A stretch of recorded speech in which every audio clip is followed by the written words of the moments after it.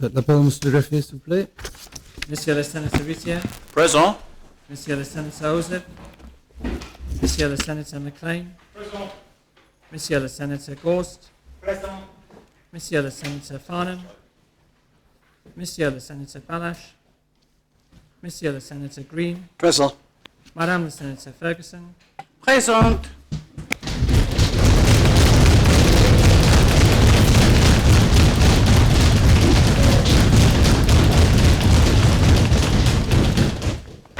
Monsieur le connétable de Saint-Hilaire, Présent. Monsieur le connétable de Saint-Clément, Monsieur le connétable de Saint-Pierre, Présent. Madame le connétable de Saint-Laurent, Présente. Madame le connétable de Sainte-Marie, Présente. Monsieur le connétable de Saint-Laurent, Présent. Monsieur le connétable de Saint-Brelade, Présent. Monsieur le connétable de Saint-Martin, Présent.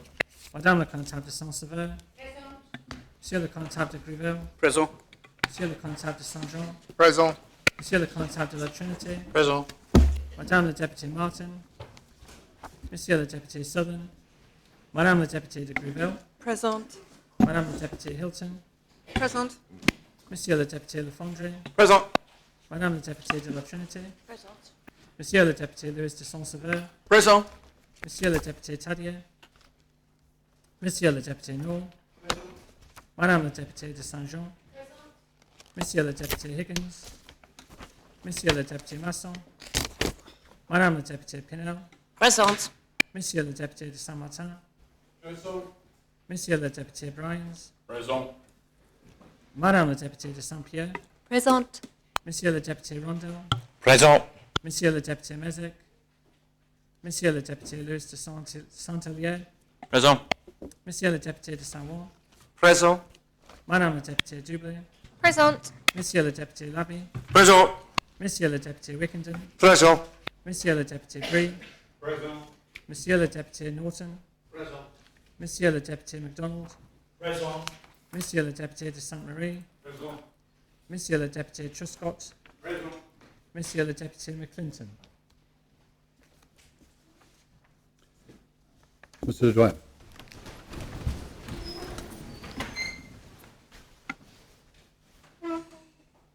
Prions Dieu, notre aide soit au nom de Dieu qui a fait les cieux et la terre. Amen. Seigneur Dieu, Père éternel et tout-puissant, qui a établi le gouvernement et les puissances de la terre pour le règlement et pour la conduite du peuple, et qui nous a commandé d'avoir toujours pour but la gloire de ton saint nom. Nous te prions qu'il te plaise de donner à cette assemblée le don de conseil et de prudence, d'unir les cœurs et les affections de tous ceux qui la composent, et de les conduire tellement toi-même par ton Saint-Esprit, que toutes les délibérations soient accompagnées de ta bénédiction, réussissent au bien et soulagement du peuple qu'il t'a plu de commettre à leur soin. Car nous t'en prions au nom et par le mérite de ton Fils bien-aimé Jésus-Christ, notre Seigneur, qui nous a enseigné de t'invoquer en disant: Notre Père, qui es aux cieux, ton nom soit sanctifié, ton règne vienne, ta volonté soit faite en la terre comme au ciel. Donne-nous aujourd'hui notre pain quotidien, et nous pardonne nos offenses, comme nous pardonnons à ceux qui nous ont offensés. Et ne nous induis point en tentation, mais délivre-nous du mal, car à toi est la règne, la puissance et la gloire, au siècle des siècles. Amen.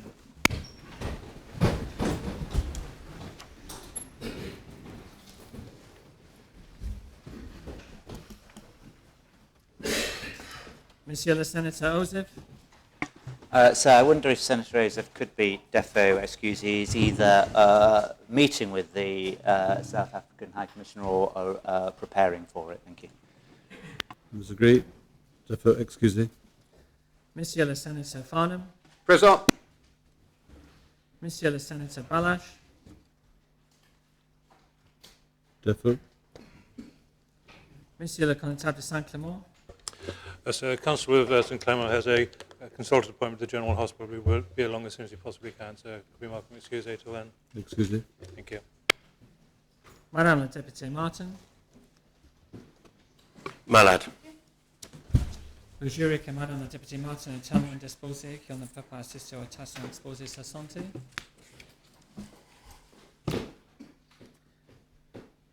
Monsieur le député Southern. Monsieur le député Tadier. Monsieur le député Higgins. Malade. Bonjour, que Monsieur le député Higgins est tellement disposé qu'il ne peut pas assister aux tâches exposées ce soir. Monsieur le député Masson. Defoe. Monsieur le député Mezek. Monsieur le député McClinton. Defoe. Les États sont constitués. First of all, can I welcome all members back after the summer break for the work that is yet to be done in the Assembly until Christmas. Secondly, as usual, can I welcome His Excellency.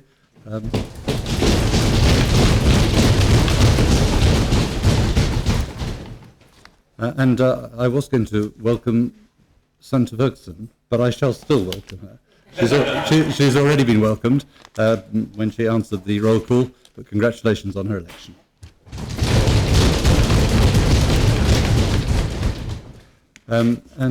Finally, I'd like to let members know that web streaming is going to be in place as from today, but on a test basis. Depending on whether there are any glitches that appear, it will go live perhaps in the next sitting in 2 weeks' time. Members are able to look at the streaming from today if they contact the Gref, and he would welcome any comments which members have to make on the test as it goes.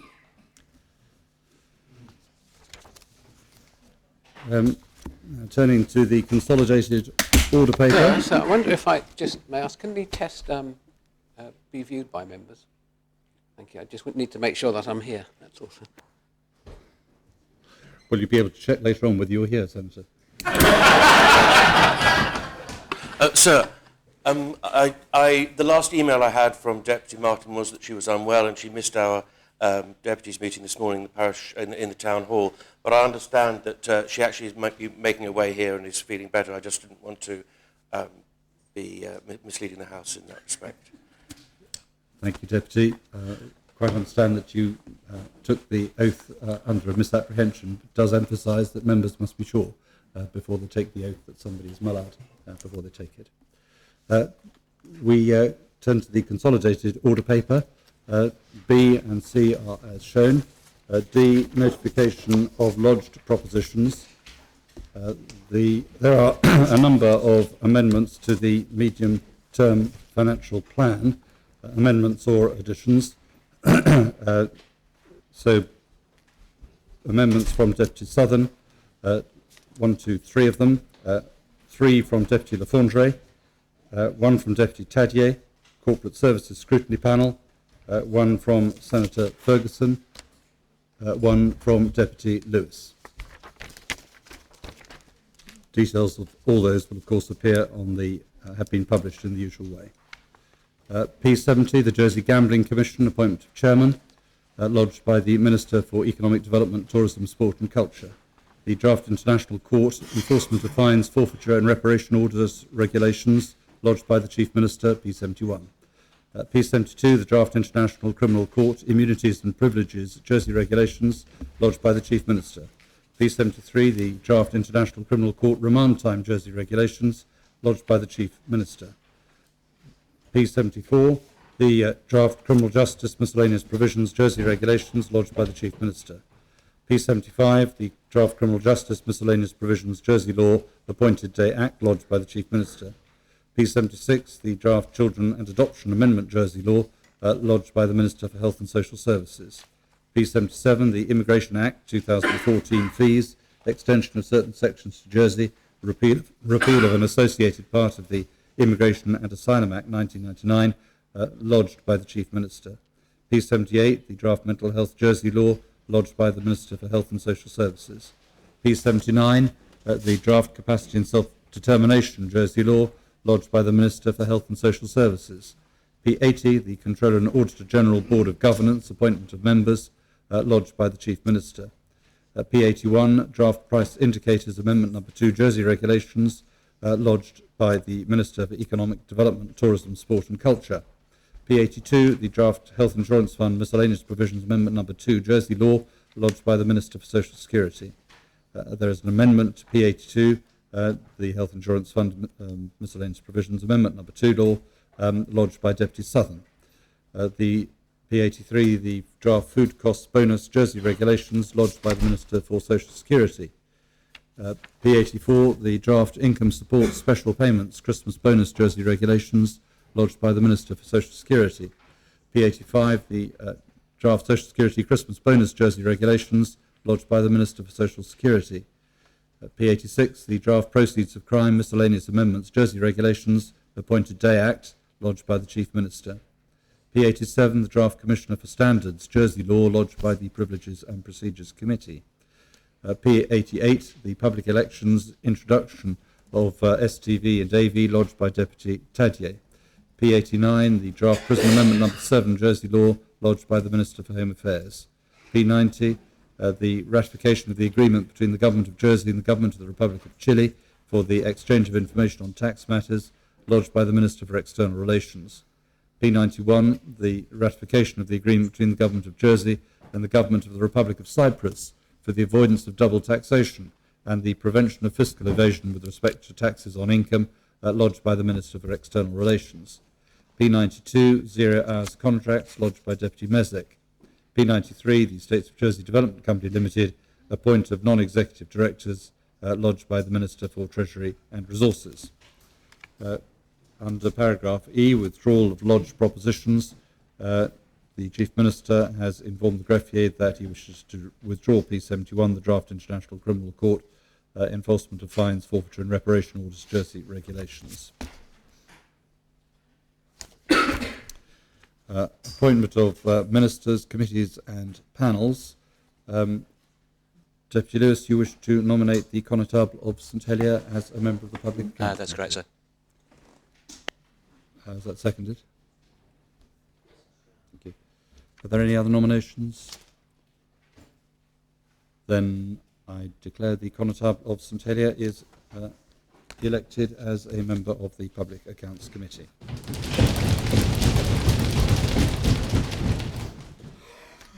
There is nothing under G or H. We come to questions. Written questions. The Chief Minister will table an answer to a question asked by Deputy Le Fondre regarding the costs of inward migration from the European Union. The Chief Minister will table an answer to a question asked by Deputy Le Fondre regarding the impact of inward migration. The Chief Minister will table an answer to a question asked by Deputy Labby regarding the recommendations of the Carswell Review regarding the role of the bailiff. The Chief Minister will table an answer to a question asked by Deputy Labby regarding the recommendations of the Carswell Review regarding the role of law officers. The Chief Minister will table an answer to a question asked by Deputy Labby regarding the recommendations of the Carswell Review regarding the appointment process of the bailiff and Crown officers. The Minister for Treasury and Resources will table an answer to a question asked by Deputy Mezek regarding funding mechanisms for the planned new hospital. The Minister for Social Security will table an answer to a question asked by Deputy Mezek regarding investigations into the impact of an increase in the minimum wage. The Minister for Health and Social Services will table an answer to a question asked by Deputy Tadier regarding policy in respect of organ donation. The Chief Minister will table an answer to a question asked by Deputy Tadier regarding the possibility of inviting Lord Carswell to speak to members before the debate on P54. HM Attorney General will table an answer to a question asked by Deputy Tadier regarding the prosecution of people claiming to be medicinal users of cannabis. The Minister for Health and Social Services will table an answer to a question asked by the Deputy of St Juan regarding the liability of Jersey students for NHS charges when in further education in the UK. The Minister for Social Security will table an answer to a question asked by Deputy Southern regarding possible improvements to maternity leave provision. The Chief Minister will table an answer to a question asked by Deputy Southern regarding the impact of MTFP savings proposals on negotiations and policy in respect of salaries for newly qualified teachers. The Minister for Social Security will table an answer to a question asked by Deputy Southern regarding the Department's use of agency workers between 2009 and 2016.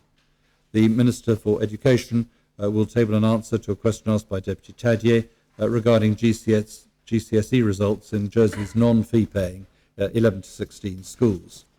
The Minister for Treasury and Resources will table an answer to a question asked by Deputy Higgins regarding a statistical breakdown of taxpayers. The Chief Minister will table an answer to a question asked by Deputy Higgins regarding fund management companies in Jersey. The Minister for Treasury and Resources will table an answer to a question asked by Deputy Higgins regarding financial services businesses which do not pay tax. The Minister for Treasury and Resources will table an answer to a question asked by Deputy Higgins regarding the taxation of financial services businesses.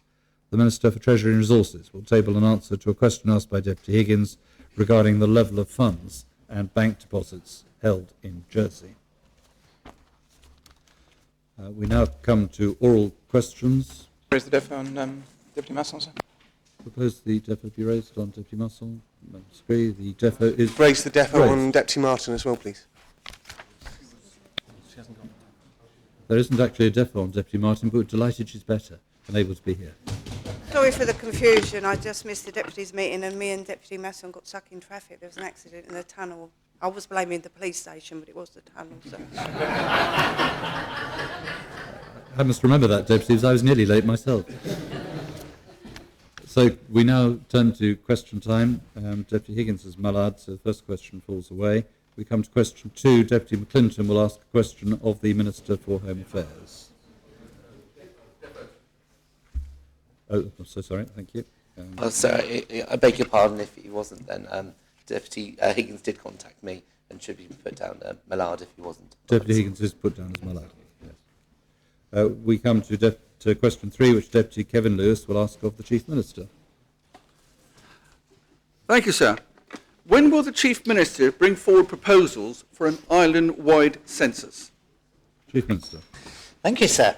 I understand that the United Nations Statistic Division has recommended that all jurisdictions conduct population censuses in 2020 or thereabouts. If Jersey were to follow this recommendation, it would maintain a 10-year census cycle, would also enable funding to be identified in the next medium-term financial plan with the necessary preparation time for the statistics unit, and this would seem reasonably sensible. Supplementary. Thank you, sir. The Chief Minister has answered the question. And just to clarify, that was 2020. That obviously we need this information for schools, hospitals and housing. I thank the Chief Minister for his reply, sir.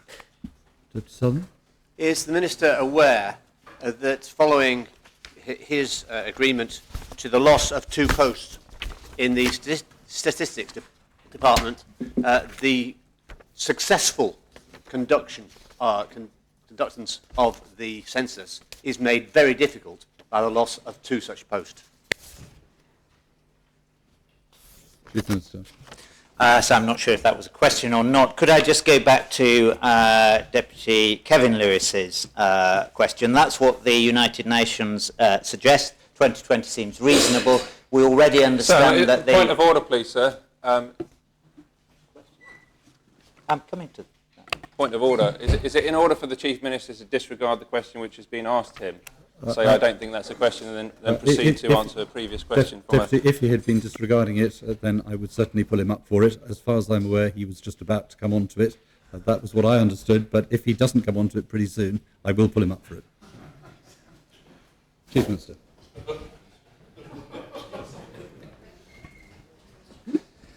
So if the members don't want the information that I'm going to give them, then not sure what I can do. I was simply saying that Deputy Lewis, rather than asking a question, made the assumption about 2020. I said the 2020 seems reasonable because it's what the United Nations Statistic Division has said, but the United Kingdom have already decided it's going to be 2021 for them. So we'll have to reach agreement about whether it's 2020 or 2021. So I didn't accept the premise of Deputy Sutherland's question because he knows, sir, that at the round of a census, the statistics unit employs quite a number of temporary people to undertake the legwork of the census, going door to door, and he'll also be aware, so that he's got a question. There is a question. Well, actually, so that question will fall away because Deputy Higgins is not here about the business tendency survey and the 2 posts there. So the deputy will see, in response to his amendment, about reorganisation, reprioritisation, bringing in health statistics to the Central Independent Statistics Unit and using some of that resource to work more effectively, therefore being able to reintroduce some of those reports which had been indicated might not be in the future, but I expect they will be so, and we're going to work with the Chief Statistician to ensure that they are. Senator Ferguson. Thank you, sir. In order to sort of keep a coherent policy coming up to the census, will the Chief Minister confirm that there will be a firm population policy being brought out within the next couple of years? Yes, sir. Deputy Dublet. Follow up, sir. Sorry, supplementary. Deputy Dublet. I'll come to you in a minute. Thank you, sir. Will the Chief Minister, can he confirm if backbenchers or states members will have some input into the types of questions that will go in the census? Will we be consulted on that? So the Deputy is testing my memory now about the last census, about whether that took place or not. It is a census which is overseen, controlled, managed rightly by the Independent Statistics Unit. I know that backbenchers and members of this Assembly and departments have input into the Jersey Annual Social Survey questions. I think that's appropriate. I'm not sure whether it's appropriate to have input into the questions when it's got to be independent rightly, but I can certainly check with the Chief Statistician, sir. Deputy Lafondre. Yes, sir. Is the Chief Minister satisfied that the, I call them the health statisticians, do actually have spare capacity? Because one would assume they're rather occupied with whatever work they're doing at the moment, and therefore that they can actually assist the statistics department in the work that they will have to make up because of the post they're losing. So I'm satisfied that we're going to try and find out, because we've got, otherwise we have various pockets of statisticians. We're bringing them together from the health unit to try and deliver efficiencies so that we can get similar levels of work, increased productivity with a smaller number of people. I'd have thought, sir, that the Deputy was in favour of that approach. Just as a clarification, I didn't express a view one way or another. Ask the Minister the question. Right. Senator Ferguson, I was a little peremptory then. I apologise for that. But a member does not have an automatic right to ask a second question, and you did have a very clear answer. It was either yes or no. I forget which it was to your first question. But anyway, you have another question to put to the Chief Minister. Fine. Thank you. Any other questions? No, final supplementary? That's fine, thank you, sir. It's coming in 4 years' time. May I raise the defo on Deputy McClinton, sir? Thank you. Proposed defo be raised. Defo is raised. Comes to question 4, which the Constable of St John will ask of the Minister for Economic Development, Tourism, Sport and Culture. Thank you, sir. Will the Minister inform the Assembly what surveys, impact studies and assessments, if any, the Department has carried out to determine the potential effect on the proposed new waste charges on the tourism and catering industries? Minister. Thank you, sir. My department have highlighted to the Minister for Infrastructure and his officials the need to ensure that the detailed proposals for charging take full account of the impact on businesses of all sizes across all sectors of the economy. I should also add, sir, that the Chief Minister, Infrastructure Minister and I, during meetings with the various business representative bodies, have undertaken to collaborate with all business sectors during the process of developing the detail to ensure that any new charges are fair and equitable. To that end, sir, officers from my department are working with officials from the Department of Infrastructure on the development of the charging structure, and I look forward to seeing and sharing the details in due course. Supplementary. Would the Minister confirm that so far, to date, there have been no studies and no assessments? So I think the Constable's questions would have been better directed to the Infrastructure Minister. It is his department that is leading this, sir, and as I've said, we've pointed out to the Infrastructure Minister and had constructive talks that we must undertake to collaborate with all business sectors. Now, I can confirm that my department hasn't carried out any studies at this stage, but we have discussed it in depth with representative bodies, and I suggest, sir, that the Infrastructure Minister might be in a better position to answer the question. Senator, sorry, yes, comment on. Sorry, sir, I was under the impression that the Minister represented the tourism and economic development industries of the island, and those were the industries who I was wondering how they were being affected. But he's... Is there a question there? I thought there was. Well, it was really clarification that as he leads those industries, has he led the industry in obtaining the necessary impact studies? Thank you, sir. It was amiss of me. I should have addressed that point. Yes, sir, I do, and I'm privileged to lead those industries and will fight hard for them. And I'm in discussions with the industries and the various business bodies, and that's why I said we are going to work very closely with infrastructure to make sure the charges are fair and equitable, because it is concerning the impact it could have on certain businesses, which is why it must be even and equitable. Senator Ferguson. Thank you, sir. Is the Minister aware that the charges, the approximate charges that are being discussed in the industry are pretty hefty? Is he actually aware of the level of charges that the Department for Infrastructure is thinking of, and how is he going to fight this? Well, sir, I don't think there's been any any figures have been discussed. I'm certainly not aware of any hard and fast figures that have been decided upon.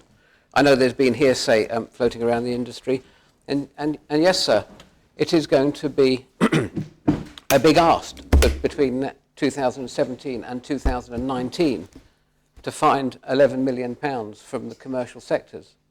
But members will well know, in this era of 010, where there is zero corporation tax, the Council of Ministers has been charged with finding additional revenue. And I accept the principle of the charge, and we have to look to the commercial sector to raise more taxes, sir. But as I said before, I will work collaboratively with the industry, with the Infrastructure Minister, and with officials to ensure that any charges that are introduced are as equitable and as affordable as possible.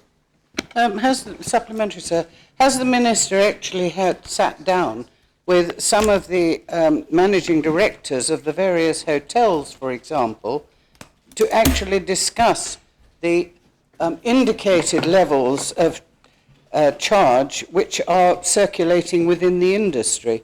Because I've heard some of the figures, and you know, we're talking the best part of £100,000, and this is very frightening for some businesses. Why is the Minister not taking a more proactive stance on this? I know the Deputy's been absent for a year, the Senator's been absent for a year or two, sir. But I have been, and I am, very proactive with the industries I represent. I meet regularly with members from all sectors of the business community, and I am aware of the concern there is about these charges, which is why we're going to work very closely and quickly with infrastructure to make sure we can get some facts out there so people aren't speculating about what they might be. And the Senator and the Assembly can rest assured, as my past, I think, will show, that I will fight very hard for the sectors I represent, sir. And it might well be, in the fullness of time, sir, I'll have to take your advice, but I would remind members that I am a director of a hotel, sir, so there could be a conflict, although I hope there won't be. Deputy Southern. Yes, sir. Will the Minister itemise for members the actual steps that he's taken to consult on the assessment of the size of the charges that will be put in place? I wish the Deputy would listen to the answer sometimes, sir. I'll go right back to the beginning. My department have highlighted to the Minister for Infrastructure and his officials the need to ensure that the detailed proposals for charging take full account of the impact on businesses of all sizes across all sectors of the Jersey economy. So we will work closely with infrastructure to make sure that happens. And what research has he done on the actual size of his proposals on particular businesses? think I've answered that. Deputy Laforge. Yes, sir. Could the Minister indicate at this stage whether the proposed charge has the full support of the Tourism Ministry? Well, I would doubt, sir, that any new tax or charge would have the support of the recipient. Although there has been no formal announcement by the industry, I would think the answer would have to be no. But that is why we have to work these charges up very quickly and get them and sit down with the relevant industries, not just tourism, but agriculture and retail and other areas of general commerce as quickly as possible, so we can discuss and make sure that when the charges are introduced, they are fair and they are equitable. And I have undertaken, as have the Chief Minister and the Infrastructure Minister, not to implement the charge without full and detailed consultation. One supplementary. Does the Minister share my concerns that 2 weeks from today we will be debating the medium-term financial plan? And in that plan, it is proposed that we will be adopting the £10 million or thereabouts on these industries. And to date, you have carried out no studies because you've said we will work with the Minister, implying that you will do so in the future after it has been agreed by this Assembly. Through the Chair, comment. Through the Chair, sir, I believe that is very bad leadership. Thank you. Thank you, sir. We will, in the MTFP, be agreeing the principle of a waste charge, and we will, I understand, we will by 2019 be undertaking to raise up to £11 million from that decision, sir. And I don't know if that's going to be feasible or not at this stage to take £11 million from the business sectors. As I said before, the members, the members of the Reform Party, who make the most noise about businesses underpaying on taxes, and many members say that, and Islanders think that businesses have to pay more. So we have to explore these issues. But if we don't find a way of charging fairly and equitably across the business sectors, then there's going to have to be some rethinking at some stage. But I think, sir, with goodwill and collaboration, we will find a way to implement these charges fairly, sir. But if I'm being honest, sir, I would rather we didn't have to implement them. But actually, we are one of the only places in the world that doesn't charge for the disposal of liquid and solid waste, and we had to address it at some stage, and I think the sooner it's done, the better. Come to question 5, which Deputy Tadier will ask of the Minister for Treasury and Resources. Will the Minister confirm whether or not income inequality in Jersey has worsened since 2008, and if so, what measures, fiscal or otherwise, will he be proposing to address the situation? Minister. Sir, as the Deputy knows, the Jersey Household Income Distribution Report from 2014-2015, produced by the Statistics Unit, concludes, and I quote, that income inequality worsened since 2009-2010, particularly once housing costs were taken into account, a result of persistently low interest rates for mortgage holders, but increasing rents for those in rental accommodation. Sir, unfortunately, low interest rates are outside of our control and not something we can address. But obviously, our housing policy is working to increase supply and therefore help to contain future rent increases. In addition, considerable funding is provided through income support to assist low-income families with the cost of renting their homes. It is worth noting that the Statistics Unit point out that the benefits and tax system actually work to improve income inequality. The MTFP and MTFP addition are framed against this backdrop, and the significant investment we are making in health and education will help to strengthen the impacts of the tax and benefit system by benefiting islanders in a progressive way. Thank you, sir.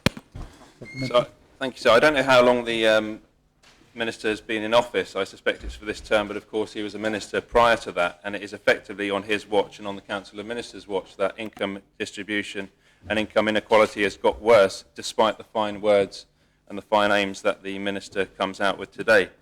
Interestingly, he mentions housing and saying that there are safeguards built in, but the income distribution survey highlights that, in fact, since 2009-10, the proportion of qualified rent households in relative low income has trebled from 1 in 10 to 3 in 10, and the proportion in social rented households in relative low income has gone from 27% to a staggering 66% of those households living in low income, many of them in St Helier, which was another one of the promises of this Council of Ministers to address and invest in St Helier.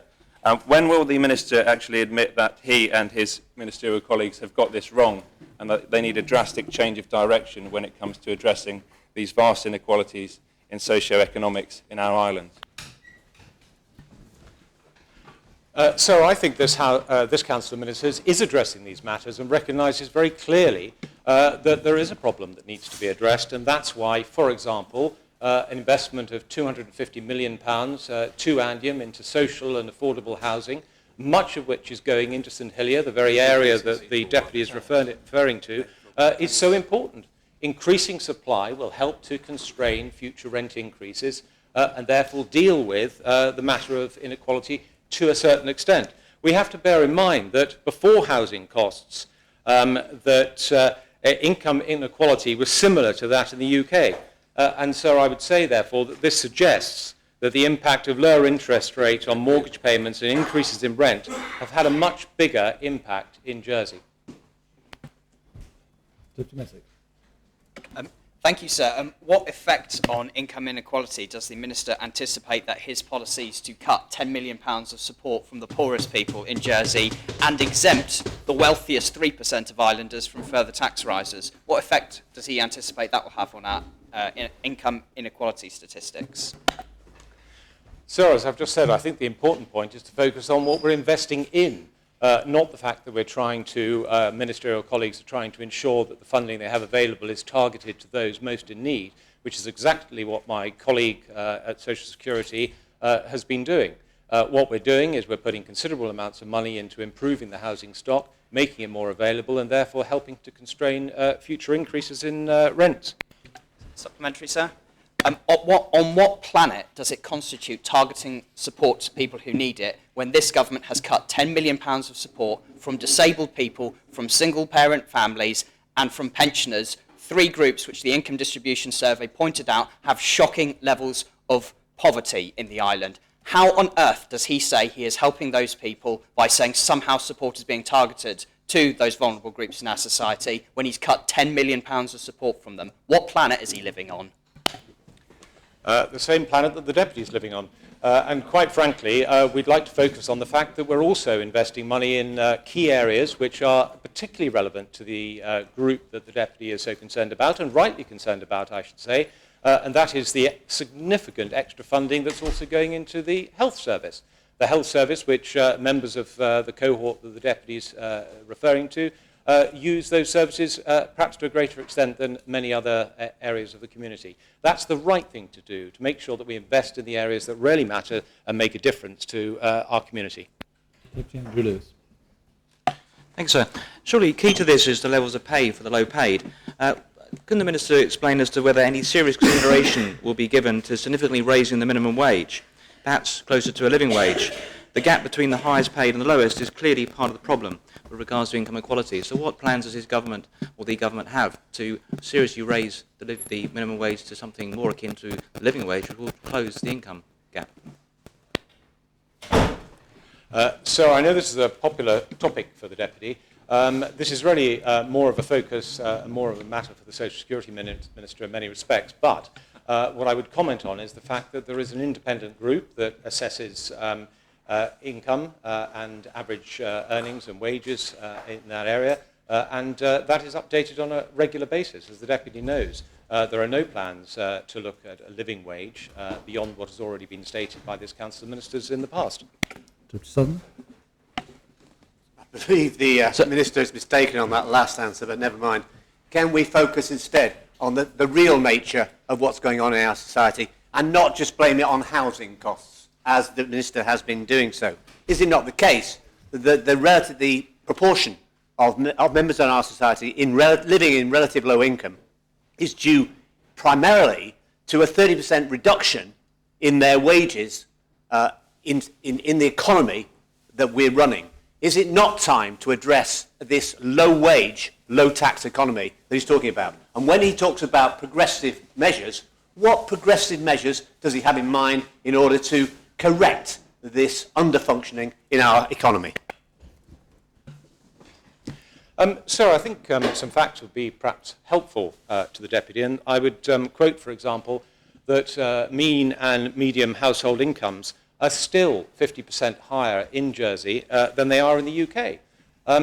We have to also look at the recent average earnings data that's been published, which has shown for the last 4 years now we're seeing average earnings increasing at a rate above inflation. And that's positive not just for this cohort, but for all income earners across all cohorts in the island, because it means there is slightly more disposable income available than would otherwise have been the case. And in previous years, we've very much seen inflation outstrip average earnings. That's not a position we wish to be in, so it's much better from that respect what we've seen in the last 4 years. Does the Minister accept that that is far from the case for public sector workers who've been meeting restrictions on their cost of living rises? Well, from an increase perspective, that is correct, but you have to look at the base level of salary to make a fair comparison as to what the relative values of earnings happen to be. Deputy Andrew Lewis. So with respect, sir, the issue here is the gap between the rich and the poor, and that can be closed by increased wages. Can the Minister explain exactly what discussions are going on between the Employment Forum at the moment? Because it's within the gift of the government to, listen to what the Employment Forum say, but also make a policy decision to override some of what they say in the interest of the betterment of the community. So there has been no intention to seek to override a decision of the Employment Forum. There is little point in setting up an organisation of that nature with the remit that it has, and then to override its decisions, which are arrived at through a process of collaboration and discussion and surveying businesses and individuals. And that's absolutely the right way that it should operate as an independent body. There is no discussion currently about the area that the Deputy is particularly interested in, which is with regard to a living wage in Jersey. Final supplementary. Thank you, sir. The Minister likes to make comparisons with the UK, but the Income Distribution Survey says quite clearly that income inequality was worse in Jersey in 2014-15 than in the UK, despite the Minister's attempted spin. Can the Minister explain, on the one hand, how he can seemingly be in support of reducing income inequality in our island, but yet singularly be introducing a stealth tax to this Assembly, which deliberately lets the most wealthy in our island off paying the full proposed 1 or 2%, 1% charge on that, but everyone else who's a lower earner paying up to the full 1%? Can he reconcile that with that previous belief of reducing income inequality, and if not, what will he do to change that? So I assume the Deputy is referring to a proposed or potential health charge, and on that basis I would simply say to the Deputy, and this is applicable more broadly, that, and I made this point before, 30% of the population, due to our generous levels of allowances and reliefs, don't actually pay income tax. And that would include the long-term care charge, and it would include also the proposed health charge. That's 30% of the lowest earners in our community will not be impacted by the health charge and are not currently impacted by the long-term care charge either, due to the generous level of our reliefs and allowances. We now come to question 6, which the Deputy of St Juan will ask of the Minister for Health and Social Services. Thank you, sir. What assessment has the Minister made of the importance of short breaks as part of a care package for young adult wheelchair users and in relation to such people's carers? And for what reason does his department not refer young adult wheelchair users to the facility provided by Les Amis at Maison Allo? Minister. So as part of any assessment and need in respect of a young adult wheelchair user, consideration is given as to what informal support is offered to the young adult, i.e. their carers, at home. The more support that is provided, the greater the need for short breaks and respite, to give the carers a break and to avoid burnout. So I visited about 6 weeks ago with Senator Ruti at Maison Allo. It is an excellent registered facility to take young adults 18 to 21 for respite. It has 4 beds and caters for 1 wheelchair user. So we have referred, or signposted would be a better description for 18-year-olds because they can choose where they go. Recently, 2 people to Maison Allo, both declined, which is a shame because it is an excellent facility, but one preferred to have more support at home and the other one chose an alternative facility. Supplementary? Supplementary, please, sir. Is the Minister really saying that in the past few months only 2 people have been referred to that facility? Because we are hearing from Maison Allo that that bed, for which the public are paying, has not been used since it was opened. Surely there are more people needing that facility. Can the Minister say why others aren't being referred and accepting that post? So young adults receive an allowance based on the assessment from income support on long-term care, and it's for them to determine where they wish to partake in services. But I will say again, sir, that I thought the facilities at Maison Allo were excellent. It would be a shame not to use the facilities, and for that reason 6 weeks ago I asked senior officers to make sure that people understood the facility was available. So you can't make people use a facility. Deputy Southern? Does the Minister accept that the provision and the facilitating of respite care is an essential ingredient to the proper wraparound care for members of society who require respite care? Is it not the case that the mechanism for delivering respite care is not functioning properly? So the latter part of the question, there's always room for improvement, but people have different needs. Some require short breaks during the day, others require overnight and even longer periods away from home. I would agree with the Deputy, though, sir, that respite care is absolutely essential, both for the well-being of the carer and of the person who has the disability, sir. And that, for that end, we always regard the facilities to be important.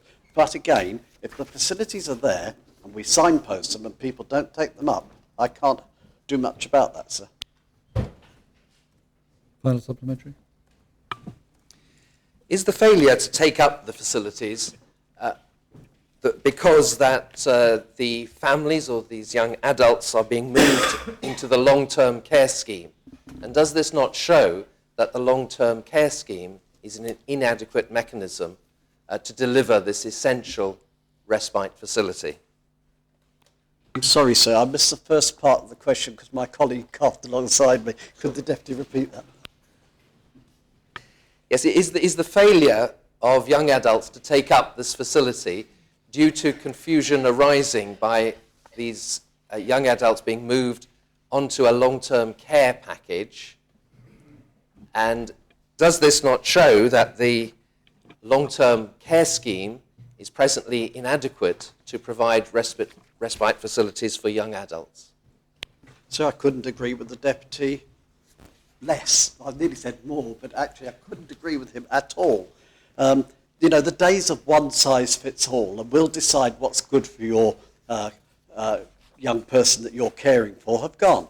The long-term care scheme is there to give people appropriate funding to choose how to support their family appropriately.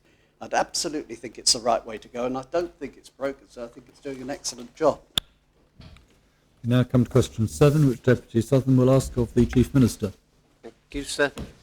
Will the Chief Minister advise how many posts across departments are either vacant and awaiting appointment, filled by an agency worker, or filled by a consultant, and explain how such posts are accounted for in the headcount targets agreed for each department with the Council of Ministers or the State's Employment Board?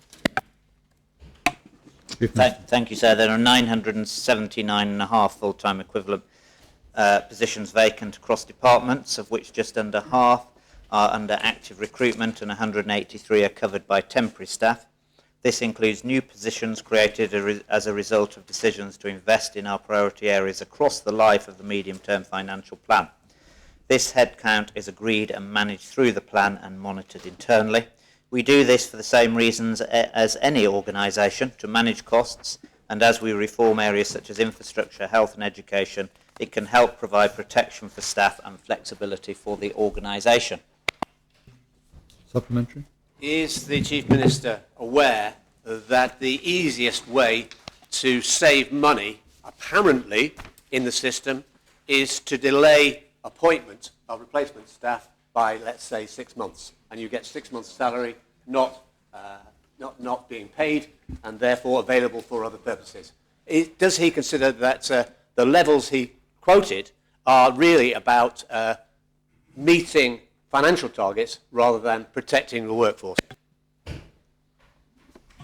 Not at all, sir. On the one hand, the Deputy's explanation might seem to be appropriate, but the reality is, sir, the medium-term financial plan is a 4-year plan, and departments will manage vacancies to deliver change and reform within their own department, so that perhaps where they've had 3 vacancies going forward, they only need 2.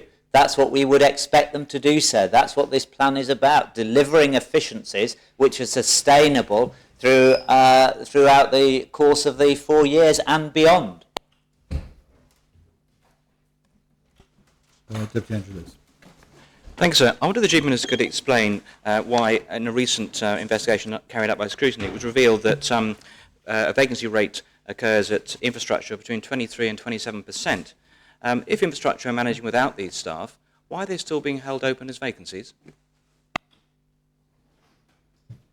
So I don't know what this recent investigation being referred to is, but the Deputy knows that the infrastructure department is managing its staff in a different way as it's transforming the way that it provides services, and that's appropriate. When vacancies become available, it would be wrong for the department to simply fill them with full-time permanent positions when they know that they're in a period of transformation. That's what we want departments to do, so that ultimately over the course of the 4 years the money will come out of the bottom line of the budget and the headcount will reduce as well.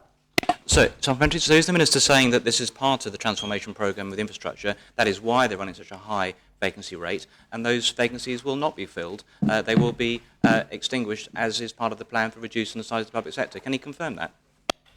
Absolutely, sir. Final supplementary. If I may move on, sir, the question talks about use of agency workers, and does he accept that the Social Security's extensive use of agency workers, 142 over a 2-year period, only 12 of which were on projects, is another way of manipulating the headcount numbers because they don't count, because they're supposedly temporarily employed through agencies where they're on 0 hours contracts, in fact. But the fact is this not another way to massage and manipulate the headcount figures that he receives?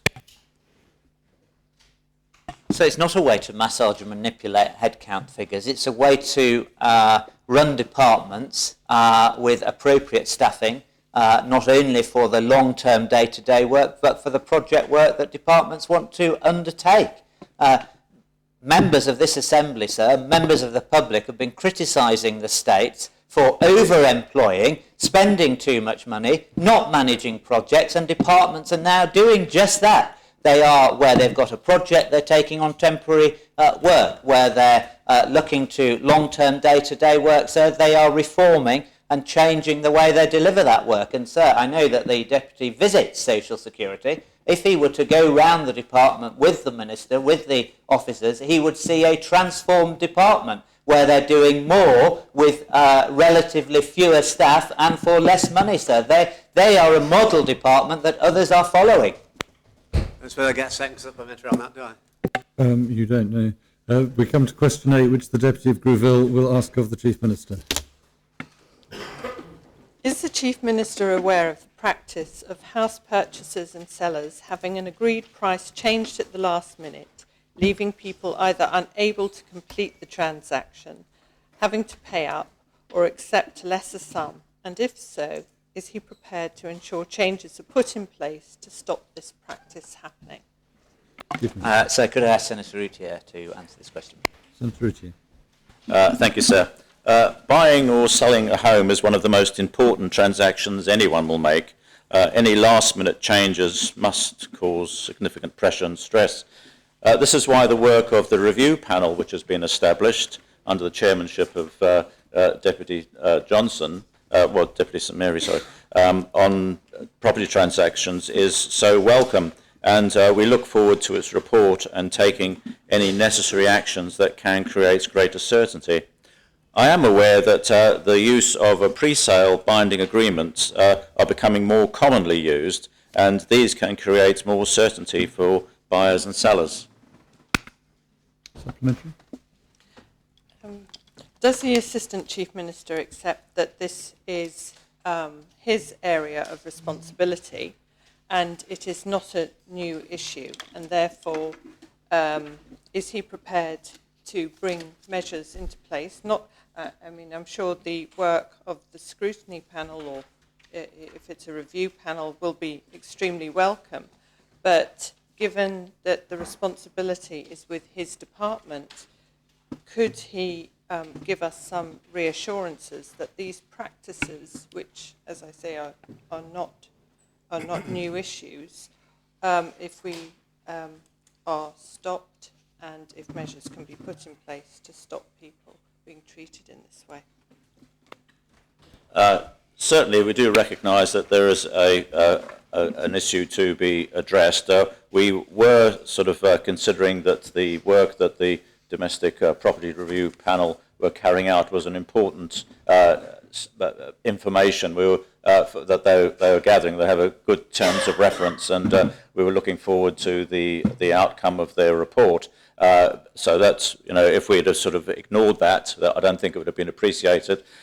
So it is a joint approach which is being carried out, and we recognise that there is an issue to be looked at and to see if there are some ways in which we can help to avoid this unfortunate gazumping and gazundering which has been going on. I think one of the pieces of work which is being carried out is actually to try and find out the actual extent of it, because there are certainly different views amongst the professional people that the amount of it that actually is carried out, but there are obviously circumstances where it does. So we will be looking at, with the help of the economic team in our department, we will be looking at what can be done. Deputy St Mary. Thank you, sir. Following on from the reference from the Assistant Chief Minister, yes, the sub-panel has indeed commenced its review. We have had a break over summer to concentrate on MTFP matters. We are about to resume, are due to see further stakeholders during the month of October, and with a view to issuing a report by mid-November. The matter to which Deputy Gribble has referred is, it will not be surprised to note that it has come up several times. We will be considering that along with other representations, and may I again invite members and the public at large to submit further representations as soon as possible, please, if they wish their opinions to be taken into account. Question to the Assistant Chief Minister is? Sorry, sir? And your question to the Assistant Chief Minister is? Would the Assistant Chief Minister be prepared to delay any further report to the CSR review, and would he also encourage members to submit further representations? Thank you. We very much welcome the work that's being carried out, and would encourage any members of the public or any professional bodies that wanted to make representations to the panel to do so, so that we can jointly come forward with proposals. Constable St Clement. Thank you, sir. I wonder if the Assistant Chief Minister is aware of the Jersey Law Commission's report of 2002, which recognised the difficulties that the Deputy of Greville has highlighted this morning, plus many others in the area of conveyancing, made some significant recommendations to improve the situation, And perhaps why hasn't, if the Assistant Chief Minister is aware of this report, why no action has been taken in the intervening 14 years? Having just come to this issue very recently, I have to say I was not aware of the report of 2002, but certainly I will be looking at it when I get back to the office. Deputy Andrew Lewis. Thank you, sir. With the powers of communication of the Chief Minister's Department, would the Chief Minister be prepared to publicise more widely the fact that things like exchange contracts can be done in advance, which you mentioned earlier? The public simply aren't aware that they can do that, a pre-contract, and it just needs to be publicised a little more. And opportunities like this is an opportunity to promote it. Would the Chief Minister's Department be prepared to do more to make the public aware of what currently exists? The panel that I sit on with Deputy of St Mary's is reviewing all of this matter, but more publicity about the issue would be greatly appreciated by the Chief Minister's Department. Thank you. We'd be very happy to do that, certainly with the use of social media and the getting out the message about what is available. I've had a discussion with legal people about the more common use of pre-sale and binding agreements now, which are working, and because there are penalties if people don't progress with the transaction, and so I would say that the Chief Minister's Department will be promoting that as an opportunity for people. Deputy St. My question has been answered, sir. Deputy Norton. Thank you, sir. I wonder if the Assistant Chief Minister would consider the using technology for a modern land registry, which could possibly assist technology for a modern registry, and in fact maybe even unblock the channel of Friday transactions by having transactions done on other days apart from a Friday by using a digital land registry. Yes, certainly. That is certainly one of the options that will be looked at. I'm very aware that one of our ministers or two of our ministers went to Estonia recently and looked at what is happening there with regard to e-land registers, and it's certainly something for the future we should certainly be looking at. Final supplementary. Yes, sir. I welcome the fact that the review panel should be bringing out a report in mid-November.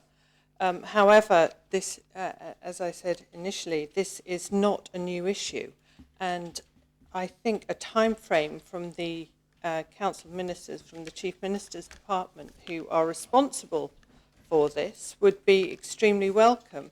I mean, we've just heard this morning from the Constable of St Clement that there's been a report hanging around for 14 years now. So I would welcome a published time frame that obvious measures can be put in place to stop all these bad practices. Thank you, sir. The Deputy is quite right to highlight that the issue has been raised before. I understand that when it was raised before, and there were some certain hurdles from various members of the professions that didn't wanted to maintain the status quo with regard to how transactions were carried out. I think we're in a different place now, and I believe that with a goodwill and with the report of the review panel, we will be able to get things moving very quickly. With regard to publicly saying today a particular time frame, I would need to really consider that, but certainly we will get on with it as soon as we possibly can. We come to question 9, which Deputy Southern will ask of the Minister for Education. Thank you, sir. Given the shortage of candidates for teaching qualifications in the UK and a consequent shortage of newly qualified teachers, will the Minister state what measures he has under consideration or in place to enable appointments to be made to secondary specialist posts in Jersey? And will he further state how many teachers are engaged locally teaching GCSE and A-level classes in subjects other than their specialist subject? Minister. Thank you, sir. The Deputy has asked this question before, but I'm happy to assure the Assembly of the steps we are taking and how we are addressing this problem. We're very proactive in this area. We have a four-pronged approach. We train local graduates to be teachers, a successful scheme that has produced more than 60 teachers for our secondary schools. We recruit direct from universities. 4 science specialists have come to Jersey from Newcastle University and are working in our schools currently. We are now working on, with the same university, recruiting 4 maths teachers. We are reviewing how and where we recruit teachers, and we'll be using more social media, targeting areas around transport hubs and airports. We recently made a short film advert. In future, if plans to restructure pay are agreed in negotiations, we should be able to redirect some funds to offer financial incentives to teachers in shortage areas. We do not have information about teachers working outside their specialist subject. This changes from week to week. It's not unusual for people to teach a second subject. It's in the gift of the head teachers to make choices about which staff are best placed to deliver the best education in the schools. Sir, if I may, this is the standard answer that the Education Minister gives me every time I ask this question. Will he now return to the House with figures that show how many A-level and GCSE classes are being taught by non-specialists? Will he seek that answer from his head teachers and return to the House with those numbers? Because he keeps saying this, that it's the responsibility of his head teachers. It's not. It's the responsibility of the Minister of Education to ensure that specialisms are taught by specialists. And that's one of the ways we can get good results. Will he return to the House with those figures? Thank you, sir. I haven't been asked this particular part of the question before, so I have already answered it in the last part of what I stated. But it is important that the Assembly understand that it is the heads of the schools who have the autonomy to choose what their teachers teach in their particular areas. And I've already stated that we are looking to recruit directly from universities in specialist areas. Is that a yes or a no, sir? I'm clear on that. Will he return to that House? It's not week on week, it's term on term. This term, how many non-specialists have been thrown into a specialist class? So there are no teachers that are thrown into classes. Everything done is deliberate and with a great amount of professionalism and expertise. And currently, I've asked the heads to provide some information, but at the moment the information isn't available, sir, so the answer is no. Deputy Andrew Lewis. Thanks, sir. Could the Minister advise as to whether any retraining goes on within his cohort of teachers so that they can teach specialist subjects? Once they are in post, is there training that goes on so they can retrain to teach in a specific area, and does the department fund that? Yes, thank you, sir. Yes, there is retraining done if necessary. It's important for the Assembly to understand that we attempt wherever we can to address this problem. We recognise it's a massive problem in the UK. I was looking at the Department of Education figures in England has released latest figures for teacher recruitment, which shows some signs of improvement. So as the UK improves in their figures, so hopefully we will do the same. But Deputy Lewis is quite right. We need to actually look at the retraining of individuals. At the drop-in session last Friday, I spoke to one individual who's coming out of the civil service and has decided he wants a career in teaching. I'll do everything to support those kind of initiatives. Thank you. Deputy Kevin Lewis. Thank you, sir. Just prior to the summer recess, sir, I did ask the Minister for Education a question regarding a proposal to reduce the wages of newly qualified teachers by £11,000. The answer given that there was a surplus in the UK and this was now the going rate. Deputy Southern informs us there is now a shortage of newly qualified teachers. Would the Minister please give the account?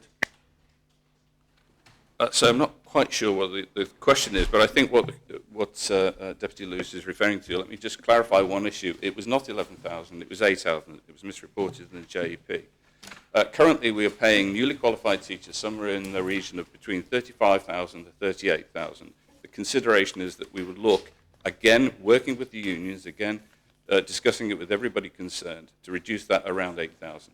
Taking us still well above the UK rate of pay for newly qualified teachers is around 22 to 23,000. So the question wasn't answered. Is there a surplus or is there a shortage?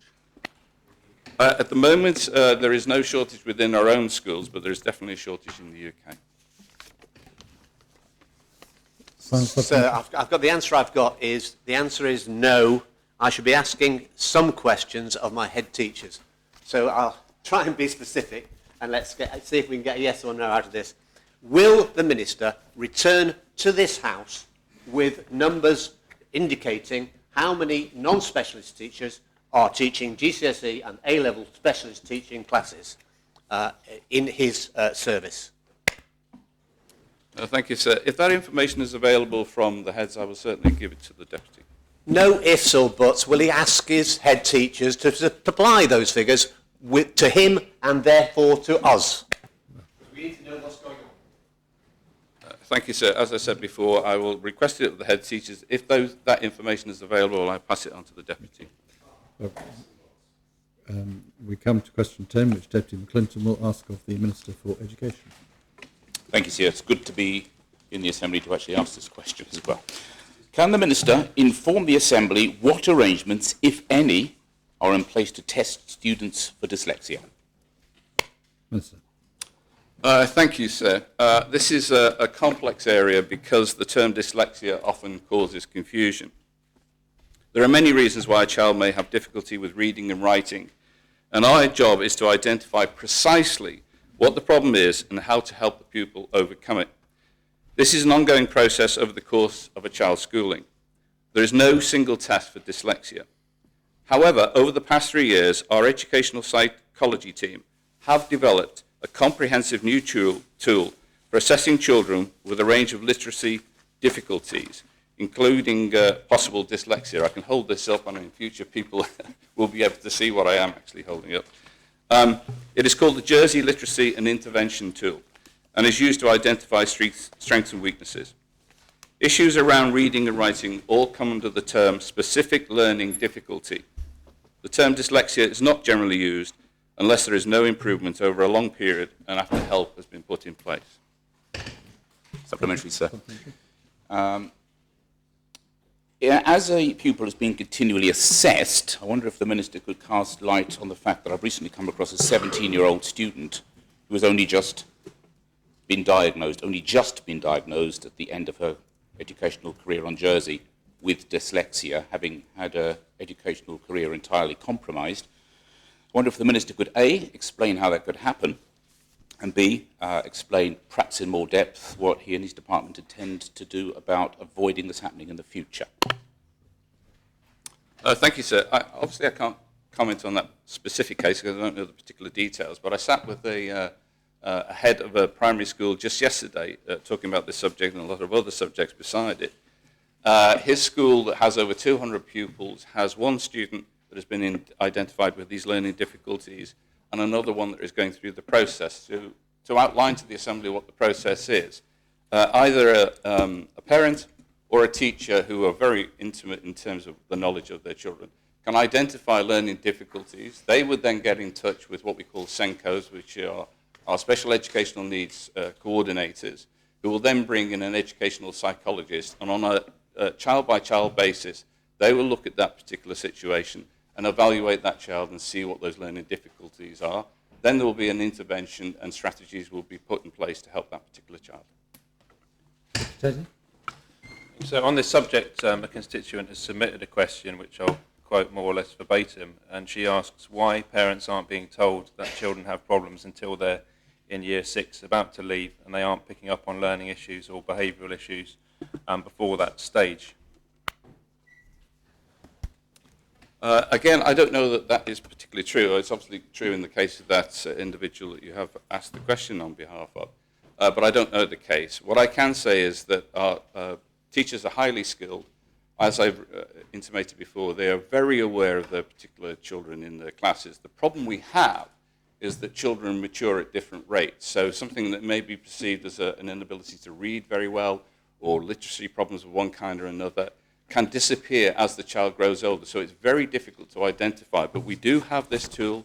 We do have special educational needs in place, coordinators, and we do have an educational psychologist that can intervene where necessary.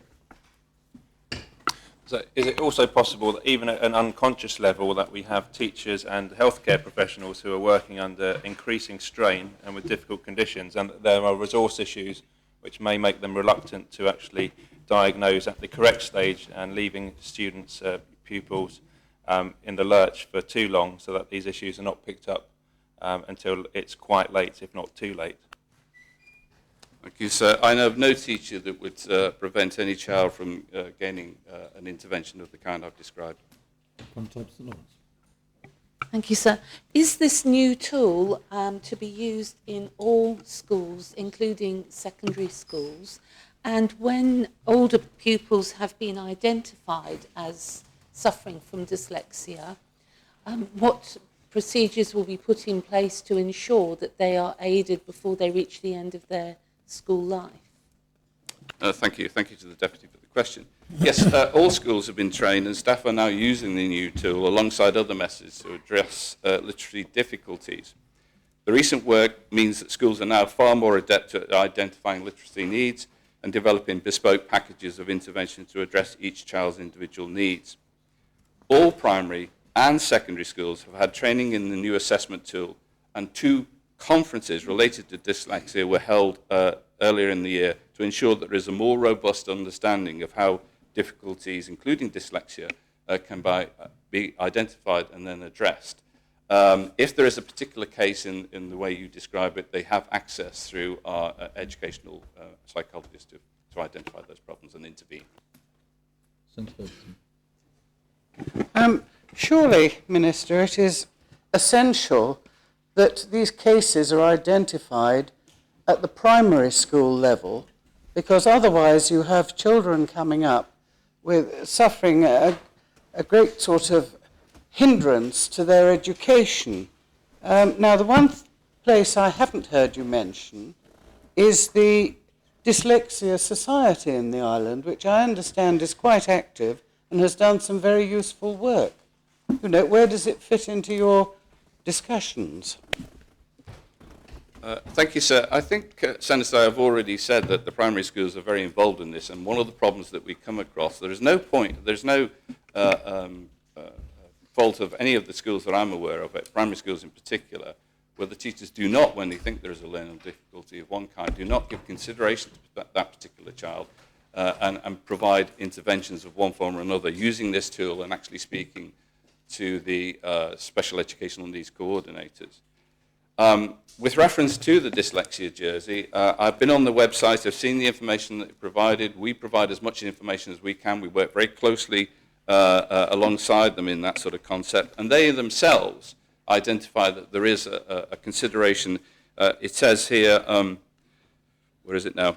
Dyslexia tends to run in families and is not related to intelligence or to a person's background, and it goes on relating to the difficulties and real strengths that can be involved. Identified. We do that. That is part of what we do. I'm very secure in saying that I feel that all primary schools in particular are now well versed and have that opportunity to intervene where necessary. Deputy Martin. Yes, thank you, sir. I'm not sure really how to frame this. It is a concern of mine. I'd like the Minister to answer. We've got the Assistant Minister with I think responsibility for part of children's services, definitely CAMS, asking the Minister of Education what is done about dyslexia in the island. And he has pointed out what many of us know about the Special Education Needs Service, which do work with CAMS. My question then is, why are the ministries not working together? Why does the Assistant Minister of Health know what the Education Minister is doing with children who have special needs when he's working with these people in his own department? Are they not working together at the top? Yes, very much so, sir. The sort of holistic overview of health for children of one kind or other, or whether it's to do with learning difficulties or any other problems that children encounter in their school lives. The considerations that I have with the Health Minister and various other ministers in the Council of Ministers are taken into consideration. I think people are very aware of the situation that we deal with. And as I've displayed, I think we're on top of the particular problem related to dyslexia. Final supplementary. Thank you, sir. And yes, we do work together. However, this is just an interest of mine as to how this could have slipped through the educational net. I wonder if the Minister, I am reassured there are tools in place.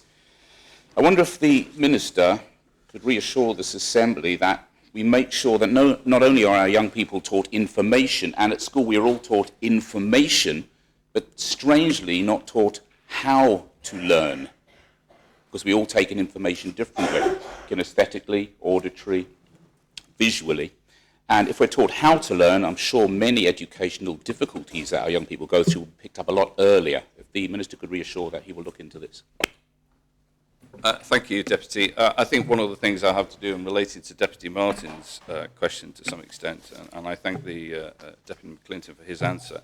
We do work together, and one of the things I will attempt to do is take Deputy McClinton into some of the primary schools so he can witness for himself the kind of teaching that is being provided, the excellent teaching that is being provided in our primary schools, and that may allay any of his fears. Thank you.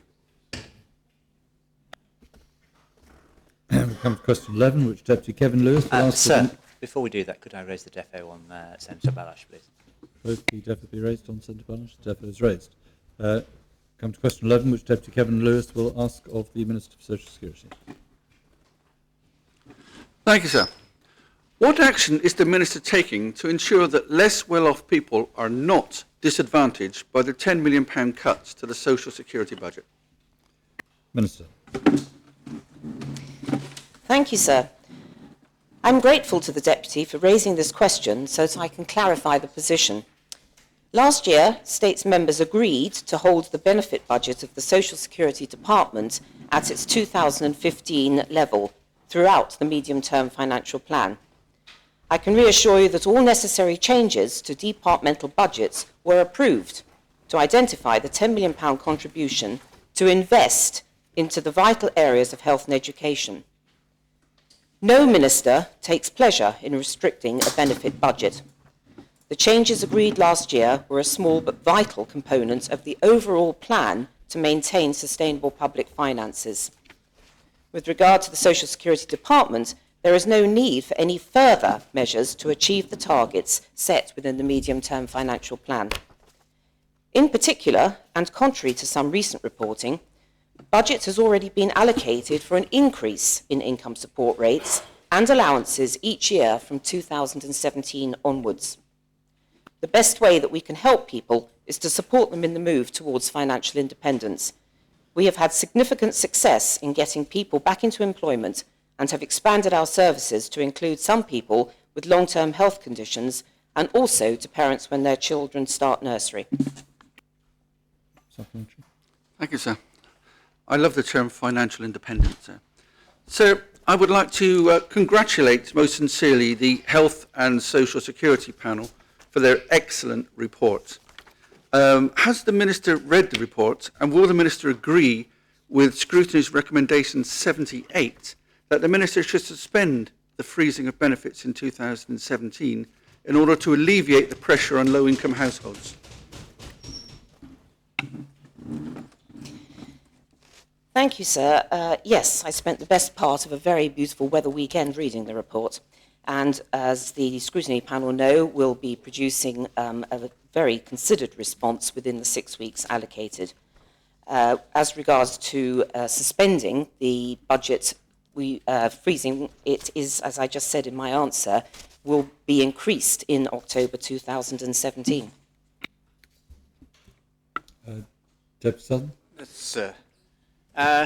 Will the Minister accept that the changes she made to disregard from income support to pensioners amount to something like £9 a week on disposable income of only about £145 a week? And that is significant and causes hardship for some pensioners. Is that not the case, and does she accept that that is the case? So the introduction of a 23% disregard has been introduced and will only affect pensioners coming into the scheme now. It doesn't affect pensioners already in the scheme who take advantage of the £55 disregard that they already have. And the disregard was brought in to be comparative with earned income. Does she not accept the figures that previously those in the scheme would see themselves with disposable income of around £145, and this will be £9 less for new entrants into the scheme? Is that not the case? It is the case that with new entrants into the scheme, it will be less. The reason for doing this was to encourage people to make arrangements for their own pensions in the future. It will not affect people already in the scheme. People coming into the scheme will not lose £9 because they won't have had it in the first place. Deputy Taylor. The Minister a moment ago said that the cuts were small but a vital reduction in state spending. I dare say that to those who are already living below the poverty threshold or the relative low income threshold, it is anything but small for them. Does the Minister accept the findings of the report that actually for those who subsist solely on income support and or long-term incapacity or other benefits, they are already, the value of their income is below the relative low income threshold, and that's before her cuts were even implemented. If she does, what action will she take to remediate this situation? So I have a little problem with the word subsist. The reason for income support, the whole reason behind it is to look after people who, for some reasons possibly beyond their control, cannot work and therefore have to rely on the states to provide some basic income for them. And the reductions that we made were asked to be made in the whole scheme of the medium-term financial plan, and the states agreed them last year. There are no further measures to be cut within the Social Security Department, and in fact, within the medium-term financial plan addition, there's £1 million worth of additional funding being targeted mainly at pensioners. And if this is approved, it will support the 65 plus health scheme, a targeted Christmas bonus, and the renewal of the food cost bonus. Deputy Martin. Yes, thank you, sir. The Minister, in answer to Deputy Lewis's question of St Saviour, said there's already money in her budget next year for benefits to be increased in 2017. Is the Minister completely sure that these are increases, being that many of these components in the benefits have been frozen now for up to 3 years? Is she just not bringing the benefits back to what they could have been, but they're still going to be below what they should have been if they had been following the increase that everything else has been following over the last 3 years, i.e. inflation, sir? So I was correct in saying that the benefits, so income support will increase in October next year, as do pensions every year. Pensions have not been frozen, neither have rental costs or childcare costs. And as to the proportion of the increase in 2017, we'll have to wait to see what the inflation figures are then. Deputy Mesnick. Thank you, sir. The scrutiny report describes the decision of the Social Security Minister to abolish the single-parent component of income support as being unsound. Shortly after she initially made that decision, the Income Distribution Survey came out and showed that single-parent families were our largest group of people in our society living in relative low income. So on that basis, with hindsight, does she now accept that she was wrong to have made that decision, and will she accept the recommendation of the scrutiny panel that the one-parent component of income support should be reinstated as a matter of urgency? Thank you for the Deputy's question. No, I won't attempt to reinstate it. It was a States-approved decision that we went ahead with this, and having read the report very thoroughly, nowhere does it say that this reduction in the lone parent's allowance of £40 a week is over a period of the medium-term financial plan. So it is not removed immediately. It is by £10 a week per year. Final supplementary. Thank you, sir. It's often been said, sir, that a society is judged by the way it looks after its well-off. I've had to go to 2 charities in recent times to find some funds for a pensioner's dentures. And with the increased use of food banks, does the Minister not agree it's time to stop penalising islanders in need? So the Deputy refers to a parishioner who needed dental treatment. With the increased input of £200,000 into the 65 plus health scheme, this will allow us to improve the cost related to the claimants for checkups and also for their dental and GP visits. Question 12 from Deputy Higgins falls away as is Mullard. Question 13, the Deputy Grouville will ask of the Minister for Economic Development, Tourism, Sport and Culture. Thank you. Could the Minister advise whether Visit Jersey no longer requires establishments to keep a record of their guests along with passport and residency details of their EU and non-EU visitors, and if so, explain why? Thank you, sir. The legal duties of establishments regarding guest records changed on the 1st of July this year, when Article 25 of the Tourism General Provisions Jersey Order 1990 was formally repealed. Before this, sir, two laws essentially required the same thing. Proprietors of hotels and other tourist accommodation establishments are still obliged to keep a record of all persons of or over 16 years of age who stay in their premises, and this requirement remains by virtue of the Immigration Hotel Records Jersey Order. So proprietors are no longer required to fill in and return completed guest registration cards at regular intervals. That's the main difference. And this is in line with my desire to remove red tape and unnecessary bureaucracy for businesses, and presents Visit Jersey with an opportunity to capture visitor data in a far more efficient and innovative way, sir. Yes, please, sir.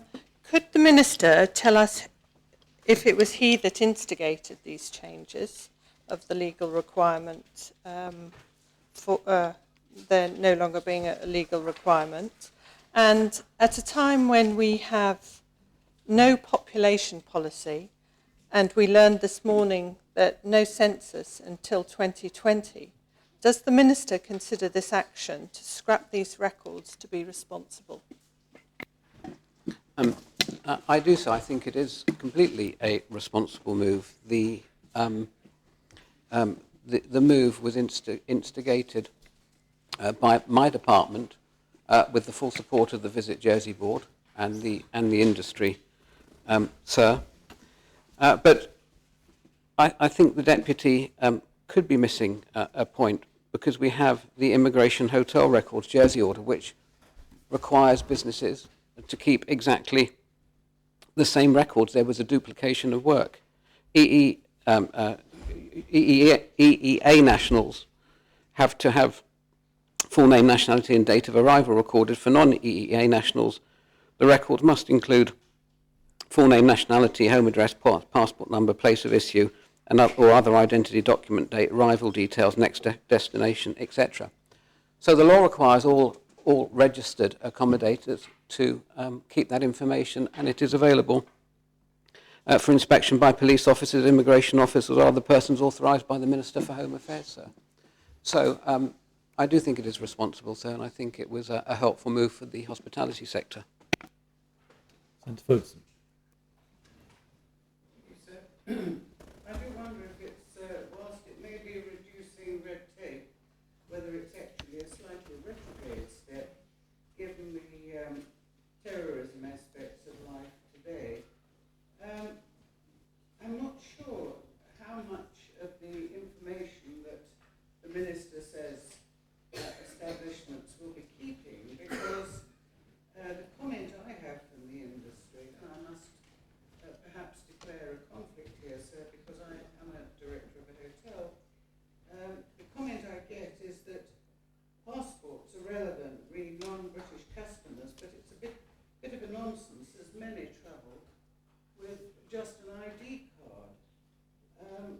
So exactly how are we going to, as the Deputy of Grouville said, keep a check on people if we're not getting the information?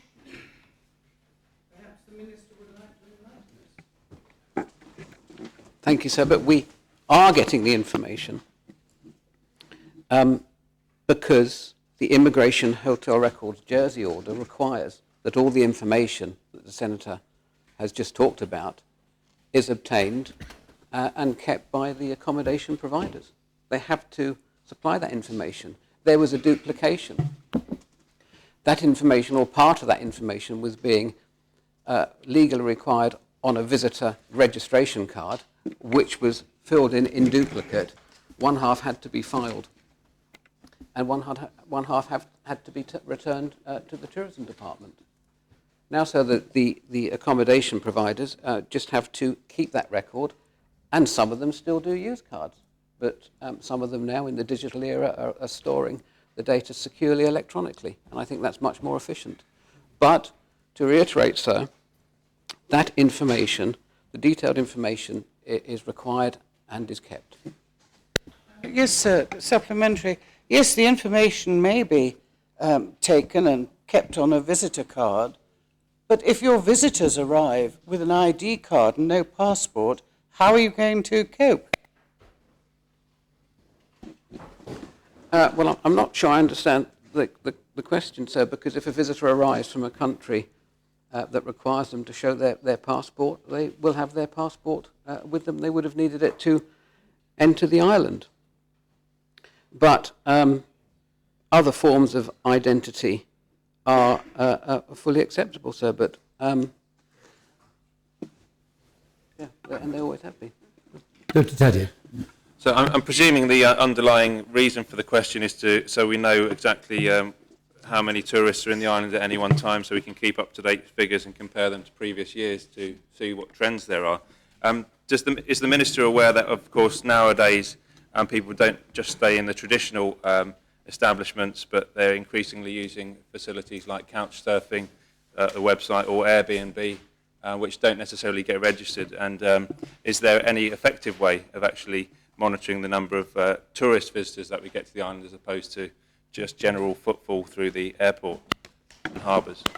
Thank you, sir. Now, that is a really good question, and that is at the heart of one of the drivers for making these changes, because, of course, the information that the old tourism department had been gathering for decades from these registration cards were very limited, and, of course, they only counted people that stayed in registered accommodation providers. They didn't count people that stayed with friends or relatives or in other places. So the new, as well as the hotel still maintaining records of every single visitor that stays with them, Visit Jersey, and they have an excellent statistics department led by a very able statistician.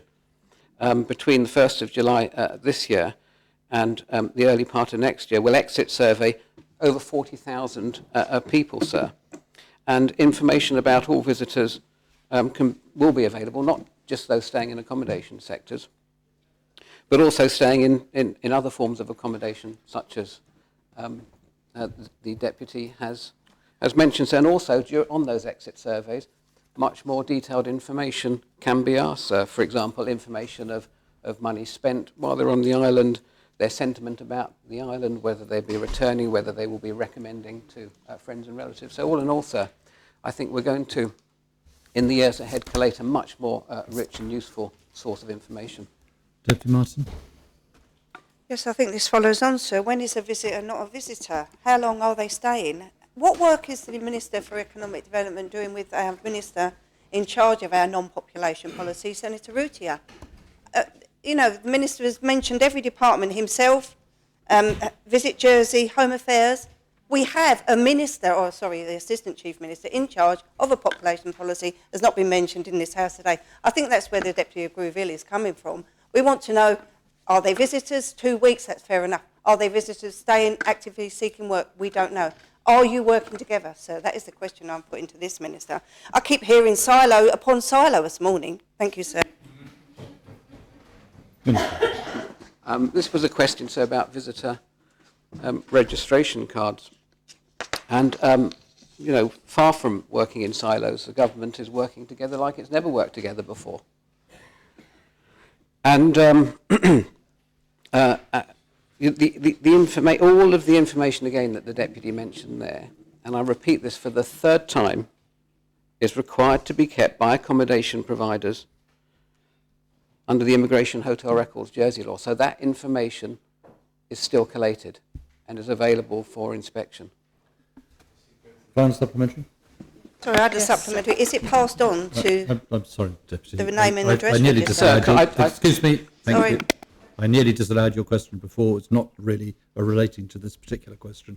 Final supplementary. Thank you, sir. Just to clarify, the underlying reason is to demonstrate we have no record of who is in the island, and this this requirement that is no longer needed just exasperates it. We have no population policy, no census until 2020. It's government's job to know who is in the island and how long they're staying, not down to the establishments that may be letting their rooms out, not for visitors, for long-term residents of this island that want to stay. So I cannot understand why the Minister feels this is a step forward into getting government just to scrap all these records that have been kept for decades, and especially at this time. I'd like his comments on this. Is it a responsible move? He's already answered that question, but still, Minister. Well, sir, as much as I do respect the Deputy of Grouville, sir, I think a lot of her opinions here are based on conjecture, because I repeat, the information, all of the same information, is kept by the hotels and is available. And I quote, so records must be available for inspection by police officers, immigration officers, or other persons authorised by the Minister for Home Affairs. That is a provision of the law, sir. So that information is there. Or repealing Article 25 of the relevant order, sir, really means that hotels don't have to do work in duplicate and triplicate and return little bits of card to the Tourism Department every week, sir. And I think that is a step forward. Come to question 14, which Deputy Tadhier will ask of the Chairman of the Privileges and Procedures Committee. Thank you, sir. So can I just ask who will be answering the question? Or is there somebody? Oh, sorry, I didn't see the constable's back. Good. I know we moved the question, that's why I asked. On the edge of his chair, waiting for you to put the question. In view of the low turnout at the senatorial by-election on the 7th of September 2016, what steps, if any, does the committee plan to take to ascertain the reasons of such a high level of voter abstention and to increase voter turnout in future? Chairman. Thank you, sir. Firstly, sir, can I pay tribute to the GREF, who had very short notice, as we all did, of this by-election, and implemented most of the initiatives to engage with voters that occurred in 2014 and hopefully will occur again in 2018. The one area they weren't able to engage too much with was the younger voters, because the build-up to the election took place during the school holidays. Nevertheless, sir, leaflets about the election were given to students in the envelopes containing their GCSE and A-level results. I'm not sure which paper actually competed the best in that particular area. But so the by-election was covered in exactly the same way as the 2014 general election. The Vote.je website was rebooted as a central resource for all candidates and indeed voters. We created candidate profiles, videos, which had over 3,000 views by electors, and filmed all of the parish hustings, which had over 5,000 hits. The manifesto document, which was an excellent document in my view, was circulated to all households in Jersey before the pre-poll voting station opened. So a number of factors can explain the low voter turnout. And of course, each individual voter will have his own reason for not having turned out on September the 7th. I've had things from, well, I forgot it was on, I didn't know it was on, obviously not enough posters were put up. So there's a myriad of reasons. But the PPC will continue to provide as much information to prospective voters as we can, so that they are able to make an informed choice, even if that informed choice is not to vote. As the states know, as members know, we are aiming to introduce electronic registration before 2018, and also investigating with the team the possibility of online voting for future elections. But one thing we can't do is make people vote. So I share the congratulations of the GREF staff. It seems to get better year on year, and it also, and everyone involved in the election and its administration. And it also has to be said that in Jersey there is no excuse for not voting. There are certainly many ways to do it, both before and on the day, whether one is can even walk. Those methods are there. But the question must remain, does it concern the chairman and the committee, as it concerns me and my party, that when we have such high and overwhelming levels of abstention in Jersey, that must be a matter of concern for democracy in our island? Yes, sir, of course it is of concern. But the question, the reality is that people do have to make their own choices. PPC, the states, the GREF cannot force people to come out and vote unless you go down to the Australian system and have compulsory voting. So until that actually happens, if that actually happens, and I'm not sure if it would be a good idea, in fact I don't think it would be a good idea at all, but that would be the only way you can make people vote. Why people don't vote? Well, I'm sure Deputy Taddia and others have been knocking on doors leading up to the election and must have had the messages coming through as to why people didn't vote. And there are so many different reasons. And you can't legislate for that. It's disappointing. I mean, but one of the things which we mustn't forget is we've been concentrating in the last few years in getting more and more people onto the register. And we introduced voting for 16 to 18-year-olds. And a lot of work has gone into increasing the number on the register. Therefore, it's pretty well known that younger people in particular don't take a great interest in local elections, in our Jersey elections. Therefore, the percentage turnout is bound to be lower. That just happened. I mean, in this election, I think we had 12,200 voters. In the 2010 by-election, it was over 15,000. But going back to 2004, it was only 11,000 voters. So it will vary depending on who the candidates are, what time of the year it is, and what the issues are at the time. Impossible to know what the reasons are for each individual voter. Chairman, if you'd been a minister, I would have cut you back on two of your answers. If you could try and keep them a bit more concise, please. Deputy Mesnick. Thank you, sir. Would the chairman consider that one thing that could help with voter turnout is to review the locations of where our polling stations in our constituencies actually are? There are some parishes where the polling station is not at a very particularly convenient location, St Clement being one example, where if a location much more towards the eastern side of the parish were chosen, it would be on people's way to work or on their way to drop the kids off at school. Would you agree that actually we should review where the polling stations are and try and make them in the most convenient location so that it's easier for people to get to them, particularly people who don't drive?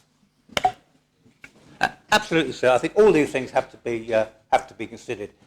What is most convenient for the electors. We've always done this. You know, one of the things we did not so long ago was increase the voting hours from 8 till 8 instead of 11 till 8. We've introduced pre-poll voting to make it as easy as possible. There's no point in moving a polling station to another part of a parish, be it God's own parish or another one, because if it's more convenient for some people, but less convenient for others, where there's no parking or where there's a lot of parking. One of the things that has happened certainly in election campaigns that I've been involved with, where it's difficult for people to get to the poll, who wish to go to the poll and not pre-poll or have a sick vote or whatever, is the candidates very often provide transport for people to get to the poll. There's many hundreds of ways, or dozens of ways, that people can exercise their vote. And just by playing at the edges, I don't think it's going to make a huge amount of difference. Senator Ferguson. Thank you, sir.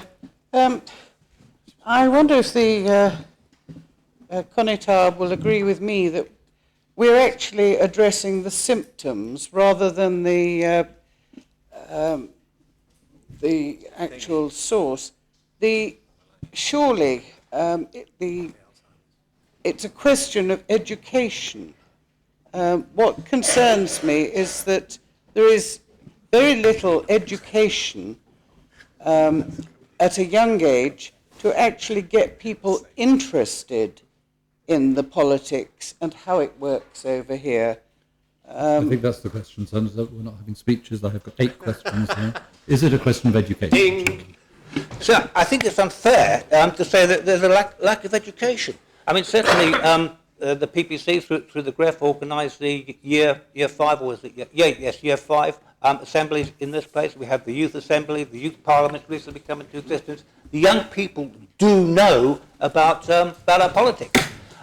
Perhaps I could suggest to the senator that the candidates have a role in this as well. That they need to go out and enthuse the public, get the public excited about their policies and what they intend to do, and in that case they will come out and vote. Deputy McClinton. Thank you, sir. Would the chairman agree that not only are the GREF doing an extraordinary job trying to engage to make people vote, but it is sad to say people's democratic right to not vote? So I think the deputy was saying that people do have a democratic right not to vote. Yes, of course they do. Yeah, would you agree that they have a democratic right not to vote, and there's a great deal of that aligned as to why people aren't showing up? They're deciding that they're not engaged with it, no matter how far we try and how hard we try, we cannot make people vote, unless, of course, we make it illegal not to. So I'm sorry the deputy wasn't listening to my earlier answers, sir. It's quite clear. People have a choice. They make an informed choice, and one of those choices they can make if they so wish is not to vote. And if I may remind members, this is not a debate. Senator Farmer. Thank you, sir. Would the chairman undertake to carry out some fairly urgent housekeeping? During the election, sir, we saw a sitting member stand without having to resign his seat, and I congratulate Deputy Messick. I think he did exceptionally well. I'm sure we'll see him on the senatorial benches in the future. But also, sir, during the election period, the deputy lodged tabled questions and propositions, which I think is probably inappropriate. And will he also undertake, sir, to investigate in time for the next election the possibility of introducing deposits? I'm not sure that either of those questions are related to the question about voter turnout at the last elections. I disallowed them. Conor Talbot, St John. Thank you, sir. When I first got involved in elections some 37 years ago, it was ironically for the post of Constable of St John. In those days, we had bands going around on the back of lorries, playing around the parish. We had cars covered in bunting, ferrying people to the polling station, and a bit of a competition as to who could get the poshest car to take voters to the polling station. Does the chairman agree that perhaps we should turn the clock back and reinvestigate the possibility of reintroducing these types of activities? Sir, there was also a tradition of voters being kidnapped and taken to the Egrehove while the poll was open. Sir, it's not a matter of PPC to organise bans and bunting. I repeat what I said before. It's up to the candidates, if they want to make the election more exciting, make themselves seem more attractive, to go out there, put on colourful wigs and whatever they want to do, hire a band, and make the whole time more exciting. But PPC shouldn't be doing that. It's the candidates who really got to enthuse the public if they wanted to come out and vote for them. Dr. Southern. Thank you, sir. Saving the best till last, perhaps. I don't know. I'm glad that the chairman, vice president, chairman, the chairman started by talking about young people in his first line, because the key thing to attract young people to vote is the possibility of online voting. They're online all the time. Is there a possibility, I accept that there may not be possible, to have proper island-wide online voting in place for 2018, but can we have what progress is he making in having a pilot available in 2018 so that we can assess the doability, the feasibility of such schemes?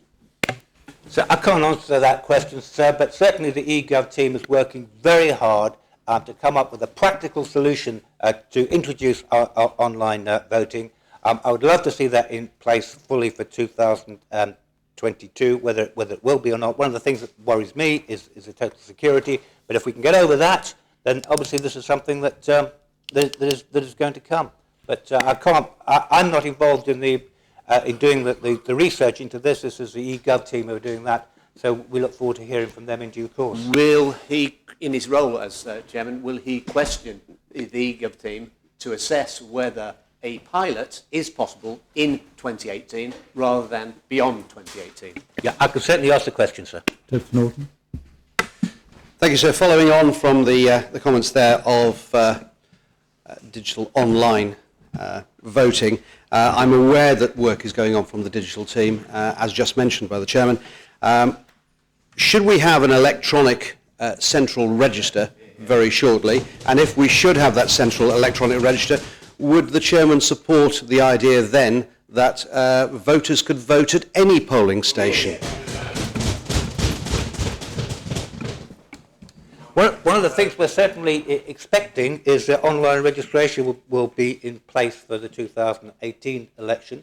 Once you have electronic voting, of course, then people will be able to vote anywhere from home or go to the voting station, whichever voting station suits them, and vote there, or perhaps at the library or whatever. So people should be able to vote anywhere they like.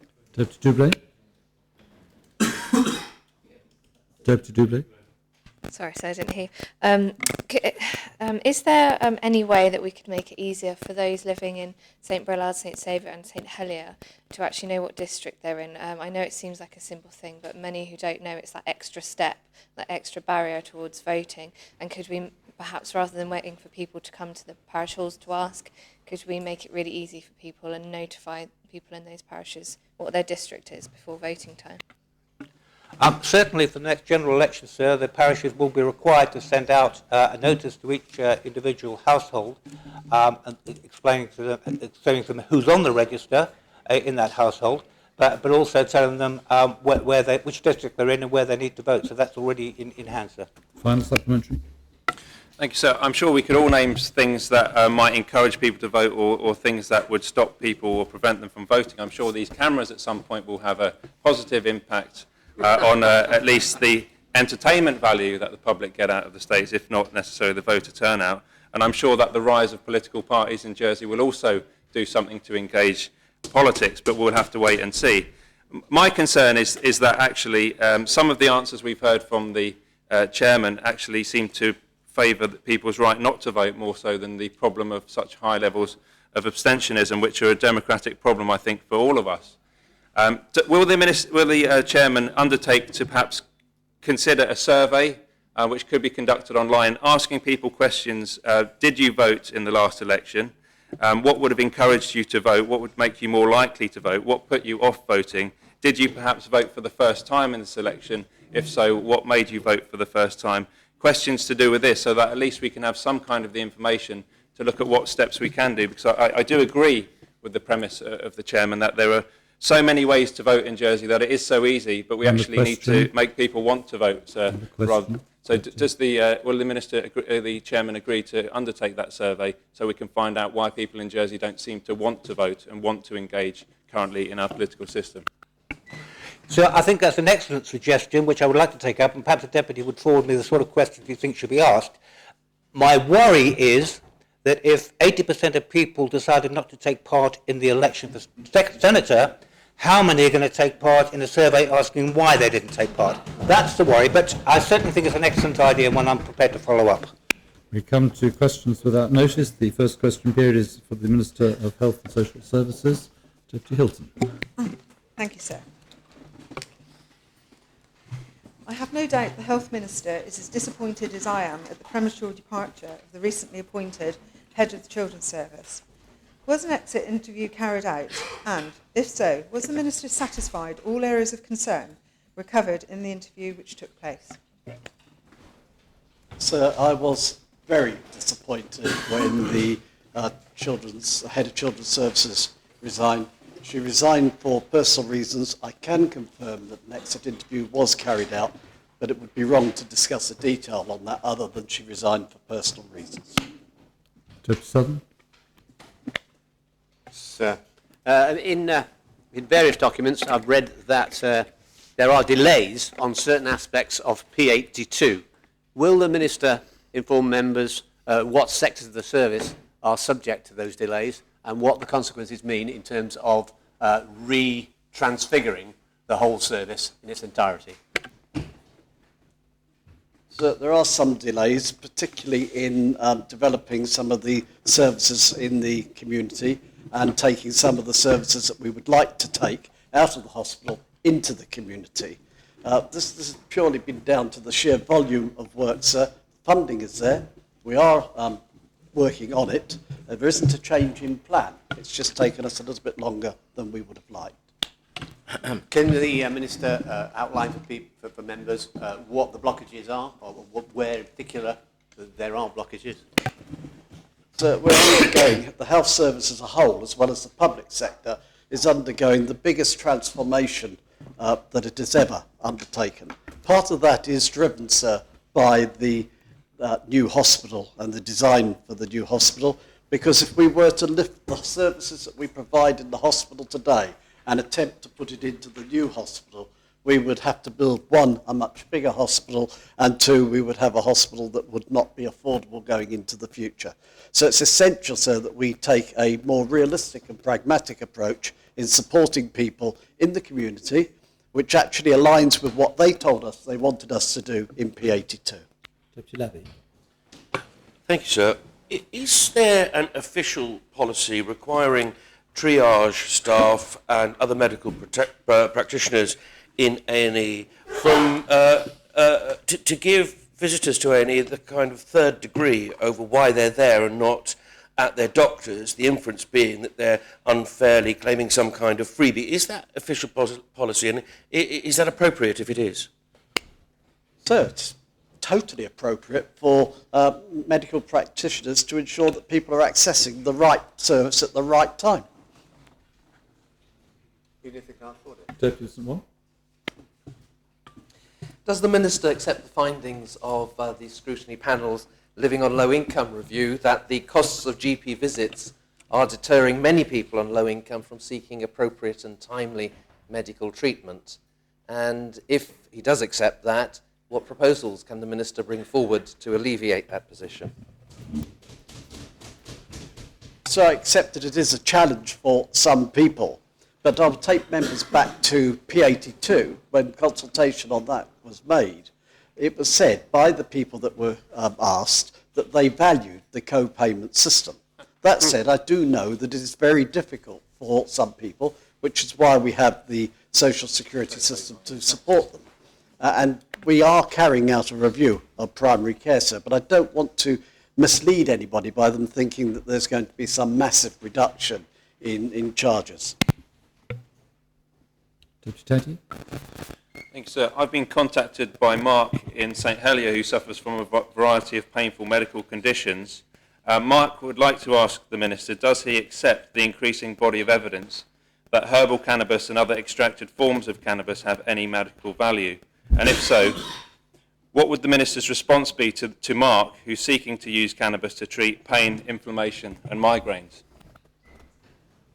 My response, although sympathetic to pain, sir, pain even at a low level that's constant is debilitating, and I do understand that. And I would advise Mark to contact, through his GP, the pain clinic and get appropriate support, sir. There's no way, there's absolutely no way, other than Sativex, which is available on prescription at the moment, there's no way that I as Minister will approve the use of any medication, be it cannabis or any other medication, without one, the medical practitioners advising it, and two, NICE approving it. Senator Ferguson. So does the Minister accept that action? Deputy, I just called on Senator Ferguson. Come back to you. Senator Ferguson. Thank you, sir.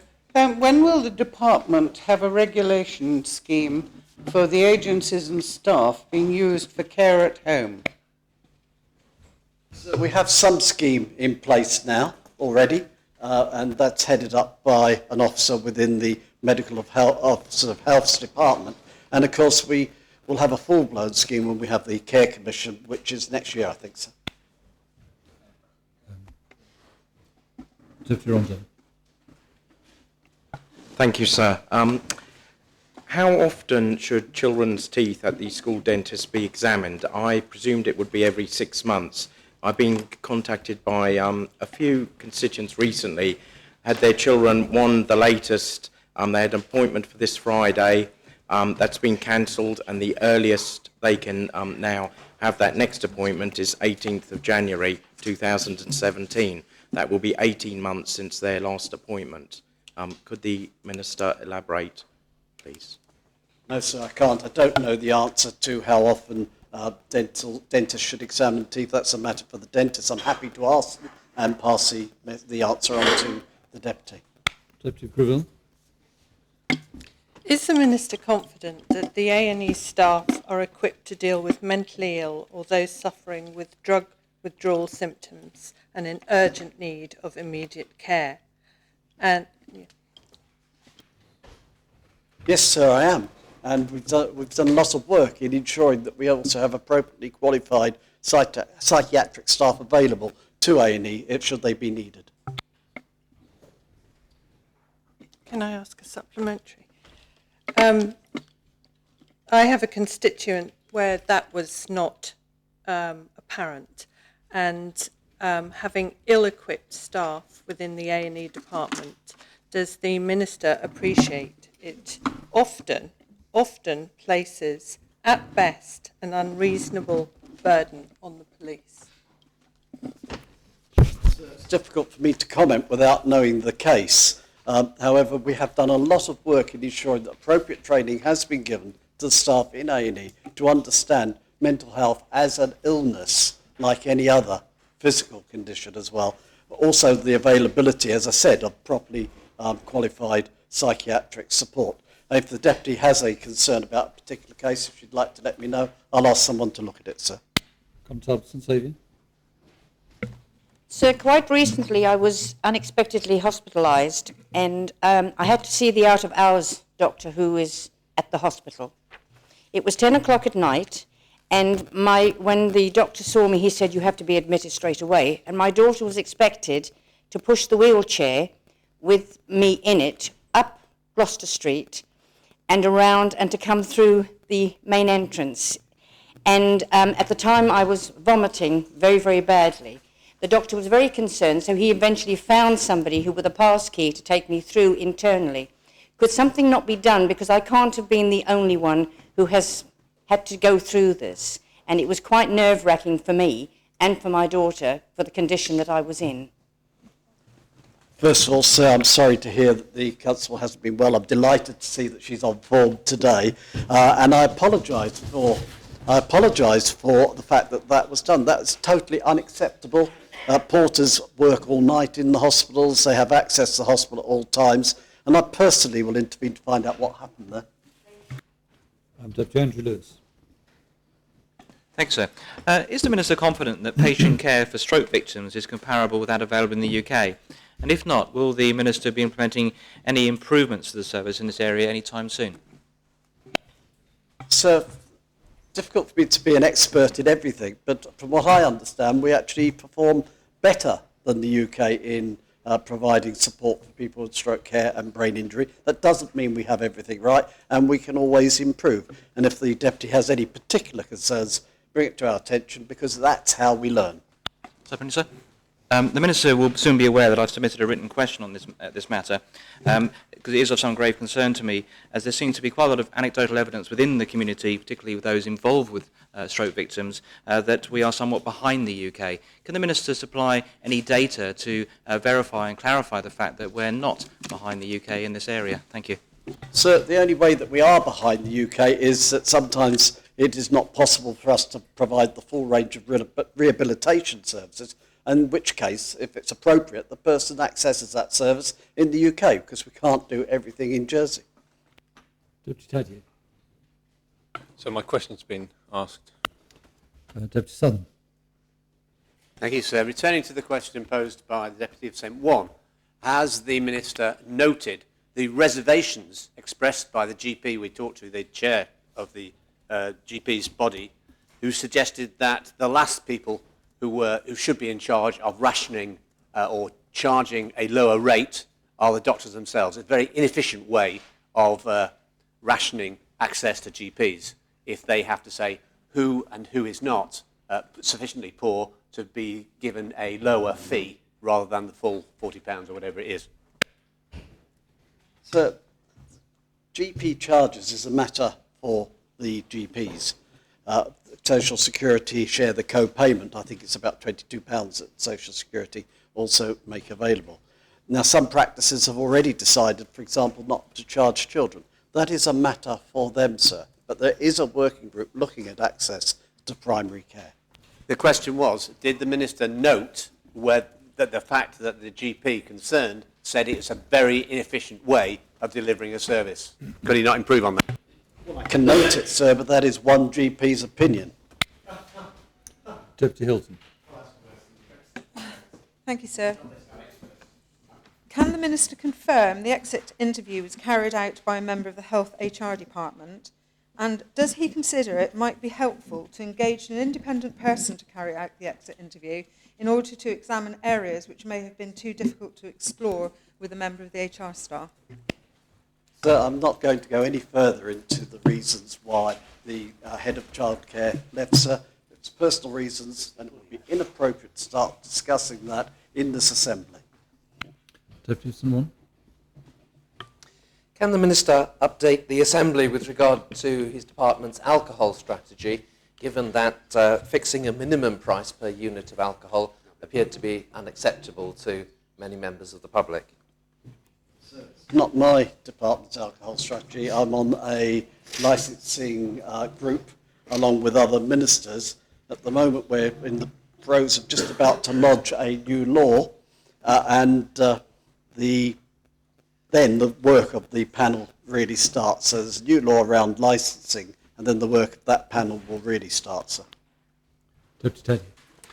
The Minister seems to be supporting the co-payment system for GP visits. Could he perhaps put on record what he thinks is the right level of financial disincentive for the public to put them off going to the doctor? It's not about disincentive, sir. What the public told us is that they valued the co-payment system, that they valued the fact that they could ring their GP practice and see a GP today. If they want to see a particular GP of choice, they may have to wait till tomorrow. That they didn't want the same service as the UK, where you can wait up to 3 weeks to see any GP. So, of course, those who have enough money to opt into the co-payment system will be quite happy to pay if it guarantees them faster access to a doctor. But for those who haven't actually been to see their GP in years and who will no doubt actually cost the system much more money further down the line, they don't have the option of saying we're quite happy with the co-payment system. So would the Minister actually agree that it's fundamental that healthcare be accessed at least for those who can least afford it, if not universally? I couldn't agree more, sir, and that's why we have the excellent income support system that supports people that really need help to access primary care. Well, no other questions. That brings questions to the Minister of Health and Social Services to an end. We now have questions for the Chief Minister. Deputy Sutton. Thank you, sir. In the light of the fact that the removal of one post from the statistics unit has led to the abandonment of the Business Tendency Survey, the Retail Sales Survey, the Jersey Annual Social Survey, and the Jersey UK comparison of the cost of living, does the Minister consider that a further loss of a post will lead to further complications and a poverty of information coming from the Statistics Department? So, as I said earlier, my officials are working with the Chief Statistician, together with the Statistics User Group, to work on reorganisation and at the same time preserve some of those reports that the Deputy has just spoken about, particularly the Business Tendency Survey, which I accept is extremely important, as Deputy Higgins would have asked about had he been here today. And therefore, so it's a matter of reorganisation and redesigning and trying to get a similar level of service with a restructured department. Supplementary, if I may, sir. Furthermore, does he not consider that the opinion of the Chief Statistician is that estimates of population are becoming less and less reliable the further we get from a census, and that in the absence of a fully functioning population register, they will get actually so weak as to become untenable?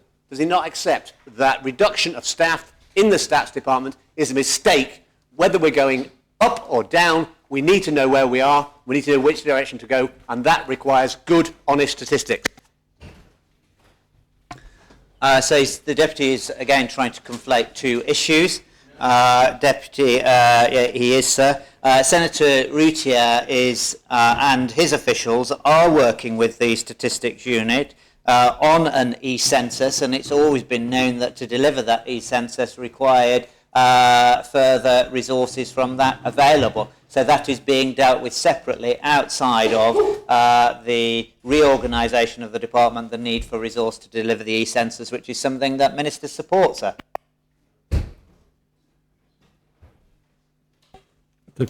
If I may, sir, I'm leaving it there. The fact is that we're now 5 years from the last census. The head of the Stats Unit says the reliability of his predictions are already calling into question. And as he gets 6, 7, 8 years from the last sentence, they will become so weak as to be untenable. Does he not accept that further reductions in staff will cause problems for the Chief Minister's understanding of what the economy is and where we're going in it?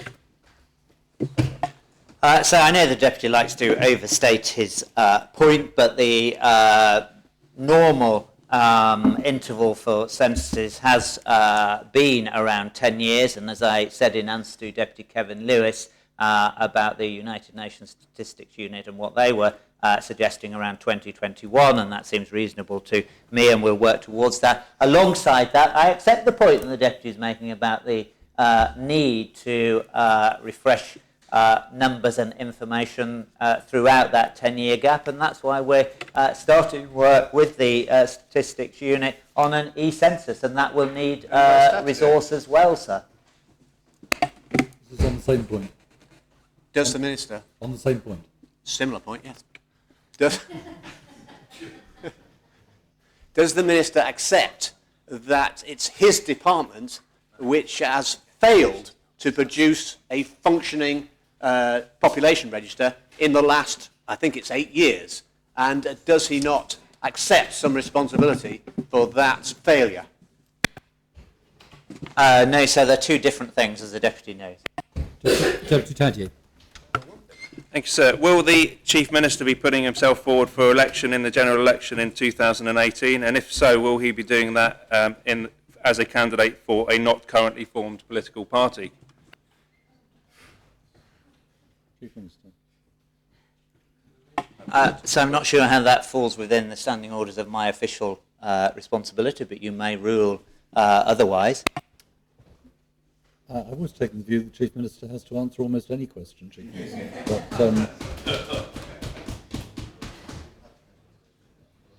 of course, if you have not made up your mind yet, you won't be able to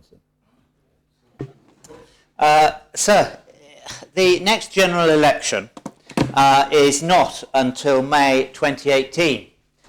It would appear, sir, to me, that some members of this Assembly are more focused on a date in May of 2018 than they are in setting the public service on a trajectory which is going to benefit islanders for 5, 10, 15 and 20 years into the future, sir. That is what I am focused on. That is what the MTFP is focused on. It's focused on investing in health. It's focused on investing in education. It's not focused on whether I'm going to stand for election in 2018 or not, sir. It's focused on the best long-term interests of Jersey, and I will continue to focus on the best long-term interests of Jersey, whatever I might ultimately decide about May 2018, sir. And I ask every single member of this Assembly to do the same. Dean Brixby. Postings, here we come. I thought I heard some thunder there, sir, but I'm not sure if it was outside the chamber, the foot stamping, or the Chief Minister's thundering voice. And presumably we're all focusing on doing what we can, not just in this term, but after the next election. And one would hope that if the Chief Minister and his party colleagues in the Council of Ministers are so confident of the scathing cuts they've delivered on the poorest in our society and their record of making Jersey even more unequal than when they first came to office in 2009, that they should actually be looking towards the next election to actually put their promises and their policies before the electorate in a coherent way. And I would suggest that if the Chief Minister is so confident and so boisterous in his rhetoric, that he puts coherent policies to the public so that they can vote on a coherent political platform, sir. Does the Chief Minister not agree? Sir, I know that the Deputy enjoys party politics, but we in Jersey have got a long tradition of independents working together collaboratively on any particular issue. The three members opposite don't accept that view. They believe that a party where there is a straitjacket, where even fewer people have input into the policy, as we see in parties elsewhere across the world. So when I speak to people outside of Jersey, and I say to them, sir, that we've got a system of... Chief Minister, it's a point of order. In answering a question, surely the Minister can speak on his own behalf, he can't speak on my behalf. No, I thought that was a perfectly legitimate response to what was put to him, Chief Minister. And so when I speak to them and say that we've got a tradition of independent politicians, they look at me aghast and think, wow, that must be great. You're not tied to party politics. You've not got a straitjacket. You can make your decision on any single issue based on the best interests of your community. And therefore, sir, I think there are things that need to be preserved from our independent system of politics. Deputy Sutherland. Thank you, sir. And does the Minister consider that collective responsibility is also a very far tighter straitjacket than anything that we've got on this bench here? Absolutely not, sir, because that is about government delivering coherently in a joined-up way. Even this morning, sir, we've been criticised for some areas where we've perhaps not been as joined up as we ought to have been. But let's remember, there's no collective responsibility between the Assistant Minister for Health and the Minister for Education, contrary to what some members of this Assembly would like to put out into the public domain. Collective responsibility is about government delivering in a joined-up, cohesive and appropriate way for this community, sir. And I think that's the right way. Deputy Marsden. Yeah, the Minister's answered my question about collective, or Deputy Sutherland's, about collective responsibility. It went on to say that the Assistant Minister of Health has not, we have collective responsibility to the Minister of Education. But isn't it true that the Chief Minister and this Council of Ministers, in their working together for the best of the community, emphasises how they are working together, and now he's telling me they're not? Which is the correct, which is correct, sir? The Minister can't have it both ways. Sir, collective responsibility is a definition in the, I'm not sure if it states the Jersey law or it's the Code of Conduct or a combination of the two, sir. But what my point is, it has been suggested that collective responsibility is a mechanism to get people to vote for things that they don't like. It absolutely is not. It's a mechanism to deliver effectively and efficiently for our community. And that is the fact that the Assistant Minister for Health, he can vote in what he thinks is the best interests of the community, and not just because the Council of Ministers think something's in the best interests of the community if it's coming from the Minister for Education. Doesn't stop them working together. Of course they work together. Of course they argue about what the best policy is, about what the best course of action is. But ultimately, the Assistant Minister for Health votes for what he thinks is best, and the Council of Ministers will vote for what they think is best. Deputy Marsden. And thank you, sir. And then will the Chief Minister not concede that if an Assistant Minister carried on that manner for a long time, they would not remain very long as Assistant Minister, and therefore this thinly veiled approach to collective responsibility isn't, whilst it might not be there in the standing orders, it's certainly there by convention. Absolutely not, sir, and it's possibly somewhat ironic. I'm looking at the Assistant Minister for Health. He's probably got a record of voting against the Council of Ministers on any number of occasions, sir. And yet he's still a valuable member of the team. He's still contributing a valuable contribution to the transformation that health is delivering right across our community. Deputy Meza. Thank you, sir. If what the Chief Minister says about collective responsibility is true and that it doesn't stop members of this Assembly from voting for what they believe in, would he therefore support a proposition to repeal collective responsibility, seeing as that it plays no constructive role in our political system whatsoever? No. So I didn't say it didn't play a constructive role. I explained quite clearly the role that it did, but I also explained the limitations and to whom it applies, and that is actually at odds with what most people in the community think. And that's why we worked with Deputy Wickenden on his proposition to try and give some clarity to the public about how it works. Thank you, sir. And it's wonderful to hear such a mastery of newspeak from our Chief Minister. He talked about coherent, joined-up policies. Will he be presenting coherent, joined-up policies to the electorate at the next election? Or will he be, as usual, just saying, trust me, we're going in the right direction? So I've never said, trust me, we're going in the right direction. That would not be appropriate. I've laid out where I think we need to go, and I will continue to do that for as long as I continue to seek political office. So here is a document, sir, that is a joined-up, coherent policy for the next 4 years for the best interests of our community, sir. And we'll be coming to debate it, perhaps improve it, change it throughout the course of the next state sittings.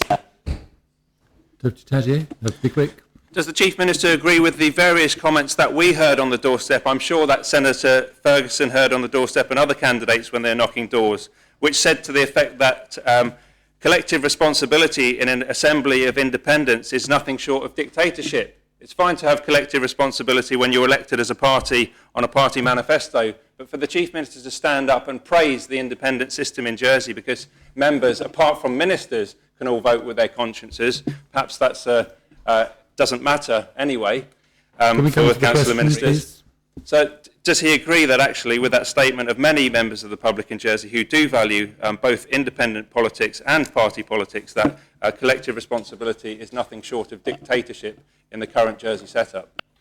Chief Minister.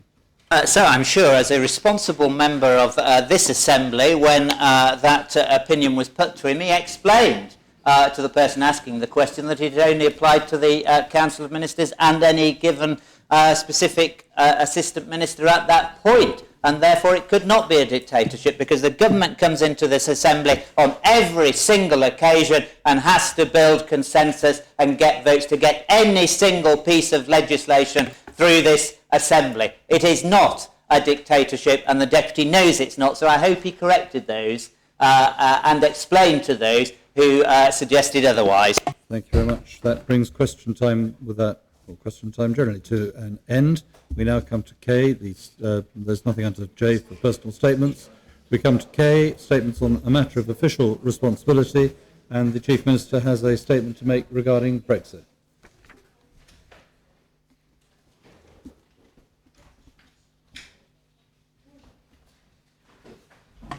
Thank you, sir. Well over 2 months have passed since the United Kingdom voted to leave the European Union. Prime Minister Theresa May has taken office and assembled a new team of ministers to deliver on the referendum result. She has made clear that there will be no second referendum on the result of negotiations. As she says, Brexit means Brexit. Our engagement with the United Kingdom government since the referendum has been positive. We have received written confirmation from the Prime Minister and from the Lord Chancellor, the Right Honourable Liz Truss MP, that the referendum result does not change the constitutional relationship between the United Kingdom and the Crown dependencies, and that her government will seek to ensure that our interests are properly taken into account. She confirmed that we will be kept informed and given the opportunity to contribute where appropriate. We have already had regular engagement at official level with the UK departments leading the UK's preparation for Brexit, including the Cabinet Office, the Foreign and Commonwealth Office, the Department for Exiting the European Union, and the department through which the Crown dependencies' relations with the UK are managed, the Ministry of Justice. Our most regular contact has been through the Cabinet Office, which is providing introductions to relevant individuals in the Department for International Trade and the Department for Business, Energy and Industrial Strategy. In due course, at the appropriate time, we will be seeking meetings at ministerial level with the Lord Chancellor and the Secretary of State for Exiting the European Union, David Davis. So I look forward to welcoming the Minister of State at the Ministry of Justice with responsibility for the Crown dependencies, Sir Oliver Heald, QC MP, to the island on Monday, the 10th of October. This will be an important visit and will offer government a further opportunity to ensure that our interests are being taken into account. We have created a Brexit planning unit at the heart of government that is responsible for all Brexit-related activities during this process. They are coordinating a high-level working group of all departments to assess potential implications for Jersey and assess our cross-cutting interests in Brexit negotiations. This analysis will feed into the work of 4 work streams, set up to mirror the approach taken by the UK government, which will focus on, firstly, free movement and the common travel area, secondly, agriculture and fisheries, thirdly, financial services, and fourthly, customs union and market access. We also have an ongoing active engagement programme with the EU institutions and with EU member states to ensure that our interests in Europe are promoted and protected. Our close relationship with countries across Europe will continue to be of great importance. It is essential that states members and members of the public are able to engage on this important issue, and will be working to ensure that all views are taken into account. We'll be holding public forums, meeting business groups and creating chances for our diaspora communities to have their say. I plan to meet with states members on Wednesday the 28th of October, where members will have the opportunity to pose questions, offer their perspectives and contribute to the process. Planning for Brexit will need the help of all community groups on the island, and I hope islanders will contribute during this process. So the fundamentals of our economy are strong.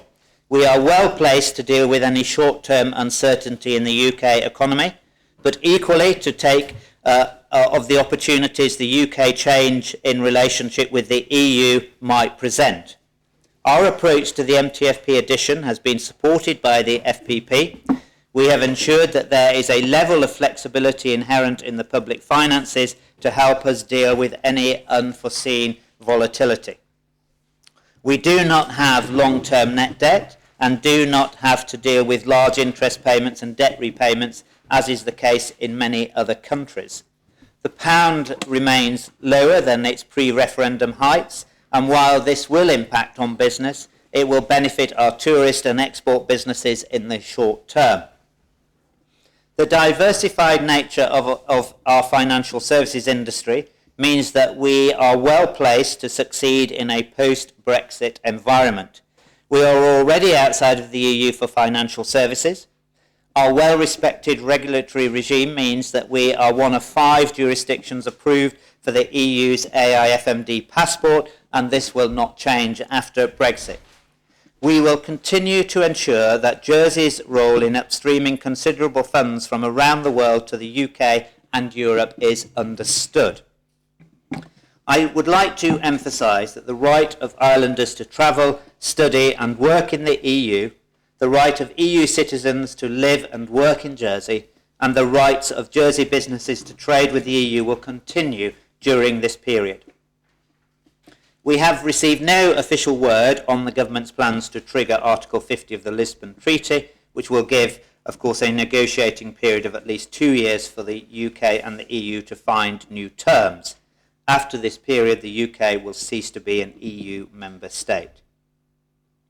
Brexit will be a long process. It is currently only now in its infancy. The negotiations will bring together all EU member states to discuss their future relationships. We do not know what the outcome of these negotiations will be.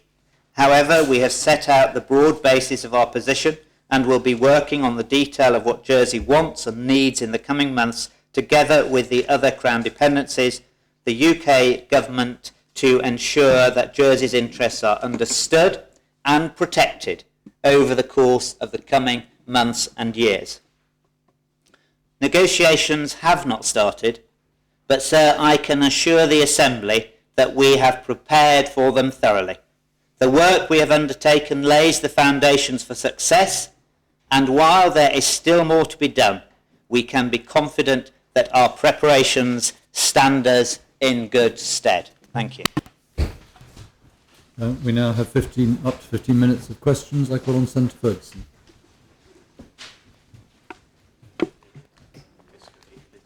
You had your light on. If you're not ready, I'll come back to you. Deputy Kevin Lewis. Thank you, sir. The Chief Minister has mentioned that he has had engagements with Member States. But when it comes to actual negotiations, will the Chief Minister and his team be negotiating with the 28 Member States, or will he be relying solely on the United Kingdom to look after our best interests?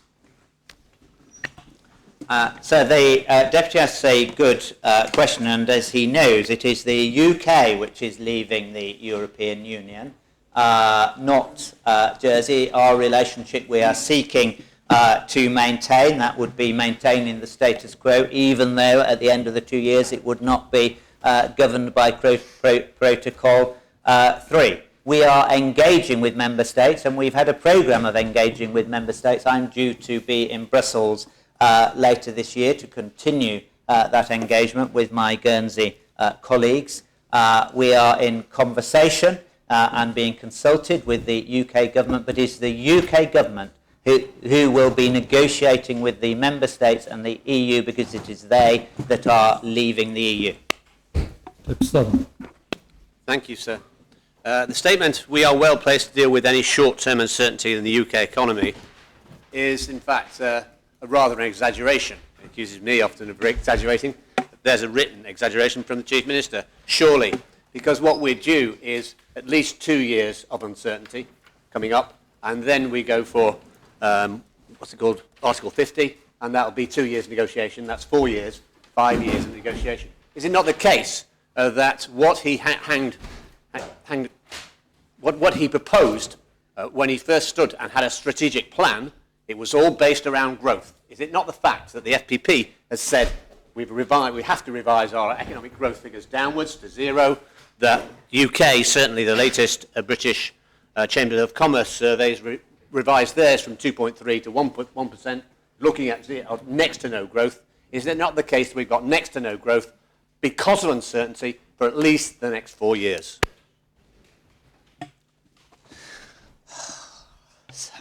Of course we are surrounded by uncertainty, sir. I've said that the day after the referendum result. I said it in my first statement to the Assembly. Of course we are surrounded by uncertainty, and we are surrounded by volatility. We've seen the markets be volatile as well. We've seen the value of the pound plummet. But we have to remember, sir, that we are not in the EU for financial services, and actually at this point we offer a safe haven of stability, of certainty for the future. And it's because we've planned, in Senator Balash's ministry, it's because we've planned in Senator Ozef's areas, because we've planned centrally in the Chief Minister's department, that we find ourselves in a position of preparedness, to deal with the negotiations and to be consulted and be plugged in and be part of what's happening in the United Kingdom. And that's no mean feat in itself. That's been through hard work and engagement right across those three sections. At the same time, we have opportunities to continue to grow our economy, to take advantage of the uncertainty that surrounds us, because people want certainty, they want stability, and we can offer them at this time, because of the very reason that for financial services and business services, we are not in the EU. And the chairman of the FPP said, don't respond to the volatility of the announcements coming out of the UK. That's absolutely right. Don't add to any potential risks, and we'll come on to that at the next state sitting for members who might be thinking of deferring the MTFP or kicking it out altogether. Talk about giving away an advantage that you might have. That's exactly what that would do. It would give away the advantage that we have. But look for upside opportunities and take them. That's why we've got the economic growth and productivity pot. That's why we've said that some of that money is going to be spent on taking upside advantages for Brexit. Chief Minister, there are a number of other questions to come. Chief. So I'm happy to take questions for longer than 15 minutes. Deputy Martin.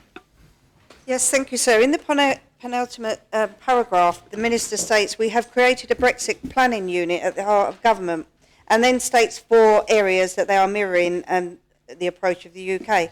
Can the Minister at least give, if not names of the people in charge of these areas, at least the job titles? Because in the years to come, when this hopefully goes right or does not, everyone needs to know who was put in charge of these areas so we can ask the right questions. This will go into the next government. It will not just be this government. We need to know now. I hope the Minister has these names. Thank you.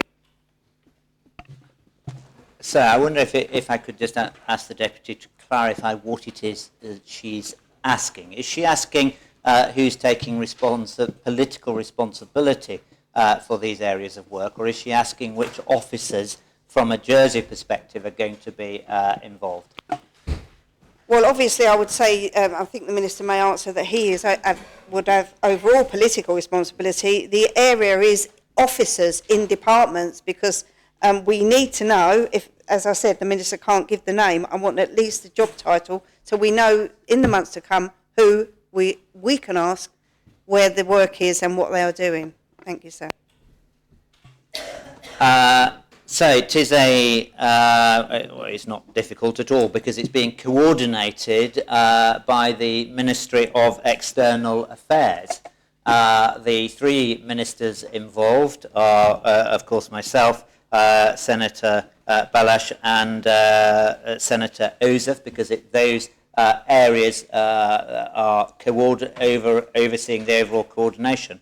But that coordination then flows down to the departments. So we've got the issue with fishing and how that will work. The actual detailed knowledge about how fishing works now is held at the Department of the Environment. So they will be involved with the central coordinating unit and liaising with the groups that are being set up in the United Kingdom and plugging that information into there. So it will always be a 2-pronged approach, which is the department that's directly involved, for example, Home Affairs and Customs and Immigration will be involved in certain areas, together with the coordinating unit. I don't have the names of exactly the people in each area, but I can provide the job titles in due course.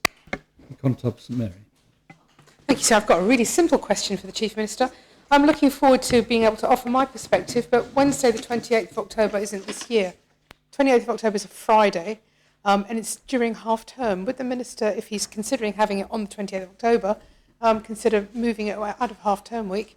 Or does he mean Wednesday the 28th of September, which is during a state sitting, so maybe he'd like to meet with us then?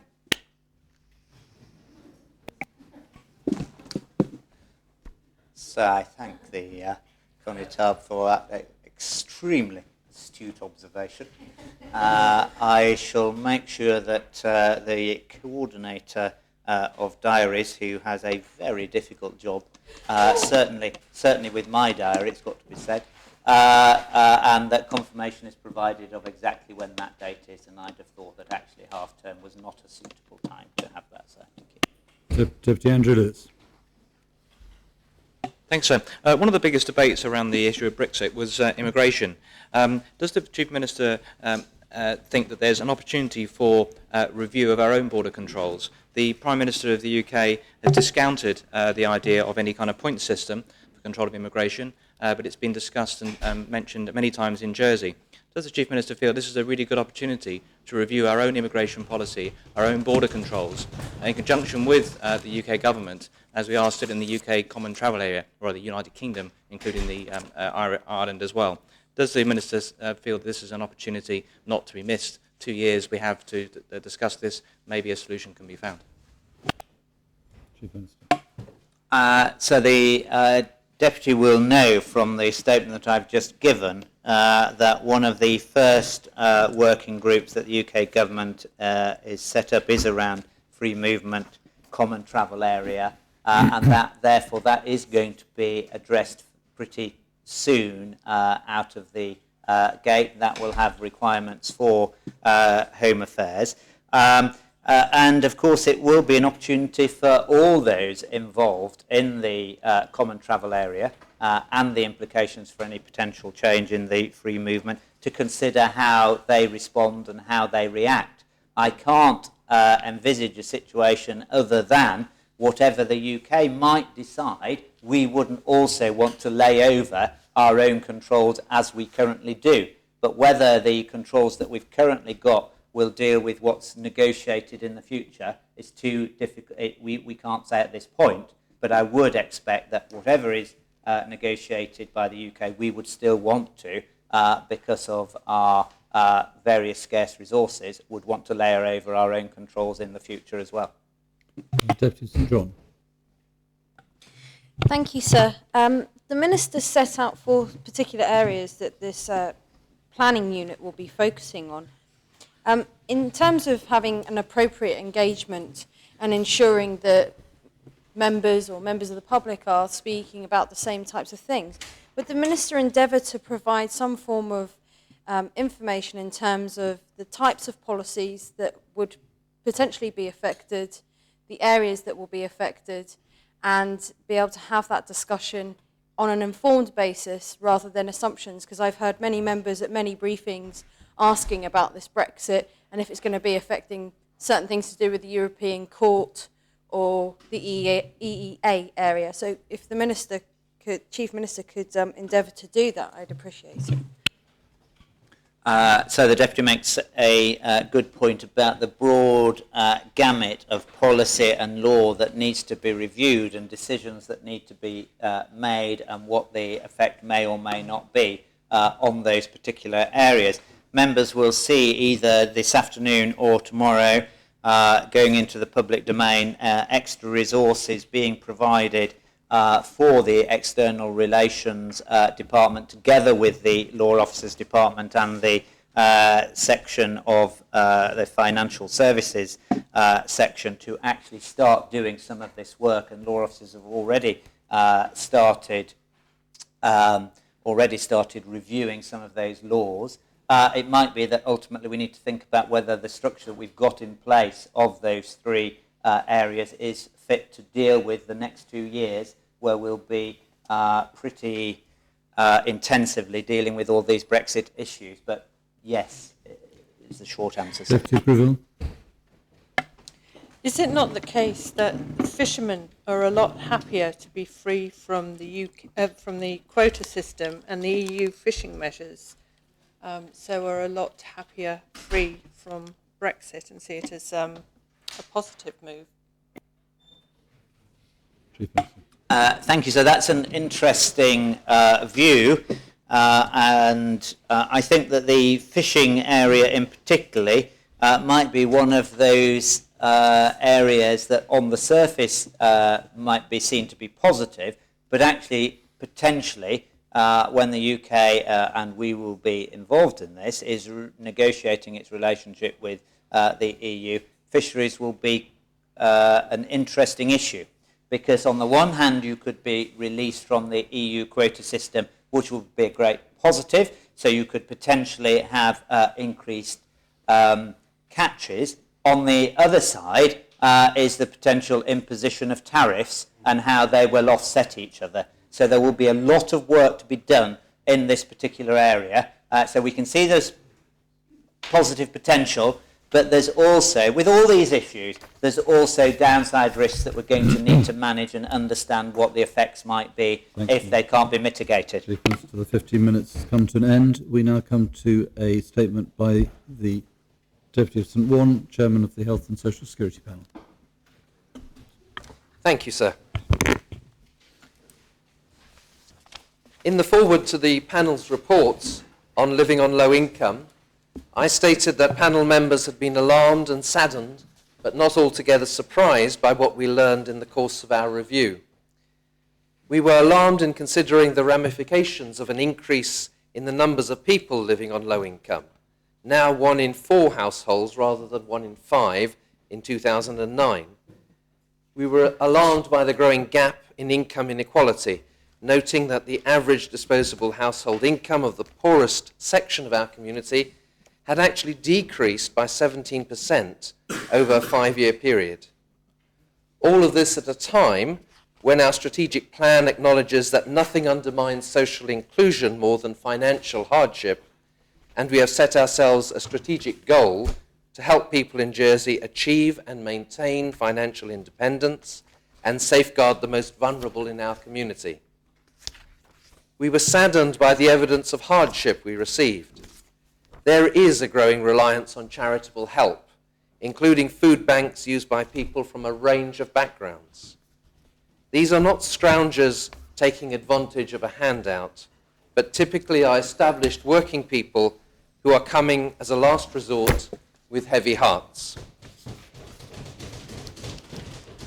We were saddened to hear from individuals, charities and doctors that increasing numbers of people feel they cannot afford to visit their doctor. When income support was introduced in 2008, this Assembly was told that no one should fear the cost of going to their doctor because income support would cover that cost. Unfortunately, 8 years later, increasing numbers of people are fearful of just that because income support no longer adequately provides that support. We all know the potential consequences of not addressing health issues at an early stage. There is a reliance on doctors to offer discounts or judge from their limited knowledge who might be deserving of a free consultation. But this is not sustainable. The fear of a cost of a doctor's visit is a serious and urgent problem for us to resolve. We find that the income support scheme is failing to achieve its aim of reducing poverty in the island as embodied in the principles of the scheme discussed by this Assembly more than 10 years ago.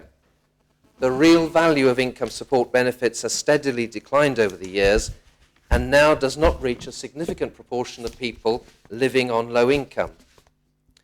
A decade on from the approval of the principles, we recommend that the Minister begins a thorough review of the scheme to ensure it is aligned with its principles and reaching those in need. One part of our report deals with what we have called the benefit trap. I'm not aware of any other published work on this subject in Jersey, and we hope our report will be useful to show how financially difficult it is for claimants to move out of income support.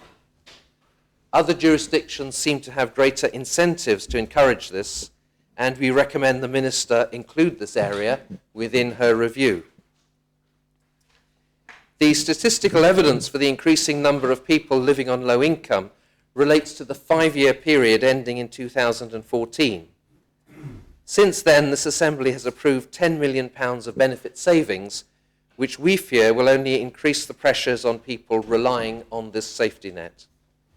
We recommend that the Minister should review the impact of some of these changes, and we suggest that in the longer term, to support needy and vulnerable people, they should receive the same protection in the next medium-term financial plan as has been accorded to health and education in the current MTFP. If I may at this stage just add something not on the printed statement, which is to make a correction within our report. Paragraph 45 contains a table showing state support for charities, including sums given to the Red Cross, suggesting those sums were used to support local people living on low income. In fact, those monies were received by the Red Cross from the Jersey Overseas Aid Commission for appeals, disasters and projects throughout the world. So I regret that in seeking information, we did not ask a question with sufficient clarity, and that has given rise to confusion.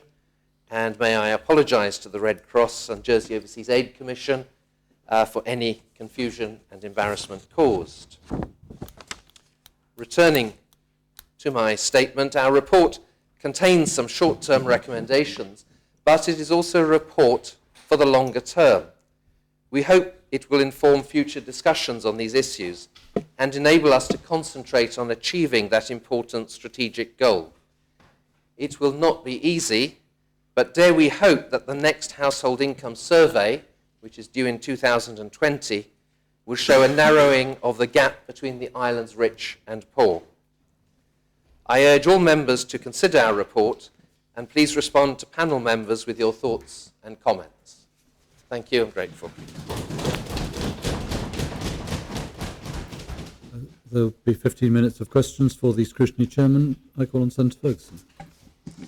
Thank you, sir. Did you consider what used to be the Westfield scheme? Through the chair, please. Sorry, thank you, sir.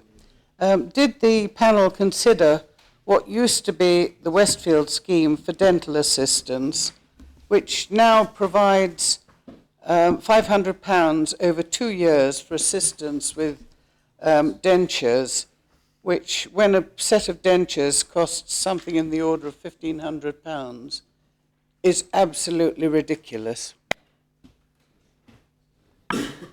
We did not consider the scheme directly, as changes to the scheme were being proposed at the same time as we were conducting our review, but we did consider the issue of special payments for such things, such as dentures or the purchase of white goods or the payments of deposit for accommodation, whatever special needs may arise for people living on low income. And we found that the use of special payments as grants by the Social Security Minister had decreased, and instead there were far more being offered as loans, with really a minimum repayment of £21 a week to most people being required to take out one of these loans. This, clearly, a payment has to be repaid, but we criticise the level of payments that are repayments that are being required, because it only serves to diminish the household income available to people living on low income, a continuing spiral of difficulty. And we find that people are just not managing at the end of the week. If they have managed to pay their household normal weekly bills, but then they are faced with something out of the blue, such as the need for a doctor's visit, that is when difficulties arise, particularly. Thank you. Deputy Messick. Thank you, sir. Is the chairman as dismayed as I was to hear in answers to questions earlier on today that the Minister for Social Security has already decided to dismiss the panel's recommendations when it comes to reinstating the support that was cut to single-parent families, a group which the income distribution survey showed that 54% of them already live in relative low income, some of whom could now be subjected to a reduction in support of £2,000 a year. And further to that, what does the chairman believe it will take to get this government to stop burying its head in the sand over the way it's treating the poorest and most vulnerable people in our community?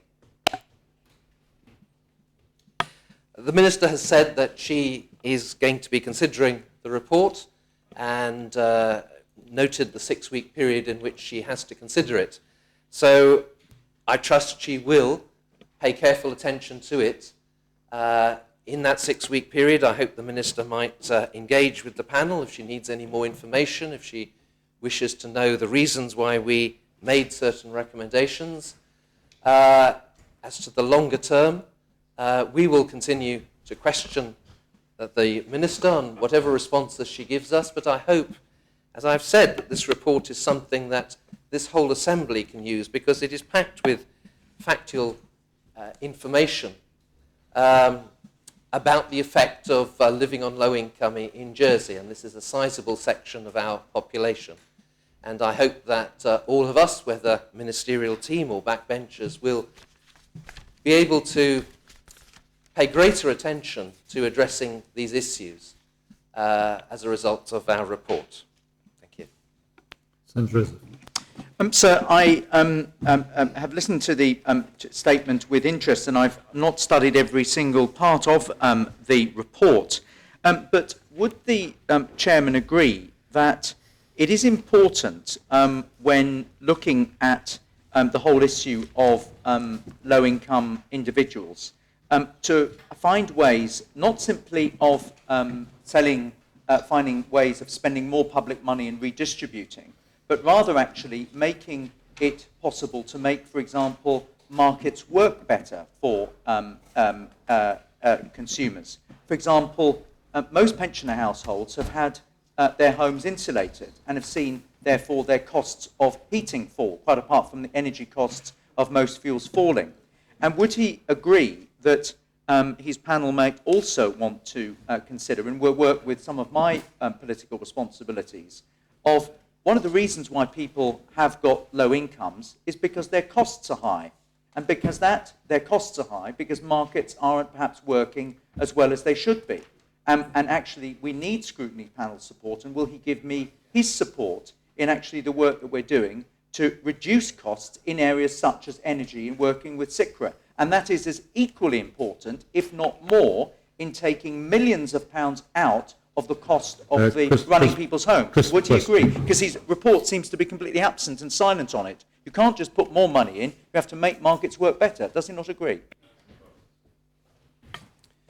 Well, I'm sure we would all want to ensure that markets are working efficiently. No, our report doesn't deal directly with CICRA or such markets that the Minister has referred to, but it does deal with one market, which is the housing market. And we found that the states don't really have an adequate policy to deal with rental housing in Jersey. So much of our income support payments go to private landlords. 40% of all income support payments are paid in rental. Is that an efficient use of the housing market and of the income support scheme?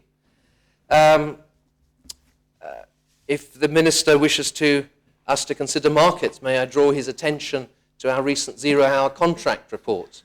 The employment market is not functioning properly for people living on low income, with a great uncertainty of income.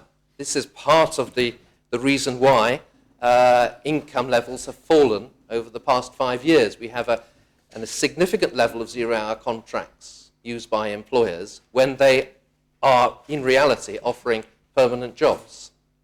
And those workers should be moved on to a full, proper contract and have a certainty of income.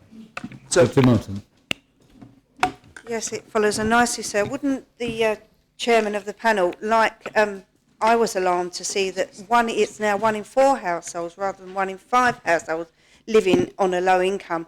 Wouldn't the chairman of the panel like people like Senator Rosev in his capacity as ministers and as other ministers to look at all the policies that have obviously contributed to this? It's not just social security. And if they want to stand up and answer questions of the panel, wouldn't the panel chairman agree that they should actually really look at their own departments, because 1 in 4 instead of 1 in 5 rising from 2009 is absolutely disgusting in this society in Jersey today.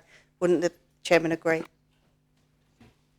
Yes, I absolutely agree, sir. This is a topic which runs across the whole of the public administration, and we have made recommendations which cover a number of ministerial areas.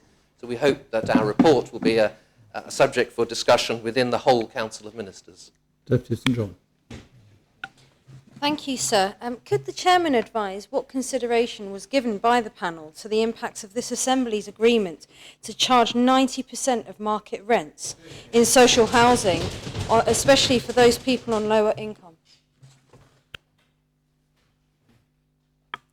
Yes, we took evidence from individuals who found that gap in rents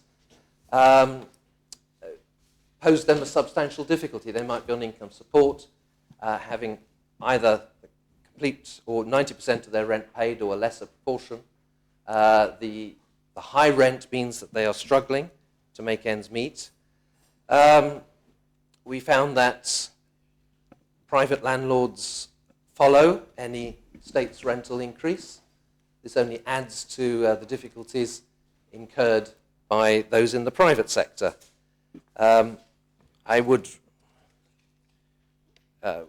We found for all groups, income before housing costs had fallen. So there is a whole section in our report on this subject, which I would recommend to the Assembly. Deputy Dubling. Thank you, sir, and thank you to the panel for another excellent report. Could the Chairman please highlight any particular findings within the report on the impact on children who are living within a low-income environment, and how this might be affecting their life chances, and what does he think the most important things are that we can be doing to help these children and families? There is a statistic, I apologise, Housing Income Distribution Survey reported that the proportion of children living in relative low-income households had increased from 22% in 2009 to 29% now, said to be affecting 4,900 children.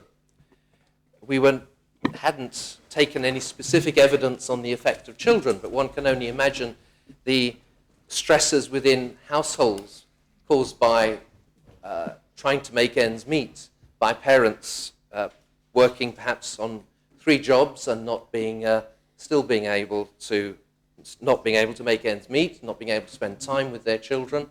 One can imagine the difficulties of living in accommodation and housing stress that arises, and the educational needs and societal needs of those children being affected.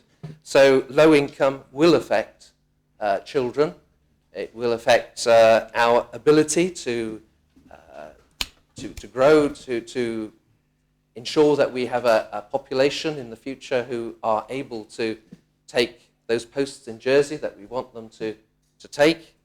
And we run the risk of socially excluding a large number of people within our society, which we fear greatly. Thank you, sir.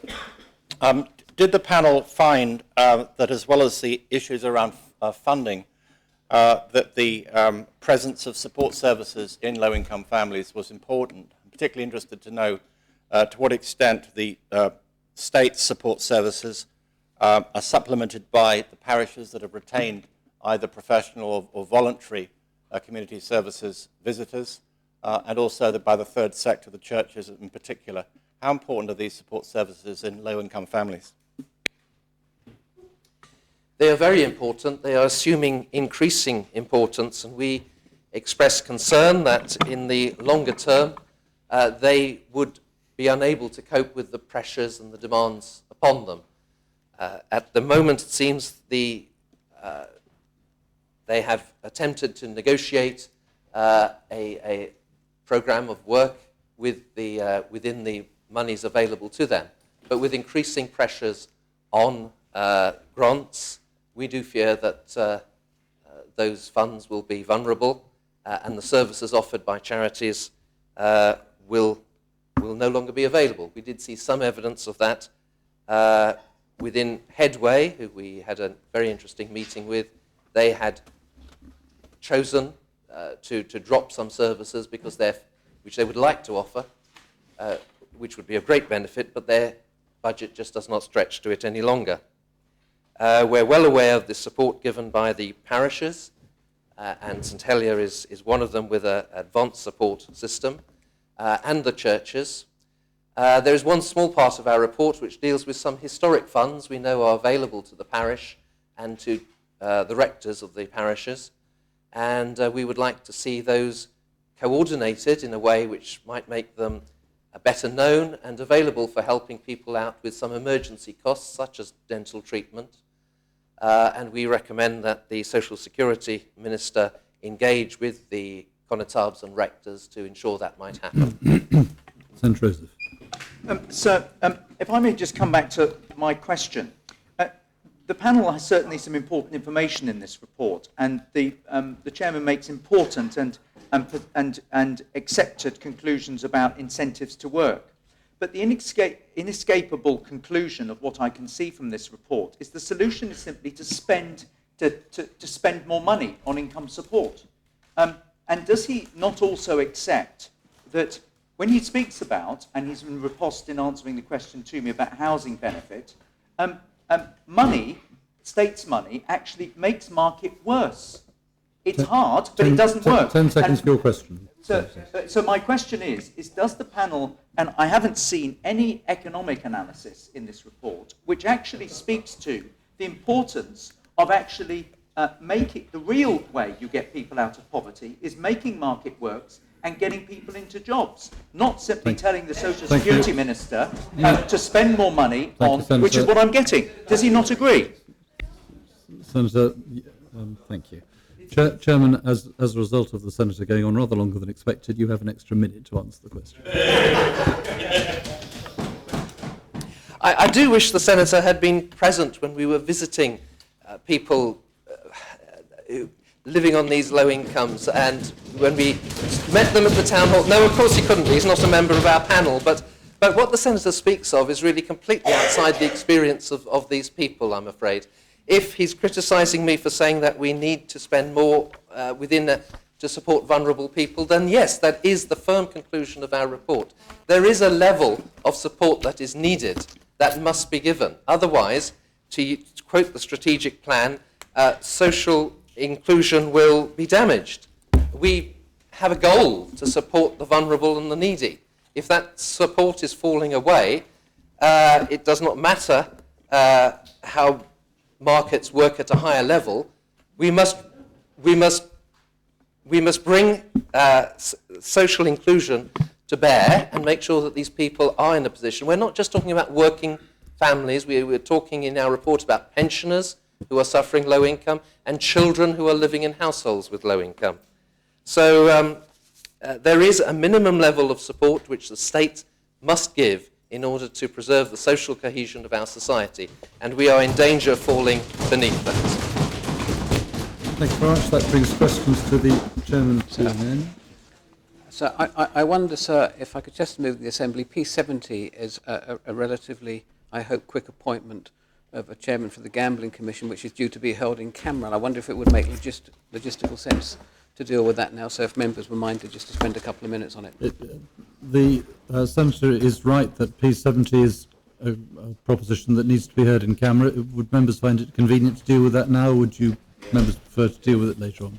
Those members in favour of dealing with it now kindly should stand. Chair. Those against? It seems the consensus is to deal with it now.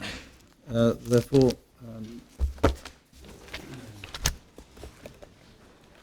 P70 is the Jersey Gambling Commission appointment of chairman lodged by the Minister of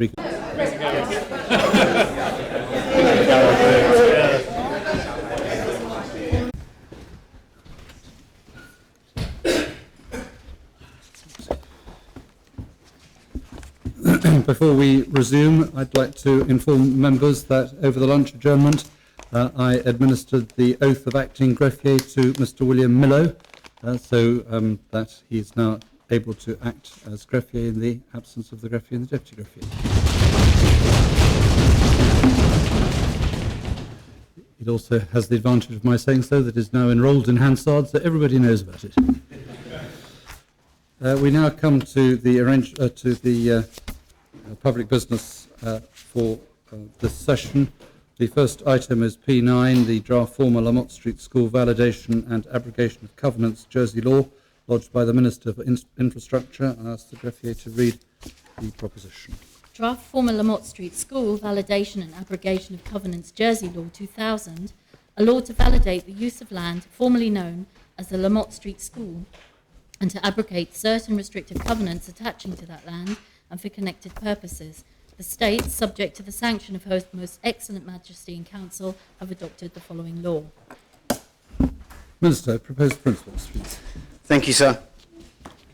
So, firstly, I'd like to thank Deputy Martin and the Deputy of St Wands for their contribution to the previous debate on the 26th of April, and in particular for Deputy Martin's proposal for a reference back on certain points of detail.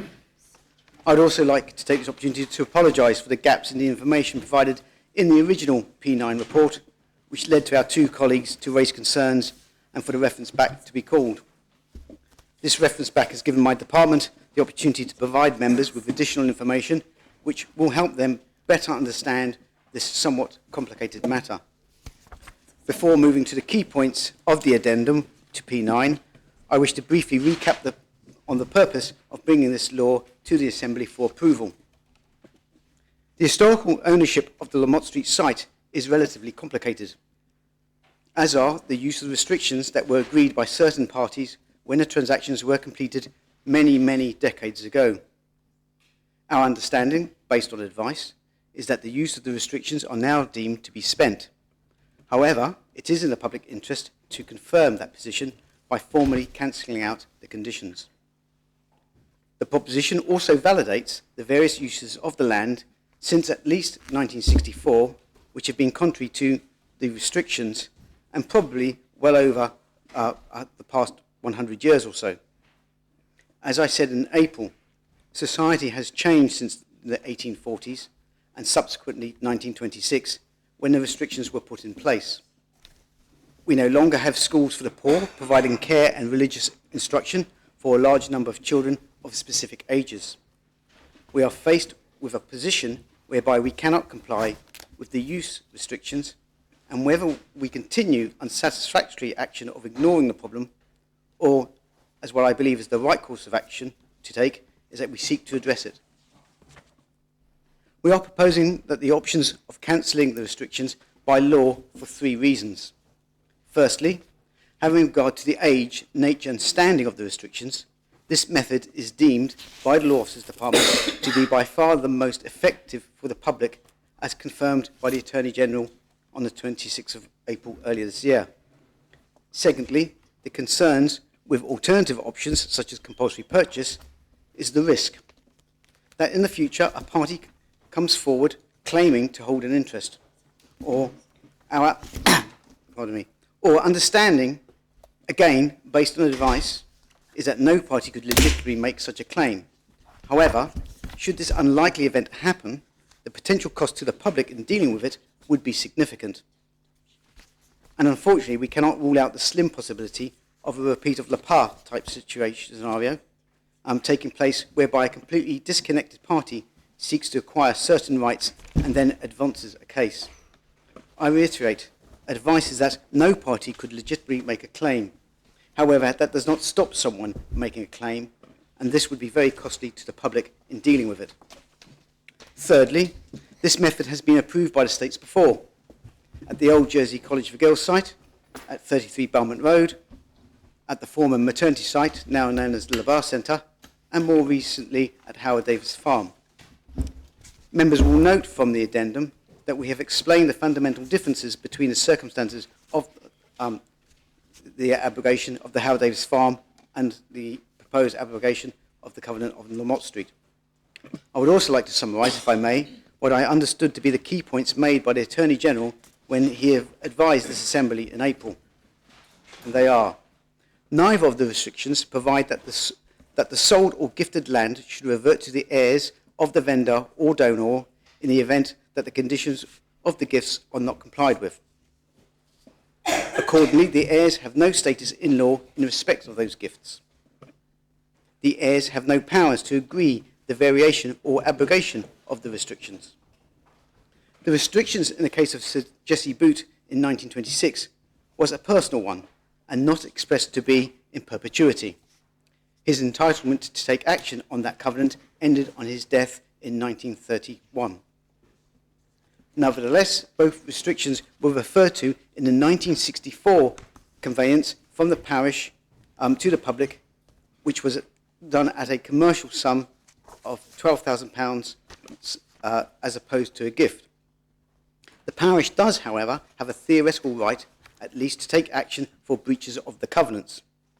But such a right is merely theoretical, as it would be subject to the 40-year limitation period and, indeed, an Act from 1963, the year before the sale, refers to the former Lamott Street School and the indication that it was to be used for purposes of further education, which is clearly contrary to both of the covenants.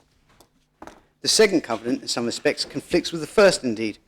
And one of the views is that the first covenant has been breached in excess of 100 years. The course of action in relation to the parish was time-barred 40 years after the conveyance in 1964. Any action will be time-barred, and even if there was a theoretical right to sue, any claim would be limited to an injunction or damages. An injunction to ensure compliance with the covenant or damages in respect of any breach. An injunction would not be granted as it is an equitable remedy ended by delay, and a delay of 50 years would make it impossible to succeed. As to damages, nothing has been lost by the parish of St Helier in relation to these covenants. In 1964, it gained a commercial payment of £12,000 and in turn lost the obligation to maintain the premises. So in summary, sir, the clauses are not enforceable and there are no current rights of individuals that are being ignored or set at naught by virtue of this proposition.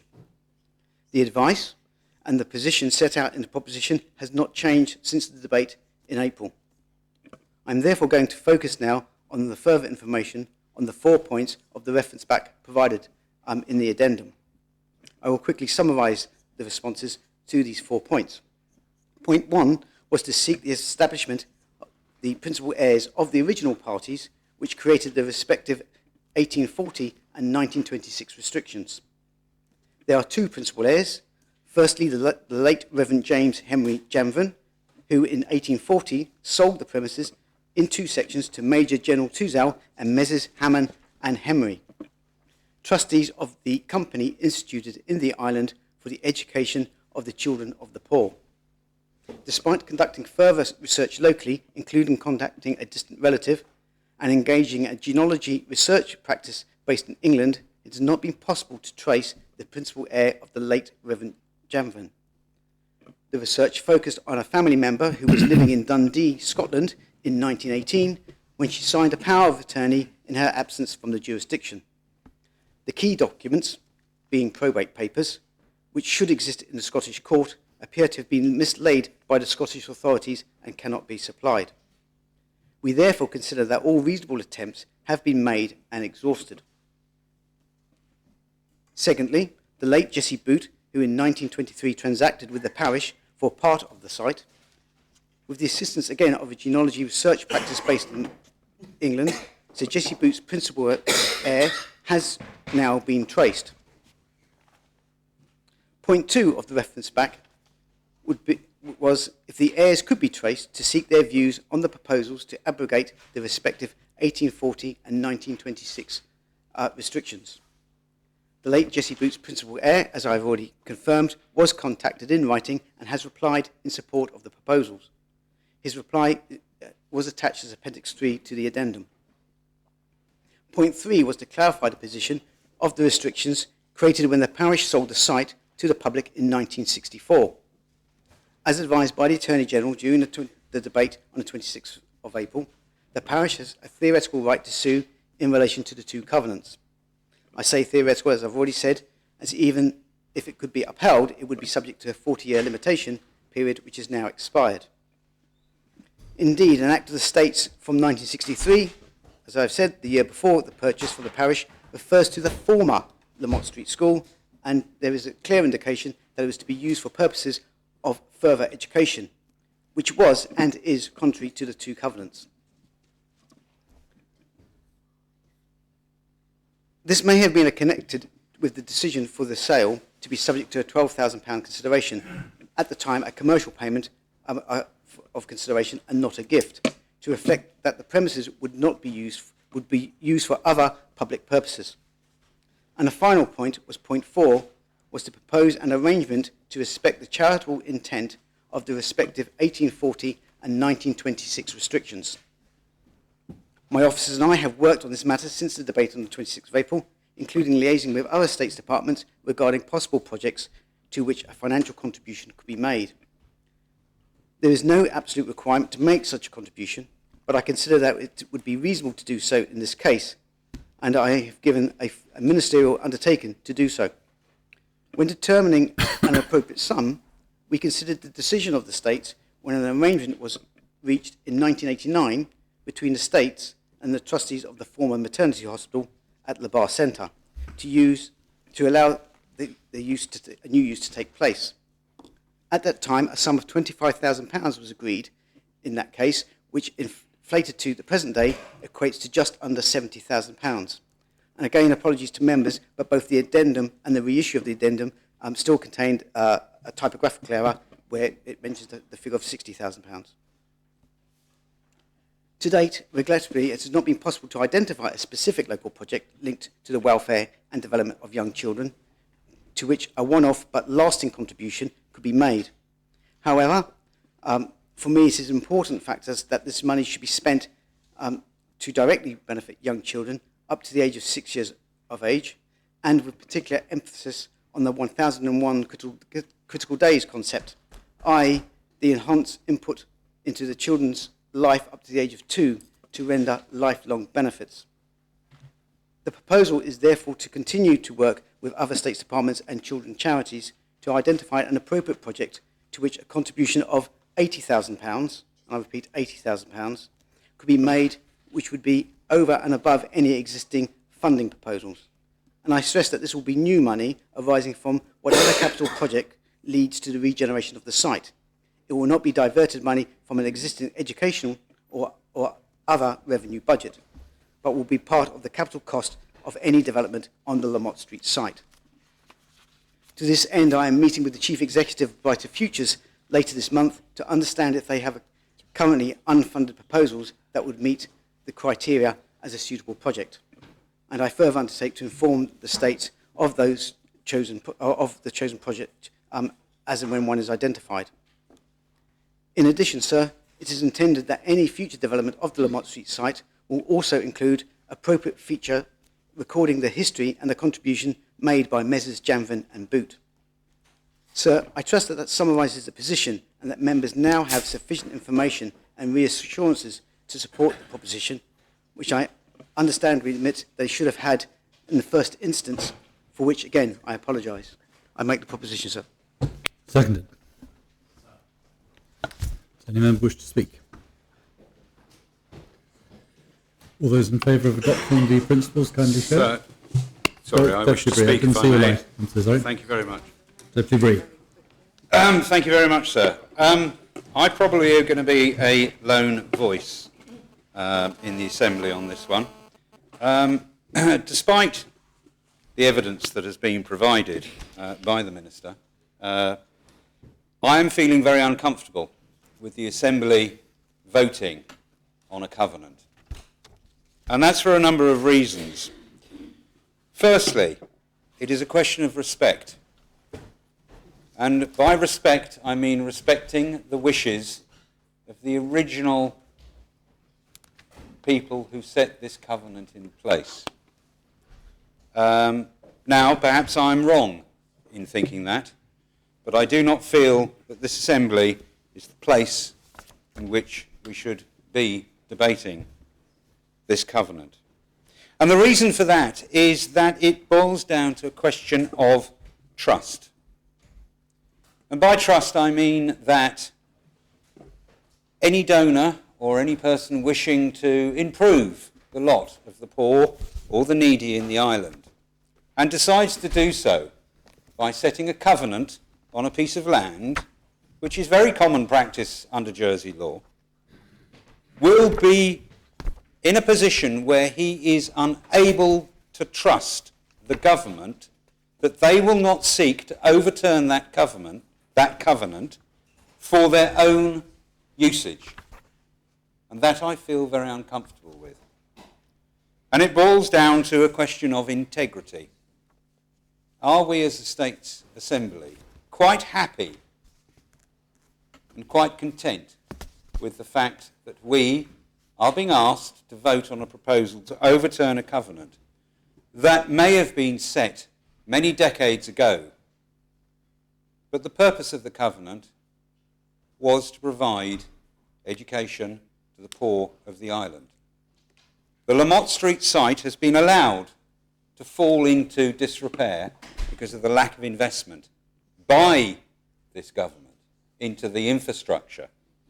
We are being told by the Education Minister that we need more nursery schools. We need more educational facilities. Well, perhaps I am wrong in thinking that surely there's a bit of joined-up thinking that could go on between departments. And I also question the financial incentive that is being offered up to members of £70,000 will be allocated for the use. Perhaps I would feel a bit more comfortable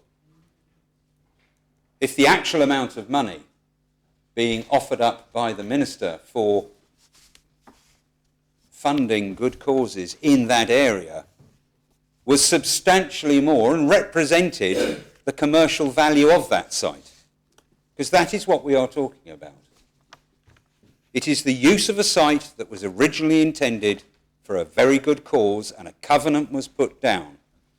Irrespective of whether or not we receive legal advice as to a challenge, I do not believe that is what is at stake at the moment. What I believe is there is a principle at stake here.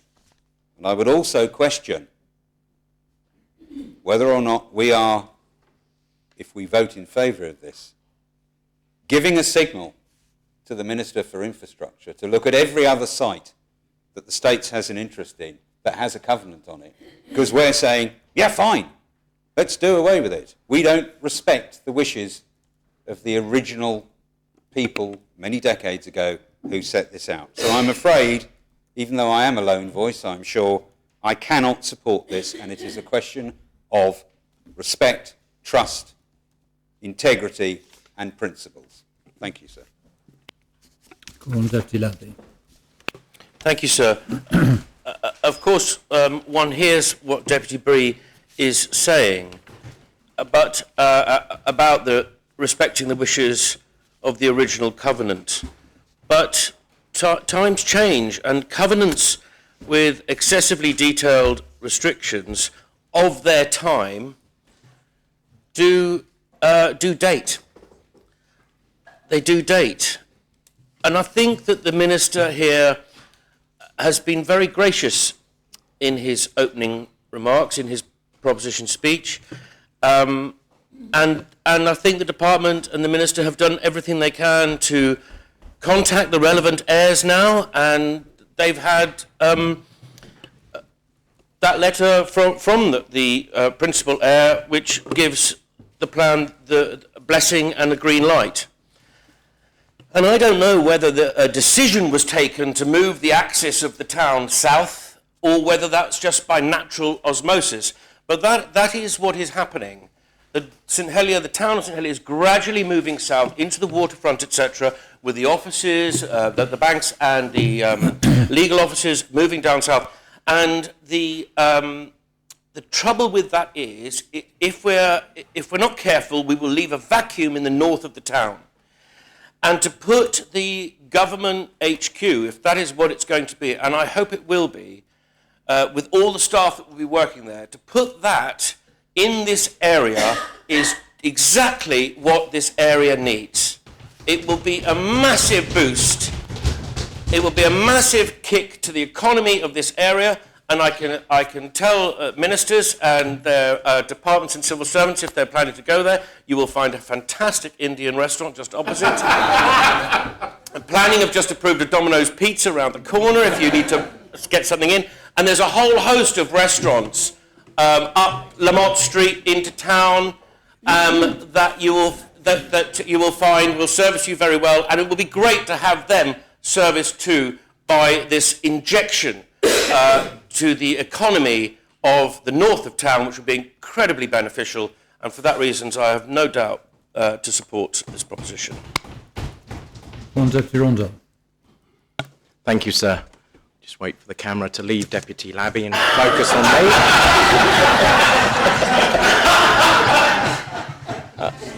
Sir, I do think we need to take a pragmatic approach here.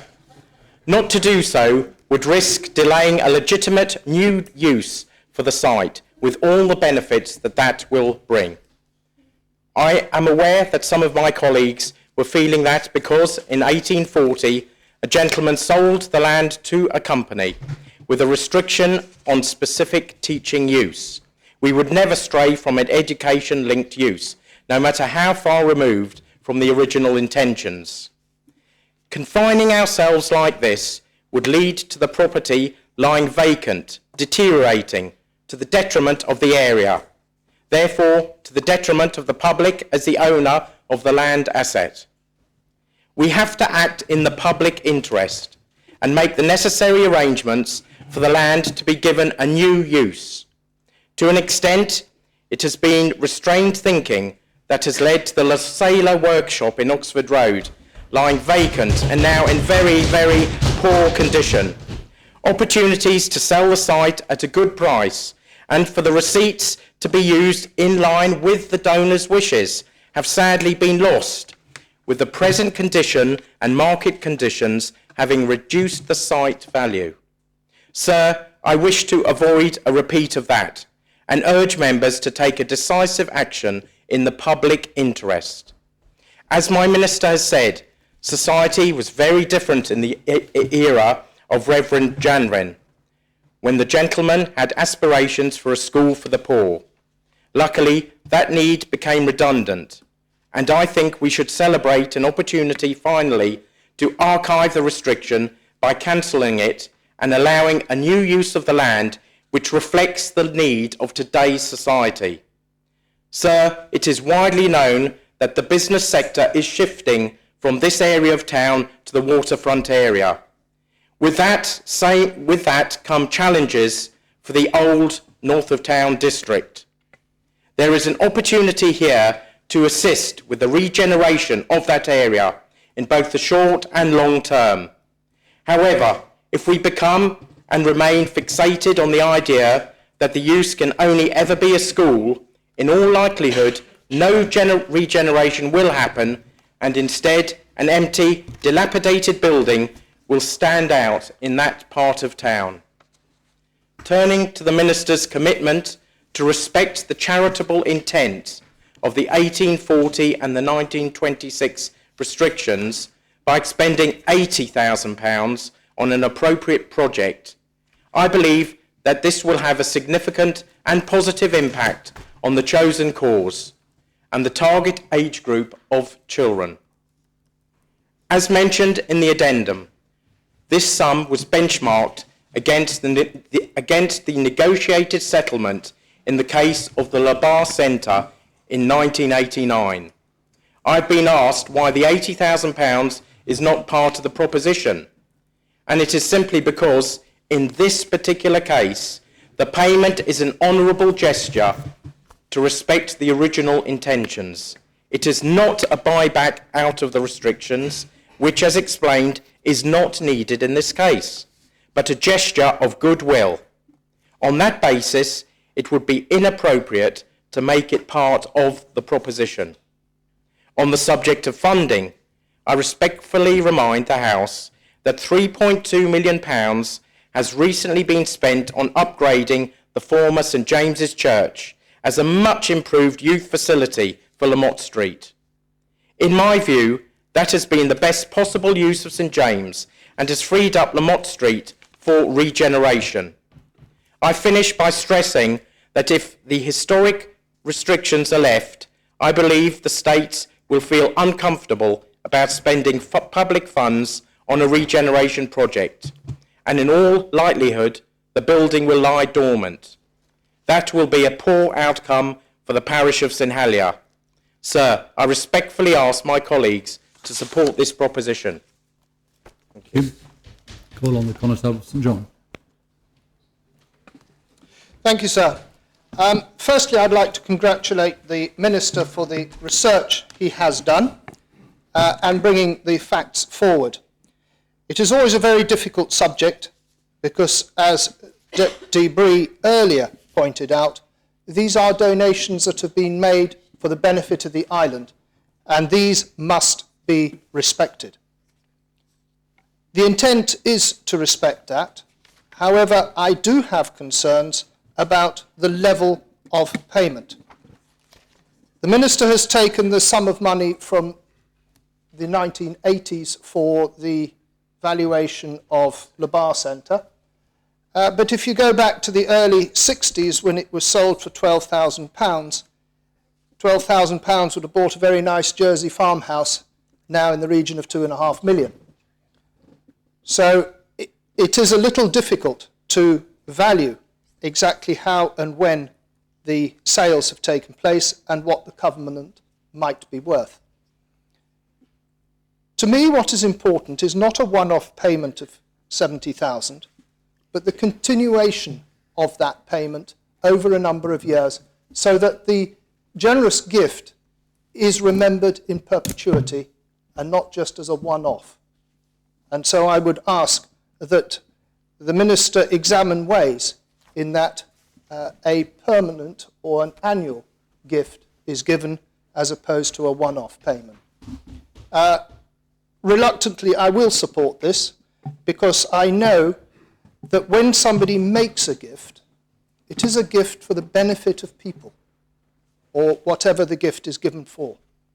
Time changes, and the last thing the donors who made this gift with a covenant on it would want is for it to turn into a millstone or a liability which will be expensive for the island to keep and maintain in their name.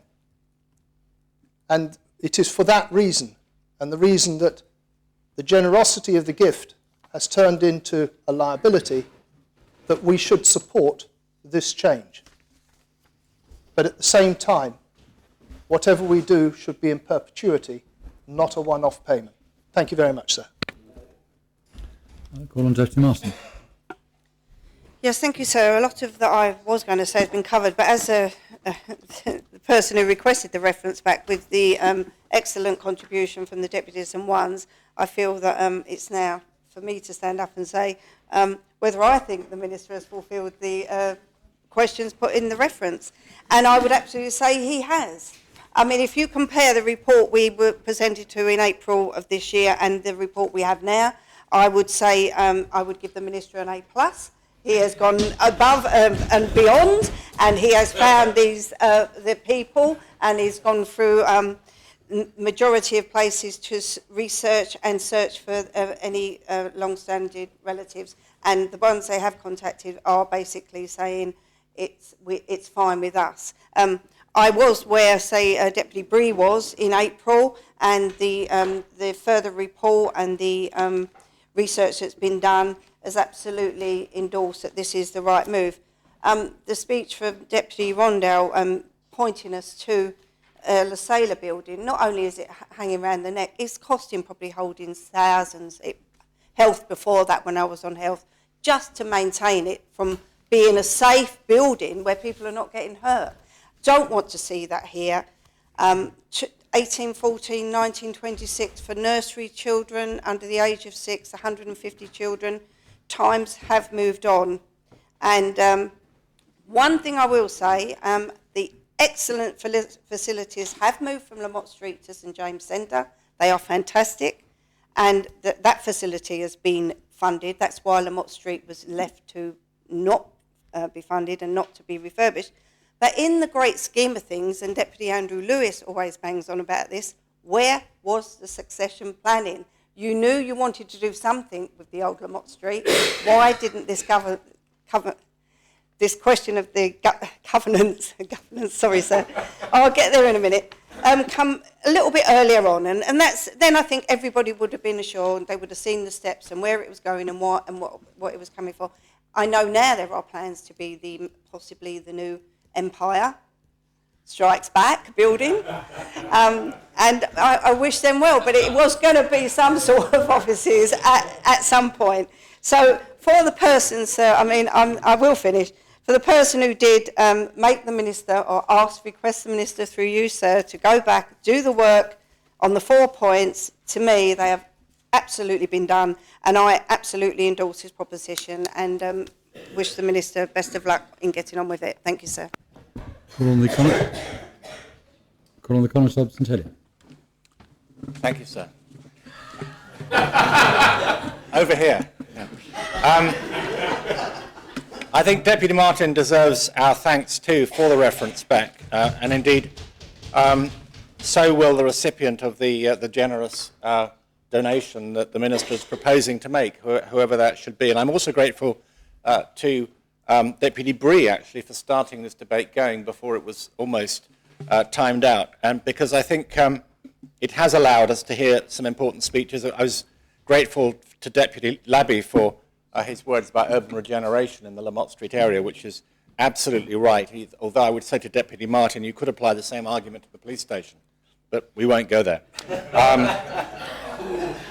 The purpose of speaking really is picking up on Deputy Bree's reluctance to endorse this change, is that I don't believe this supporting this proposition in any way sets a precedent or indicates that an individual member believes that covenants in general can be changed or abrogated or set aside. It's particularly important that I say that because certain covenants that St Helier enjoys I believe, in the spotlight, we might say in the firing line. So if this did set a precedent, I wouldn't be able to support it, because I believe that every covenant must be taken on its merits. We've had the merits of this covenant, and abrogating it explained to us. I'm prepared to support it. Thank you, sir. Any other member wish to speak? Deputy Andrew Lewis. Just briefly, sir, I would like to congratulate the Minister on bringing this forward in such a comprehensive way.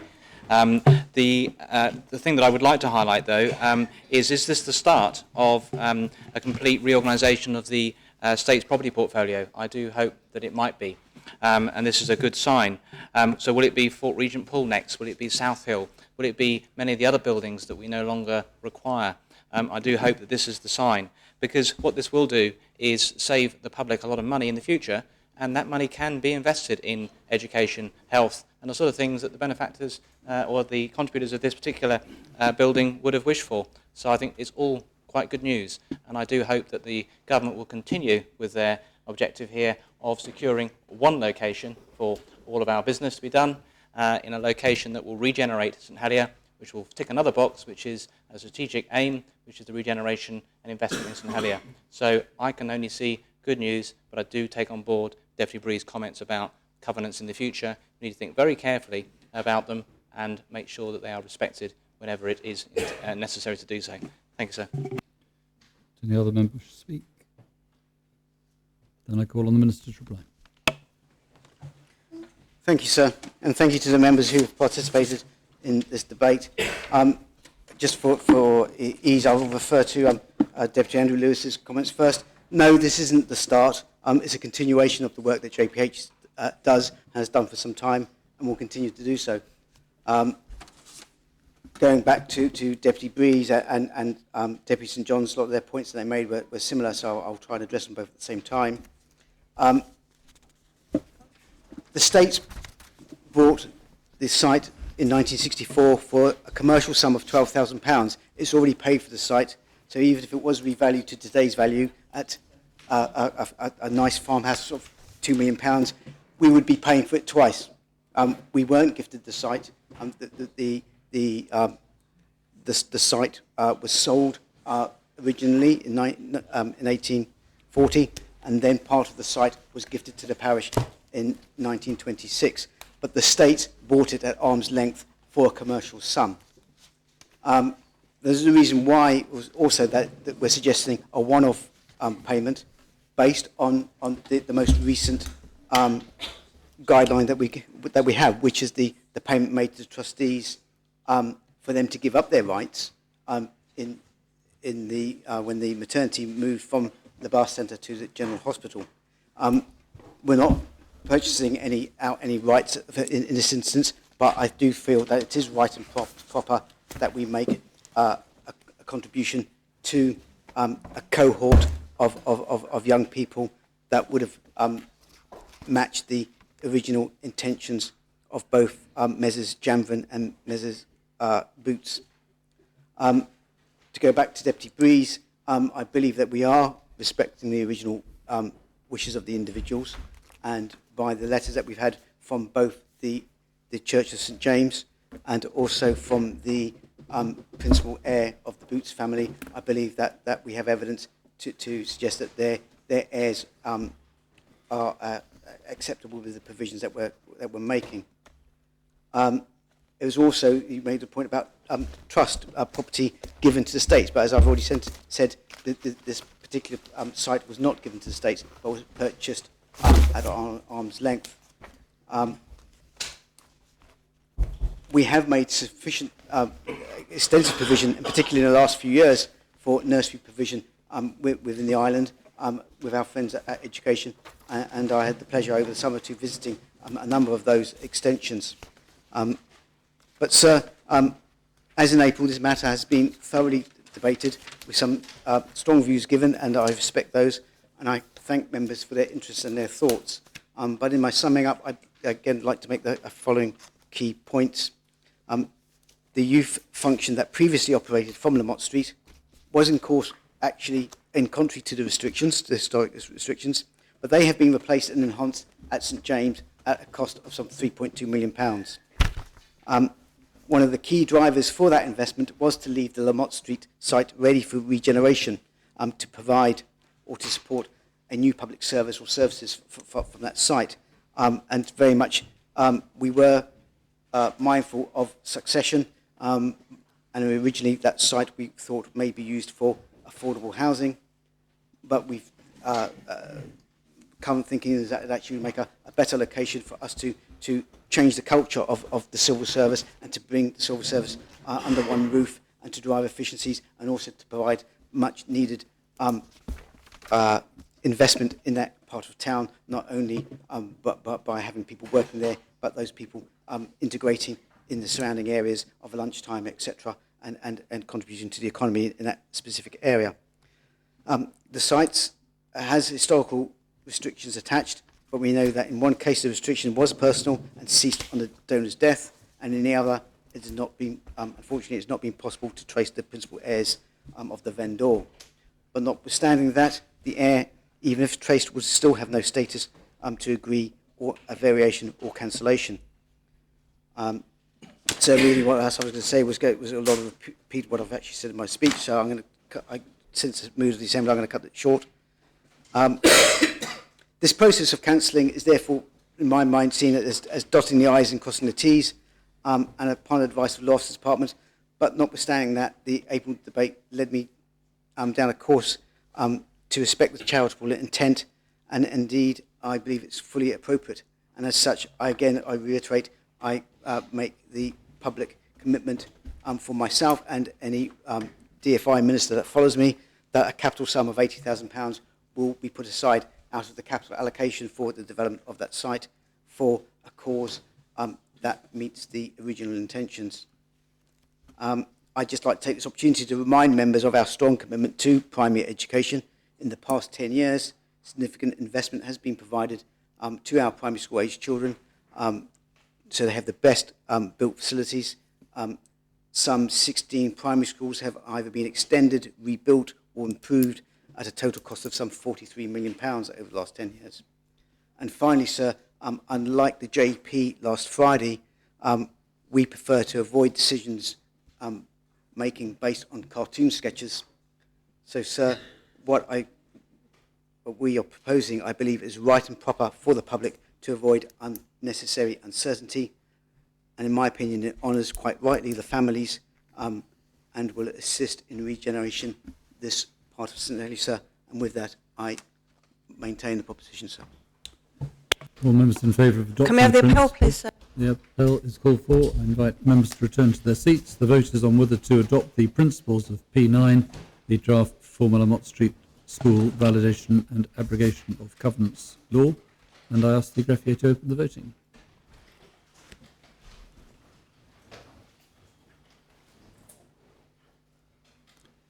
If all members have had the opportunity of voting, then I ask the greffier to close the voting. I can announce the proposition, the principles have been adopted. 40 votes in favour, 3 votes against, and 2 abstentions. Greffier, please. Those voting contre, deputies Kevin Lewis, Doublé and Bree. abstentions. Deputy Le Fondre and the Deputy of St Warner abstained. This is probably a matter for Corporate Services Scrutiny Panel, if you wish to scrutinise, Chairman.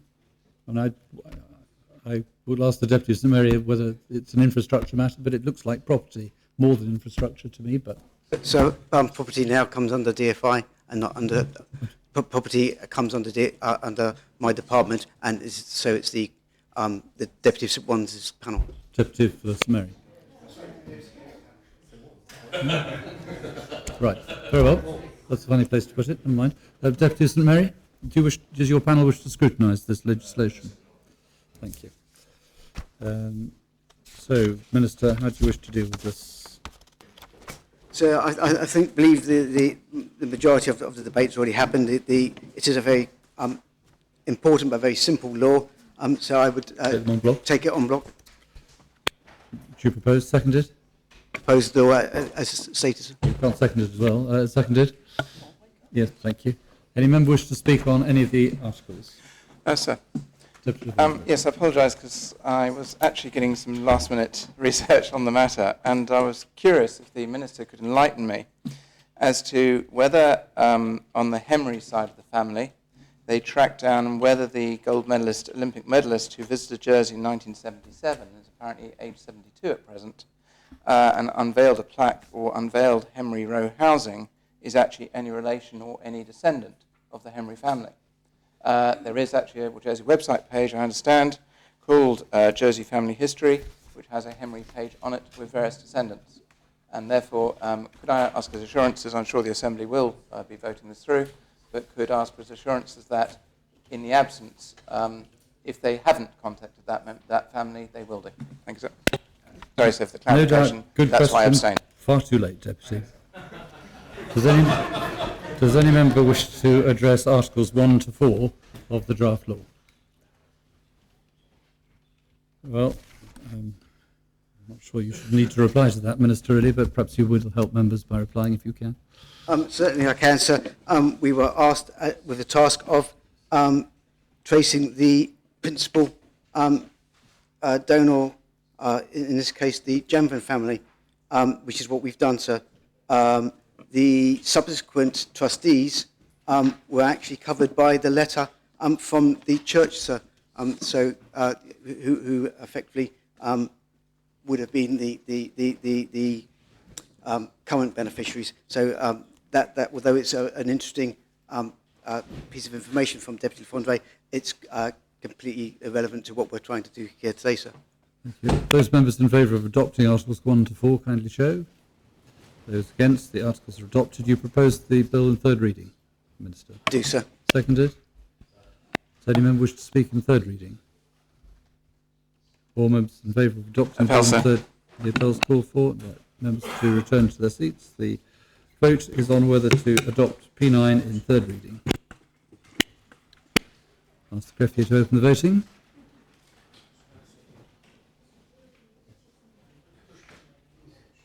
All members have had the opportunity of voting. Ask the Greffier to close the voting. Can announce that the bill has been adopted in third reading. 38 votes in favour, 3 votes against, and 2 abstentions.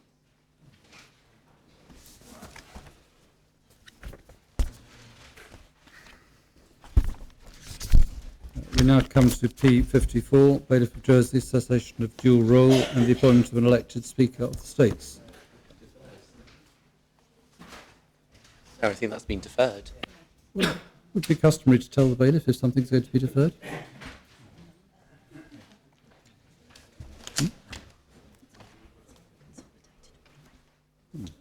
Very well. Still would have been courteous to tell the bailiff.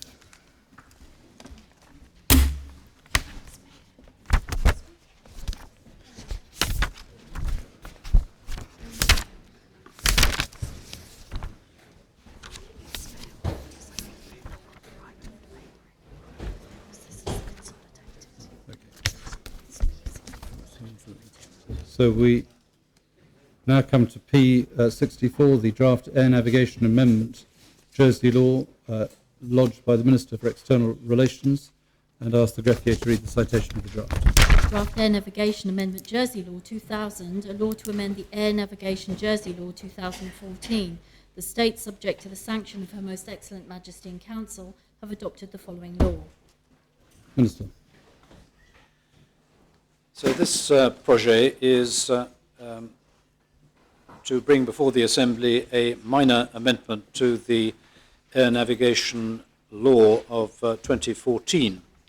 At the present time, the courts of Jersey have a rather large jurisdiction over any offence committed on board an aircraft registered in Jersey, wherever that aircraft may be. And so if the aircraft is parked on the ground in some far-flung foreign city and an offence takes place on board the aircraft, the courts of Jersey could assume jurisdiction to deal with that particular offence. This practice is out of line with the practice in other parts of the British Isles and also out of line with the Tokyo Convention on offences and certain other acts committed on board aircraft. And so the purpose of the amendment is to remove two words from the, or to insert two words, in Article 173A of the Air Navigation Law, as to provide that the jurisdiction of the Jersey courts will only apply when the offence is committed on board a Jersey registered aircraft which is actually in the air. I move the principles of the bill. Seconded. Yes, sir. Does any member wish to speak on the principles? All those in favour of adopting the principles kindly show. Those against, the principles are adopted. Move the articles on block, Minister. All two of them. If I may move the two articles together, sir, I move Articles 1 and 2 of the bill. Seconded. Yes, sir. Any member wish to speak? Deputy Bree? Oh, I'm sorry. Those members in favour of adopting, I should have asked for scrutiny first. Which panel is this? Goodness knows. Deputy. So I think. Corporate Services, your panel, is it, Deputy? No, thank you, sir. Those members in favour of adopting Articles 1 and 2 kindly show. Those against, the articles are adopted. Move the bill in third reading, Minister. Move the bill in third reading. Seconded. Yes, sir. Any member wish to speak? Those members in favour of adopting the bill in third reading kindly show. Those against, the bill is adopted. We come next to P66, the Draft Policing of Parks Amendment Number 6, Jersey Regulations, lodged by the Minister for Infrastructure. I ask the greffier to read the citation of the draft. Draft Policing of Parks Amendment Number 6, Jersey Regulations 2000. The States, in pursuance of the Order in Council of 26th December 1851 and Article 92 of the Road Traffic Jersey Law 1956, have made the following regulations. Minister, you should propose the principles. Yes, sir. So this is an amendment to the regulations to enable the proper policing and management of the new Monyard Liberation Gardens in St Lawrence and the what is commonly known as the Elephant Park in St Bollards. It is necessary to formalise designation of these areas as parks by including them under for the Monyard Liberation Gardens under Part 2 and for the Elephant Park under Part 5 of the schedule of the policing of parks. And I maintain the regulations amendment, sir. Seconded. Does any member wish to speak on the principles? Councillor St Lawrence. Sir, I'd just like to thank the Minister for bringing this forward for the Monyard Liberation Garden, which was formally opened on May the 9th this year to celebrate the 70th liberation of Jersey. And I invite all members, when these regulations have been approved, to visit and enjoy the gardens in St Lawrence. Thank you, sir. As long as they don't breach the regulations. Any other member wish to speak? Just very briefly, sir, just want to echo the thanks given by Constable St Lawrence in regard to the Elephant Park. They're much needed regulations. My honorary police have asked for some time for having the necessary powers to deal with dog fouling in the park. So I thank the Minister for his assistance in this matter. Any other members wish to speak? Those in favour of adopting the principles kindly show. Those against? Principles are adopted. Deputy St Mary, does your panel wish to scrutinise these regulations? Take the regulations 1 and 2 together, Minister. Yes, sir. Seconded. Any member wish to speak? Those in favour of adopting regulations 1 and 2 kindly show. Against? These regulations are adopted. You propose them third reading, Minister? Sir. Seconded. Any member wish to speak? Third reading. Those members in favour of adopting the regulations? Sir. Bells call for. I'd like members to return to their seats. The vote is on whether to adopt P66 in third reading. I ask the greffier to open the voting.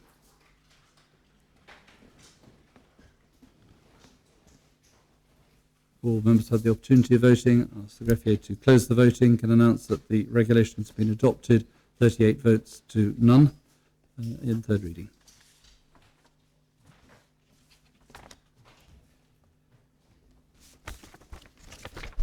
We now come to P67, the ratification of the agreement between the Government of Jersey and the Government of the United Arab Emirates for the avoidance of double taxation and the prevention of fiscal evasion with respect to taxes on income, lodged by the Minister for External Relations. I ask the greffier to read the proposition. The States are asked to decide whether they are of opinion to ratify the agreement between the Government of Jersey and the Government of the United Arab Emirates for the avoidance of double taxation and the prevention of fiscal evasion with respect to taxes on income, signed on 20th of April 2016. Minister. So this proposition invites the Assembly to ratify the double taxation agreement with the UAE.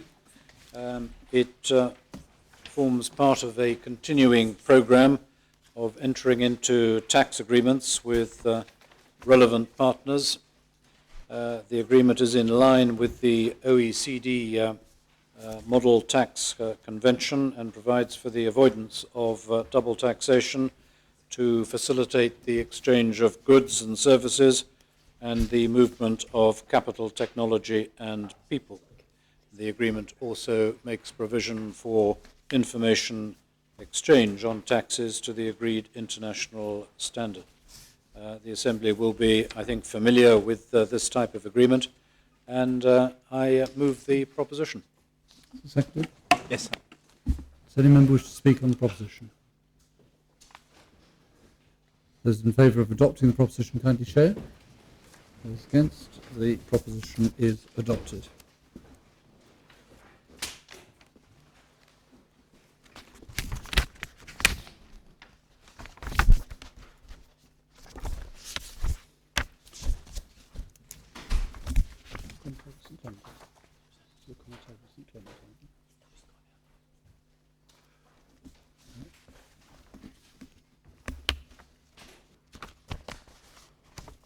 There are a number of pieces of draft legislation to be considered by the States today and, if necessary, tomorrow, which will almost certainly be cited in or applied by the court on a regular basis. It's always possible, as members will know, for an individual, in an individual case for litigants, to be asked whether they object to the bailiff or deputy bailiff presiding over the court on the basis that he has also presided in the States. And when on the rare occasions that happens, the result is nearly always that the parties raise no objection because they realise that the bailiff has no vote and that he has not been responsible for the policy or for the drafting instructions or the drafting of the legislation. But it would be inconvenient to have to do so, to ask that question of litigants, with legislation that frequently comes before the court. And unusually today we have 4 propositions: P74, which is about criminal penalties; P76, which is about parental responsibility in family cases; P78 and P79, dealing with mental health in criminal cases and capacity. And they all fall, therefore, into that category. And I have therefore asked the Conotable of St Clement to preside over P74 to 76, and the greffier will preside over P78 to 79 to ensure that no difficulty will arise in the future. I'd like to add it's a precautionary step and not one that I consider to be a necessary one. Any member who's taken the trouble to read court judgments which involve ministers or the States will appreciate that there is no doubt about the impartiality and the independence of the bailiff when sitting in court, just as I hope there is no doubt about that in this assembly.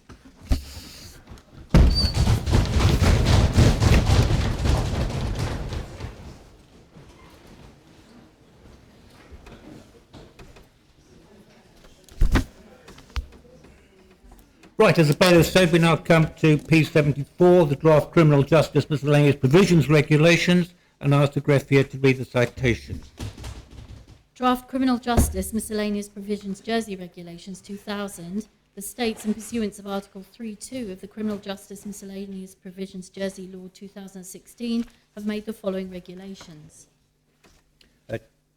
Chief Minister. So could I ask Senator Balash to act as rapporteur for this and the next item? Senator Balash, Assistant Minister. So the Assembly will recall that the Draft Criminal Justice Miscellaneous Provisions Law came before the Assembly and was adopted by the Assembly on the 20th of October 2015. That law brought into effect a number of changes to financial penalties of different laws and amended slightly the standard scale of penalties by reducing by one the number of levels on the scale from 4 to 3. And level 1 on the scale of penalties now is a maximum penalty of £200, level 2 a maximum penalty of £1,000, level 3 a maximum penalty of £10,000, and if that penalty is not thought to be sufficient, the penalty is expressed to be an unlimited fine.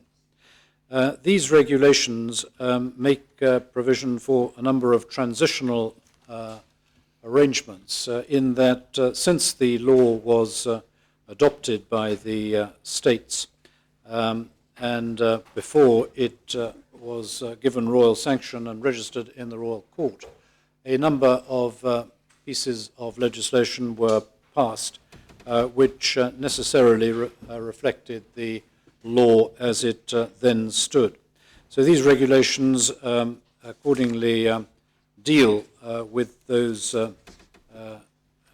offences which were created in laws and regulations which were passed after the adoption of the new law and its coming into force, which subject to the will of the Assembly will be very shortly. So I move the principles of the regulations. Are the principles seconded? Yes, sir. Okay. Principles are now open for debate. Does anyone wish to speak? If not, well, all those in favour, please show. Those against? Chairman of the Corporate Service Scrutiny Panel, do you wish these referred to? Sorry, sir. No, thanks, sir. How would you like to take the regulations? If I may, sir, I will take the regulations en bloc together with the schedule which sets out the different offences where the penalties are to be uprated or changed. And so I move regulations 1 and 2 of the regulations and the schedule setting out the different offences in question. Are regulations seconded? Yes, sir. Regulations are open for debate. Does anyone wish to speak? In that case, all those in favour of adopting the regulations, please show. Those against? Would you like to propose the regulations in third reading? Regulations in third reading. Seconded? Yes, sir. Anyone wish to speak in third reading? All those in favour, please show. All those against? The regulations are adopted in third reading.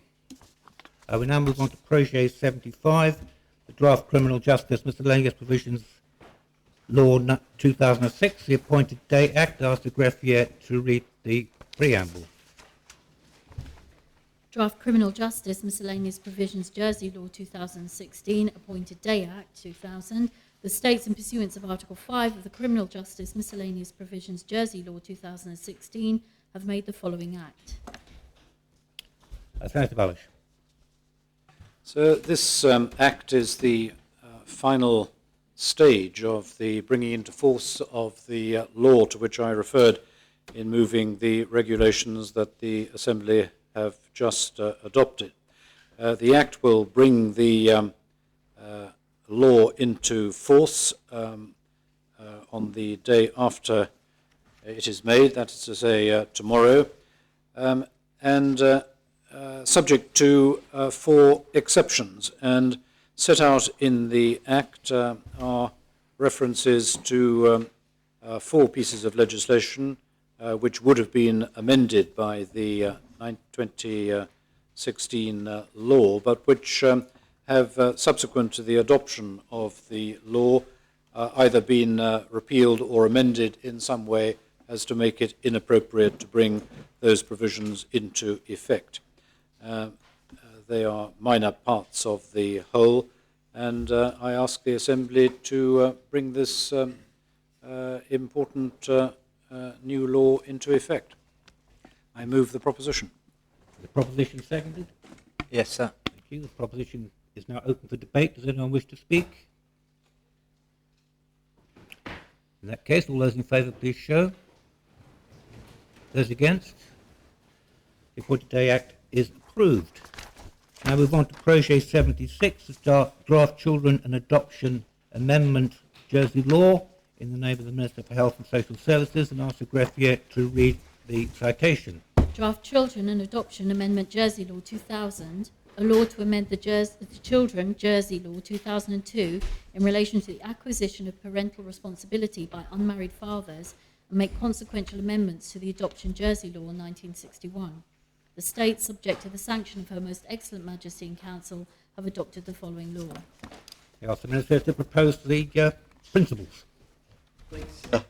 Sir, I'm pleased to present this proposition which will amend the Children Jersey Law 2002 and the Adoption Jersey Law 1961. The principal purpose of the amendment of the law is to enable unmarried fathers to acquire parental responsibility for his child at the point at which he becomes officially registered as the father's child. This is the case currently, sir, with married fathers. Parental responsibility is, of course, an essential aspect of being a parent, and it determines who can make decisions about a child. Those decisions relate to a number of factors critical to the well-being and the upbringing of that child, such as determining where a child goes to school, consenting to a child's medical treatment, and taking the child abroad for holidays. The current position under the Jersey law is that an unmarried father does not acquire parental responsibility for his child when registered as the child's father. In other words, his name can be on the birth certificate, but he does not acquire parental responsibility. In order to obtain parental responsibility, the father must either apply to the Royal Court for an order granting responsibility, or he must enter into a parental responsibility agreement with the child's mother. Jersey law, sir, is out of step with the legal position in England and Wales, where an unmarried father will acquire parental responsibility if he becomes registered as the child's father. In addition, the current Jersey law is a source of some distress, I think that puts it mildly, sir, but certainly some distress for unmarried fathers, and can lead particularly to unfortunate consequences for that father. Unmarried fathers who have been included on a child's birth certificate often assume incorrectly that they have parental responsibility for their child. And it is often only in unfortunate events, such as the relationship breakdown with the child's mother, that they realise that they do not have parental responsibility, again, without applying to the court. They are, in effect, sir, prevented from exerting influence in decisions about their child. This proposition seeks to remedy that situation, and accordingly, in this proposition, I am proposing to make the following amendments. The principal amendment is to the Children's Jersey Law, which contains provisions relating to parental responsibility. The law will be amended so that an unmarried father who is named on the birth certificate is automatically conferred parental responsibility. Secondly, the Adoption Jersey Law will be amended in two regards. These amendments are consequential amendments flowing from the principal amendment to the Children's Law. These are that the adoption law is amended so that the court, These are that the adoption law is amended so that before the court makes an order freeing a child for adoption, the court must be satisfied that a person claiming to be the child's father has no intention of acquiring parental responsibility for that child by requesting registration as the child's father. Also, the adoption law is amended so that the effect of a revocation of the order freeing a child for adoption would include the revival of the unmarried father's parental responsibility acquired by virtue of him being registered as the child's father. So those are the relevant amendments covered by this law. So in conclusion, this proposition is a relatively straightforward one, but it is a very important one. The law is designed to enhance the status of unmarried fathers with regards to their relationship with their child. It will address aspects of the current law which cause significant distress for some unmarried fathers, sir. So I make the proposition. Are the principles seconded? The principles are open for debate. Does anyone wish to speak? Deputy Dibley. Thank you, sir. I want to thank the Minister for bringing forward this amendment to the law. Members will know my own commitment to equality, and this is certainly in line with the aims of the Community Relations Trust, for which I'm the State's trustee. So I really hope that members will support it. Fathers have been seen as second-class parents sometimes in some of our laws and policies for too long, and I'd really like to see this changing. Beyond the obvious biological functions, obvious differences, a father is just as capable of being a nurturing parent as a mother is. And I really hope that the precedent we're setting here for recognising mothers and fathers equally for their value as parents will continue to be applied to new laws and policies that the states are bringing in. And I particularly would like to see this when the Social Security Minister is reviewing her family-friendly legislation. And I hope that we can go even further in recognising the value of fathers by investigating options such as shared parental leave so that families can choose which parent cares for the child. Also, I wonder if the Minister, when he sums up, could he just clarify the actual process by which couples obtain, is it the share parental responsibility order? Because being that this isn't retrospective, there may be lots of couples that would like to know how to do this now, and I think it is quite a straightforward, simple process. So if the Minister could just detail that in his summing up. Thank you. Does any other member wish to speak? I call on the Minister to respond. I thank the Deputy for her support, sir, and I'll try and answer her question. She quite rightly said that this law is not, laws generally are not retrospective, and this one is not. We did look at it because we know that this causes a huge amount of upset for families. So once the father is on the birth certificate, he automatically assumes, if you like, joint responsibility for the child's welfare and upbringing. The arrangements as to where the child lives and such like has to be determined between the two of them, and if they can't determine that, if they're not living together, then it will end up being determined by the court. But normally, couples are able to sort that out. I hope that answers the Deputy's question, sir,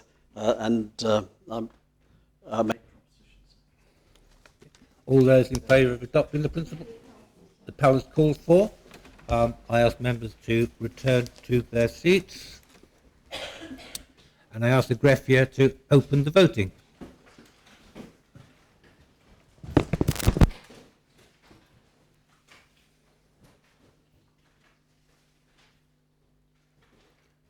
I ask the greffier to close the voting. I can announce that the proposition or the principles have been adopted. 34 votes in favour, no votes against. This comes under your scrutiny panel, Deputy Sir. Do you wish to have the... Yes, sir, we do not. Okay, thank you. Minister, when you finished adjusting the furniture... Okay. Sir, can we take it on block, sir? Oh, yeah, I realise that. How would you like to take the regulations? On block, if I may, sir. Of course. You'll propose the regulations, have you? Are the regulations seconded? Does anyone wish to speak on the 3 regulations? Deputy Dibble. Sorry, sir, I'm not sure the Minister understood what I was saying. I was hoping that he could that the Minister could, for the public, just clarify that it's a very simple process, that families who wanted to obtain this equality, whose children are already born, I think all they have to do is go to the judicial gref and obtain a form, and just to encourage them perhaps to do that, then it's not seen as a very complicated process. Yes, we are now on the regulations, but if the Minister does, when he responds, if he wishes to comment on that, that would be acceptable. Anybody else wish to speak? Minister, do you wish to respond? Yes, sir. I did misunderstand the question. I'm sorry. It is for those who wish to simplify their situation. It is quite simple. They can apply to the court to share responsibility, parental responsibility, or they can indeed agree have a parent responsibility agreement with the mother. So it is quite simple. But it needs to be done when, might I suggest, when relationships are good. It's easier, yeah. All those in favour of adopting the regulations, please show. Those against? The regulations are adopted. You wish to propose the regulation in 3rd reading? Yes, please, sir. That's seconded. Does anyone wish to speak on the regulations in 3rd reading? Sir. Could I just ask the Minister to confirm the date in which this comes into force? Anyone else wish to speak in 3rd reading? Minister, I call on you to respond.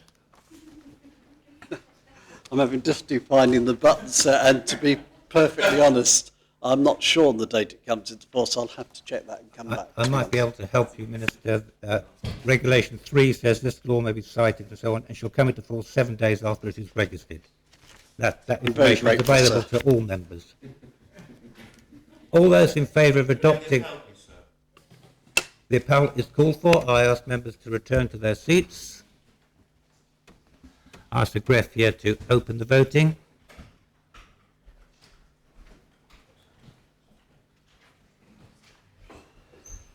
If all members have had the opportunity to vote, I ask the greffier to close the voting, and I can announce that the regulations have been adopted in 3rd reading, 38 votes in favour and no votes against.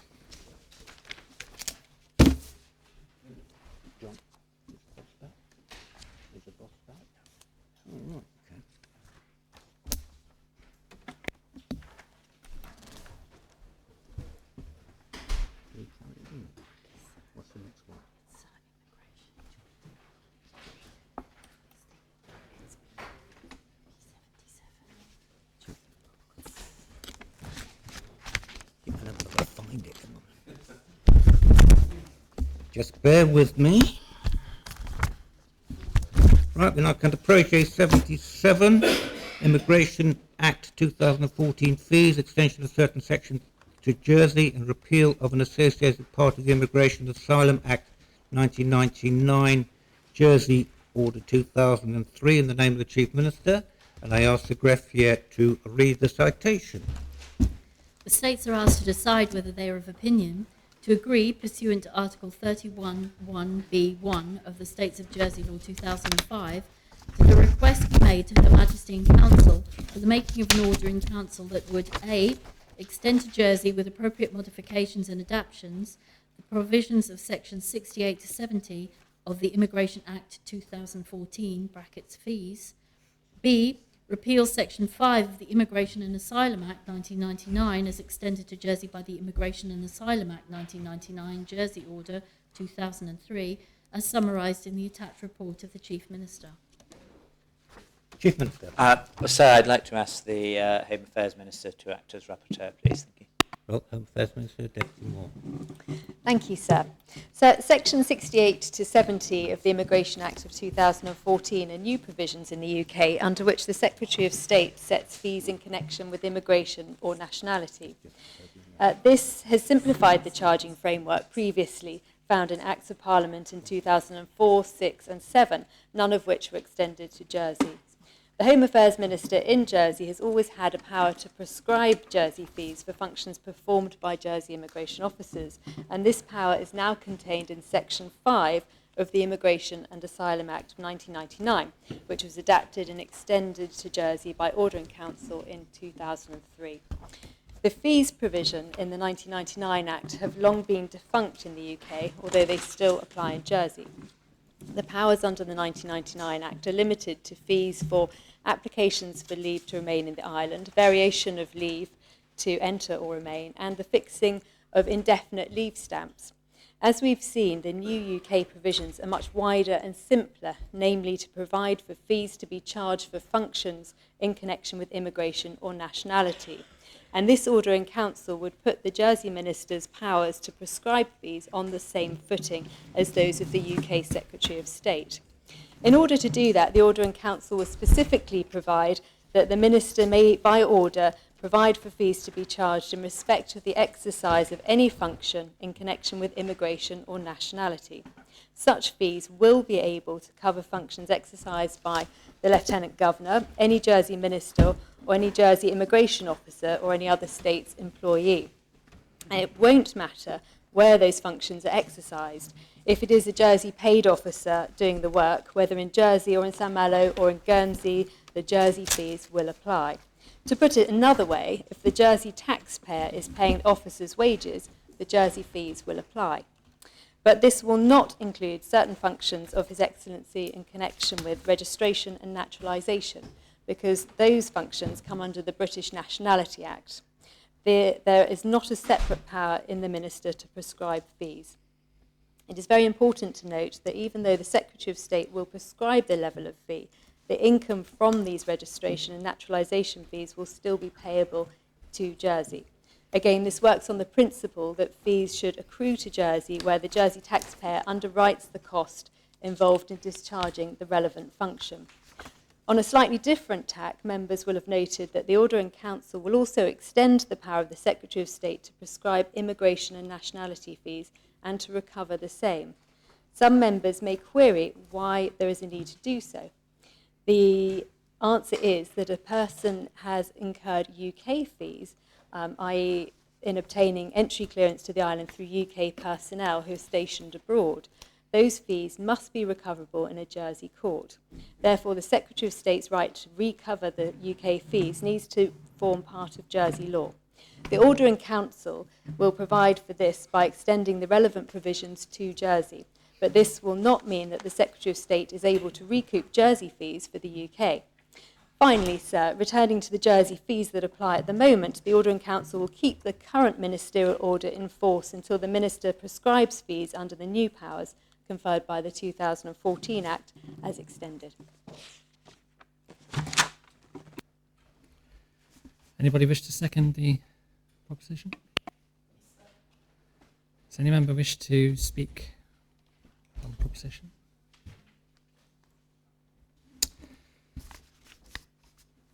Well, we come to the vote. Those members who are in favour of the order, kindly show. We have the appel, sir.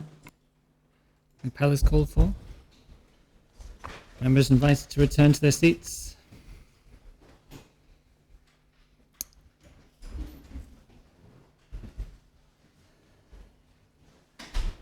I ask the greffier to open the voting.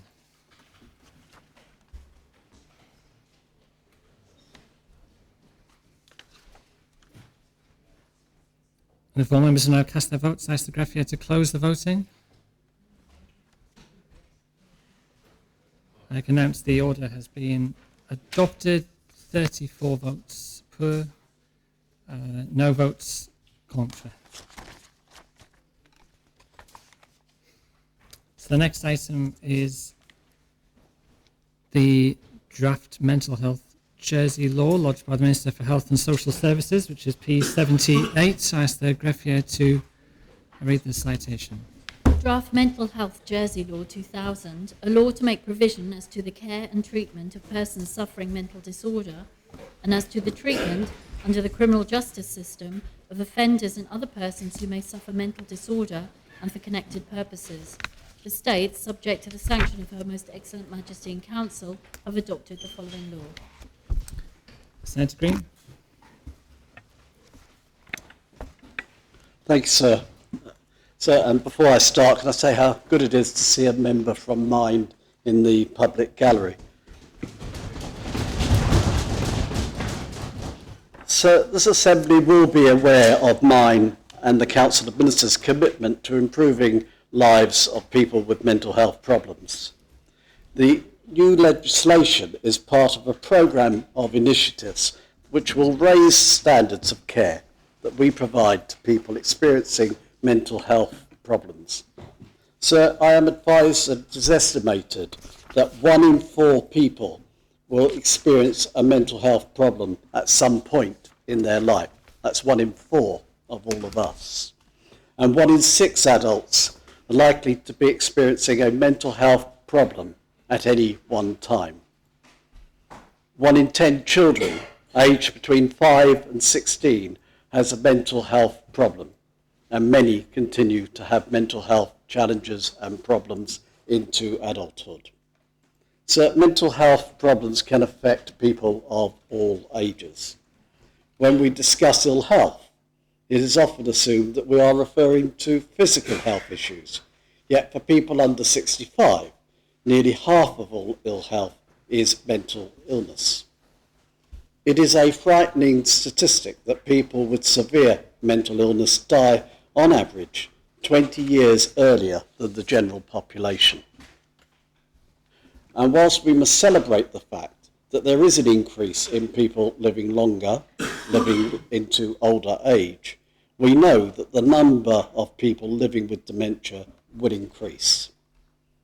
Mental health problems can have a wide-ranging impact for individuals in a number of areas of their life, including housing, employment, education, training, physical health, and relationship with families and friends.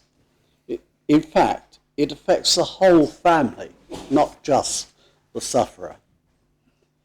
It is not just the responsibility of health and social services in providing appropriate care and support for people experiencing mental health problems, but it is a responsibility of the whole of society. However, it is my responsibility and the responsibility of Health and Social Services Department, amongst other things, to ensure that the legislation relating to people with mental health problems is fit for purpose. So in 2015, a local mental health strategy was endorsed by this Assembly, as well as the imperative to improve the quality of statutory services. The statutory emphasis the need for government and departments to work closely together alongside service users and carers. These combined efforts are focused on promoting and improving wider public mental health and well-being, reducing stigma and discrimination, and achieving greater equity between mental and physical health. The strategy also reflects a wider policy, and legislative requirements are placed on health and social care. The drafting of this new law has been completed in partnership with those responsible for the new mental health strategy. The policy team responsible for this new law have also been working simultaneously, and will debate this next, on the capacity and the self-determination law, which is due, as I say, to be debated next. The joint preparation of these significant pieces of legislation has allowed the continuity of approach to ensure that both pieces of legislation dovetail and complement each other. This dovetailing of approach is demonstrated in the removal of the antiquated curatorship provisions from the mental health law. Their replacement with a more modern powers to manage a person's affairs with, of course, the appropriate processes and safeguards being included within the capacity and the self-determination law. So why do we need a new mental health law? At present, the treatment of people affected by mental disorder is underpinned in the Mental Health Jersey Law 1969. It is essential that the provision of mental health services is underpinned with a modern and clear legal framework, a framework which safeguards the rights and the dignities and well-being of people experiencing significant mental health problems, a framework which also provides assurance to the public that where there are risks to the public or to the individual themselves, both will be protected from harm. In short, sir, a modern framework. There are a number of difficulties with the 1969 law, and the purpose of this law is to introduce a modern mental health law that is fit for purpose in the 21st century. This new law has been comprehensively researched and reviewed to reflect the many advances that have been made in the care and treatment of people experiencing mental health. It will ensure that the safeguards for their dignity and liberty are available as they are elsewhere, and that those safeguards will be available here in Jersey. Sir, you will be aware that there has been frequent criticism directed at the absence of appropriate provision within the 1969 law to enable the courts, where appropriate, to order a person accused of a crime to be remanded or sentenced to detention in an appropriate mental health facility. Sentenced to that facility to receive treatment for his or her mental disorder. These powers are now included in Part 9 of the new law. Further, it is important to recognise that there will be occasions when a person's mental disorder is of such a nature and extent as to mean that they are unable to participate effectively in a criminal trial. At present, provision is made in the criminal justice, brackets, I hate this term, sir, brackets, insane persons, Jersey law, 1964, so that a person accused of committing a criminal offence can be found unfit to plead, with the result that they would not be subject to a criminal trial, but may be subject to detention. Some of the archaic language in the 1964 law, such as one I just used, itself has been unhelpful, and we have changed to a modern, more appropriate, purposeful interpretation for the courts. The new mental health law replaces the 1964 law with a provision reflecting and building on the case law arising from the 64 law. It will enable a person to be diverted from the criminal justice system where they are unable to participate in a criminal trial or to an appropriate environment where they can receive that treatment for their disorder. In the preparation of all aspects of this new law, we have sought to have a balance between ensuring that the legislation is both appropriate and proportionate for Jersey, but is sufficiently aligned with equivalent laws in the UK and Guernsey. This is really important, sir, as due to a person's circumstances or the availability of some specialist services which may be required elsewhere in the British Isles. It will mean sometimes, as it does now, that patients need to be transferred to another place in the British Isles to receive appropriate care. The legislation in the UK and in Guernsey have already been extensively modernised, and it is important that Jersey's legislation gets up to date and keeps pace to ensure that people can access the care they need, when they need it, with appropriate safeguards. So I'd like to speak just briefly about how we've developed the law. So the Council of Ministers agreed in 2014 that the project should commence to not only replace the 1969 law with a new mental health law, but to simultaneously develop a new piece of legislation to enable people to plan for a time when they may lose capacity to make decisions for themselves. So this was always an ambitious objective. The project was to consult widely on the content of these laws, draft them and implement them by April 18. To fulfil this objective, a project team of officers from Health and Social Services, the Law Officers Department, the Law Draftsman's Office, and what is now called Community and Constitutional Affairs Department was established. As a new mental health law had come into force in Guernsey in 2011, the project team drew on the experience and the expertise of their counterparts in Guernsey.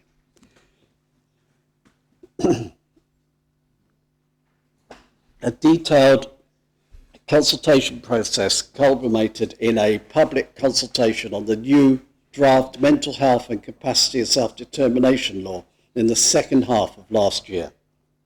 The level of participation and commitment to the consultation shown by the public and stakeholders in attending the events, making timely and considered and helpful written submissions, has been exceptional. The people gave of their time, including private individuals, carers, representatives from voluntary and community sector organisations, as well as states organisations. And these included frontline health and social services staff, States of Jersey Police, staff from Her Majesty's Prison at Lamoy, the judiciary, both from the Criminal and the Mental Health Review Tribunal, the Judicial Grefg, the Viscounts Department, the Law Society, the Safeguarding Partnership Board, but I would particularly like to thank Mind Jersey for the work that they did, and the representatives drew on their experience and their expertise, as well as their further professional support in providing a detailed, and I mean detailed, but very helpful feedback. So thank you. They gave very useful feedback both on this law and the capacity and self-determination law, and ensured that their clients' interests were represented within the consultation process.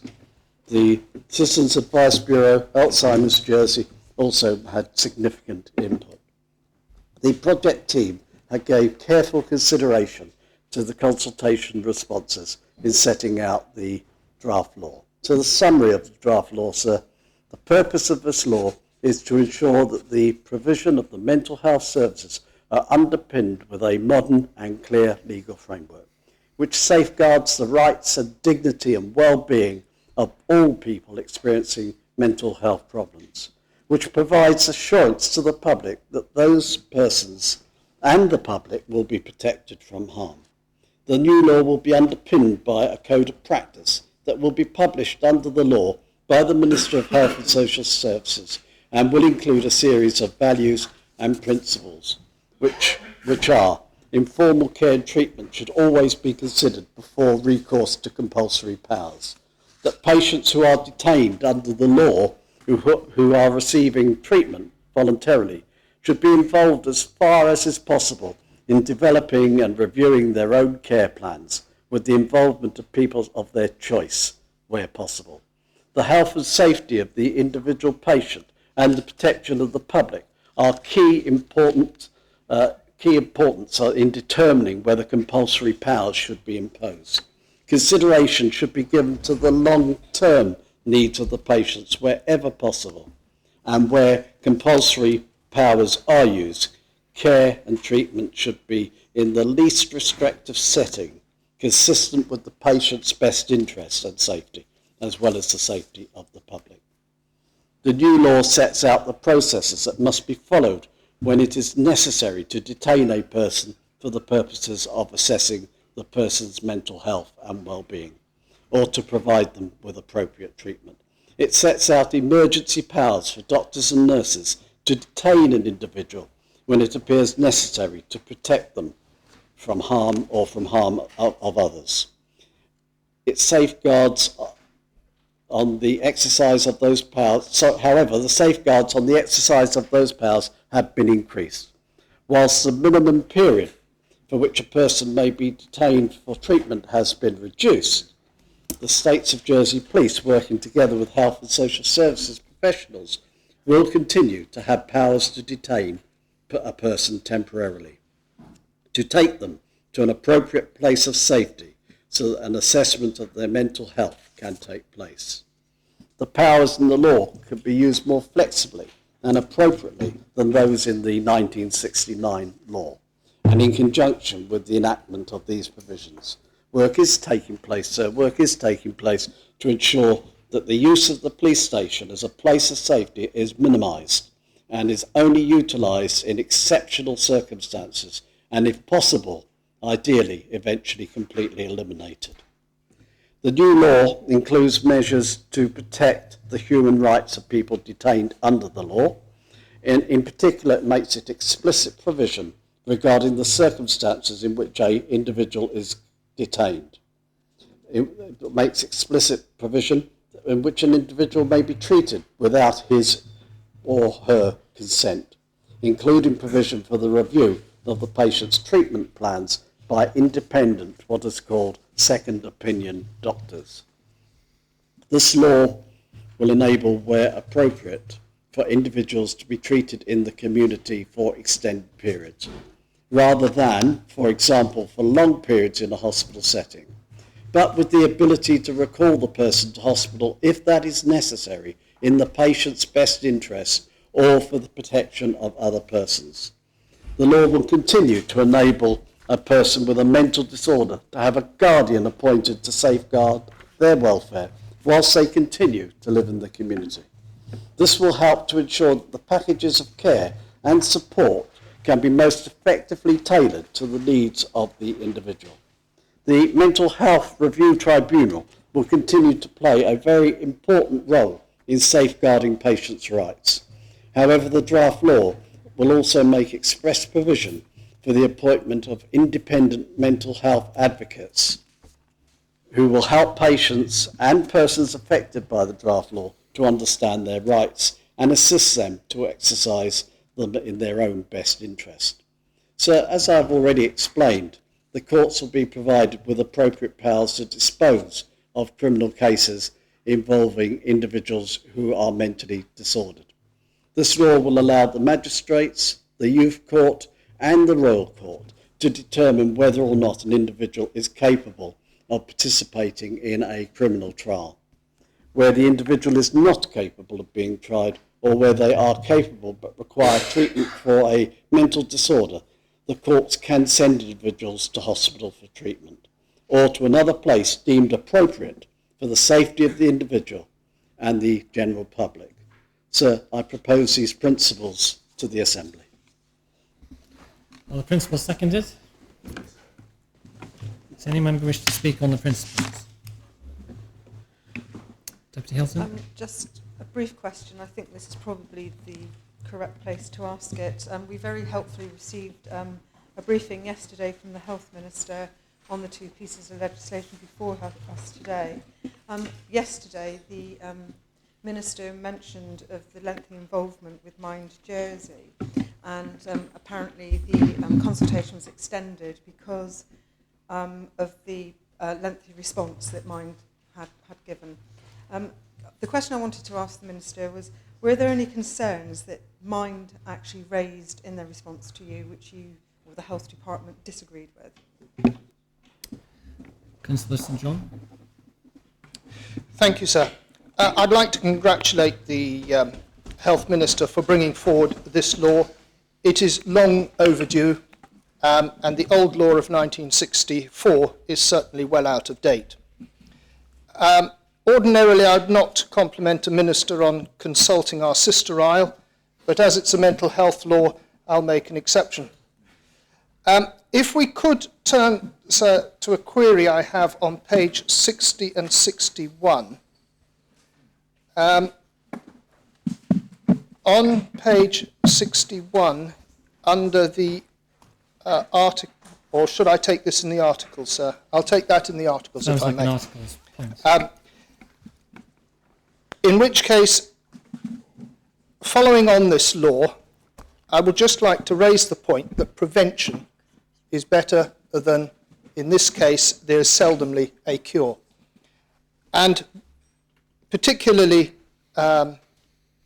mental health at an elderly age, and I talk of dementia, can be prevented because certain drugs are prescribed. And the family of benzodiazepines and also anticholinergics, the benzodiazepines are commonly known as sleeping pills. The other one, which I won't pronounce again, is commonly used for cystitis and for sinus problems. Use of those drugs for an extended period of over 2 weeks, research is showing significantly increases the risk of dementia. I have a parishioner who was prescribed both those drugs for a period in excess of 10 years. And it's now no surprise that that parishioner suffers severe dementia. And so I would ask that in conjunction with this law, that the Health Department take on research and take on examining prevention so that the elderly, and we're getting more elderly on this island, are protected from prescribed drugs that can cause some mental illnesses. Thank you, sir. Senator Routier. Thank you, sir. Before I was a States member, I can recall being asked to become involved in a review of the mental health law. That was many years ago, and there was the anticipation that a new law would be developed and brought forward. It has been a long, long way to get to where we are today. And I can only congratulate the Minister for getting us to this position today, because it has been so many working groups and people who have been involved in formulating this law and getting the appropriate legislation before us today. And I believe this piece of legislation is very thorough. It's really well developed, and I believe that it's something that we can get fully behind. I'm sure many of us know people who have suffered some level of mental illness, and we, within our community, need to face these things on a regular basis. I myself had a mild session a few years ago, before I was a States member, where I was supported very well by the Health Department to get over a period in my life which was very, very difficult. And I know that there are also other people within our Assembly who are facing, who have faced those sorts of issues. We need to talk about it. We are talking about it today, and we shouldn't be afraid to talk about it, because it is something that many people in our community have to face, and we need to recognise that and support people within our community. And I think what we have before us today is the right legislation for us to be able to help and support people. Having the right care packages in place, which to ensure that the legislation is appropriate to ensure that people have the ability, if they do get to a stage where they need to have be kept into a facility which is going to look after them, there need to be the right appeals processes to ensure that they can have their case looked at on a even-handed basis. And I believe the way this legislation is been formulated, that does allow for that. There is an appeals process. There's one thing I looked at very carefully when when this is being brought together. So I hope everybody will be able to support this legislation and ensure that we are able to go forward in an appropriate manner. Deputy Martin. Yes, thank you, sir. And I do apologise for the Minister for not being able to attend yesterday, because I do try and attend as many briefings as possible. And these sort of questions, the one that I'm specifically going to ask now, could have been asked. I was at a PAC public hearing and could not move that because many other people were involved.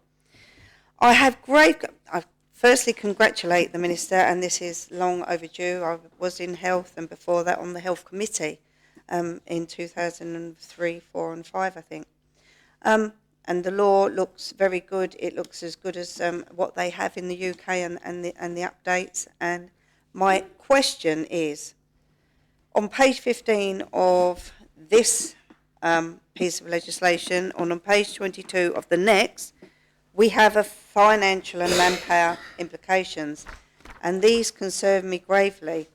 To implement, it will take 6 more full-time equivalents, 4 being in the judicial graph, 1 in the law office department and 1 in the health and social service department. The total cost of 1.66 million in 16, 17 and 18. And then the second paragraph says, bringing both pieces of legislation into full force as described in the report via appointed day acts will have further financial manpower.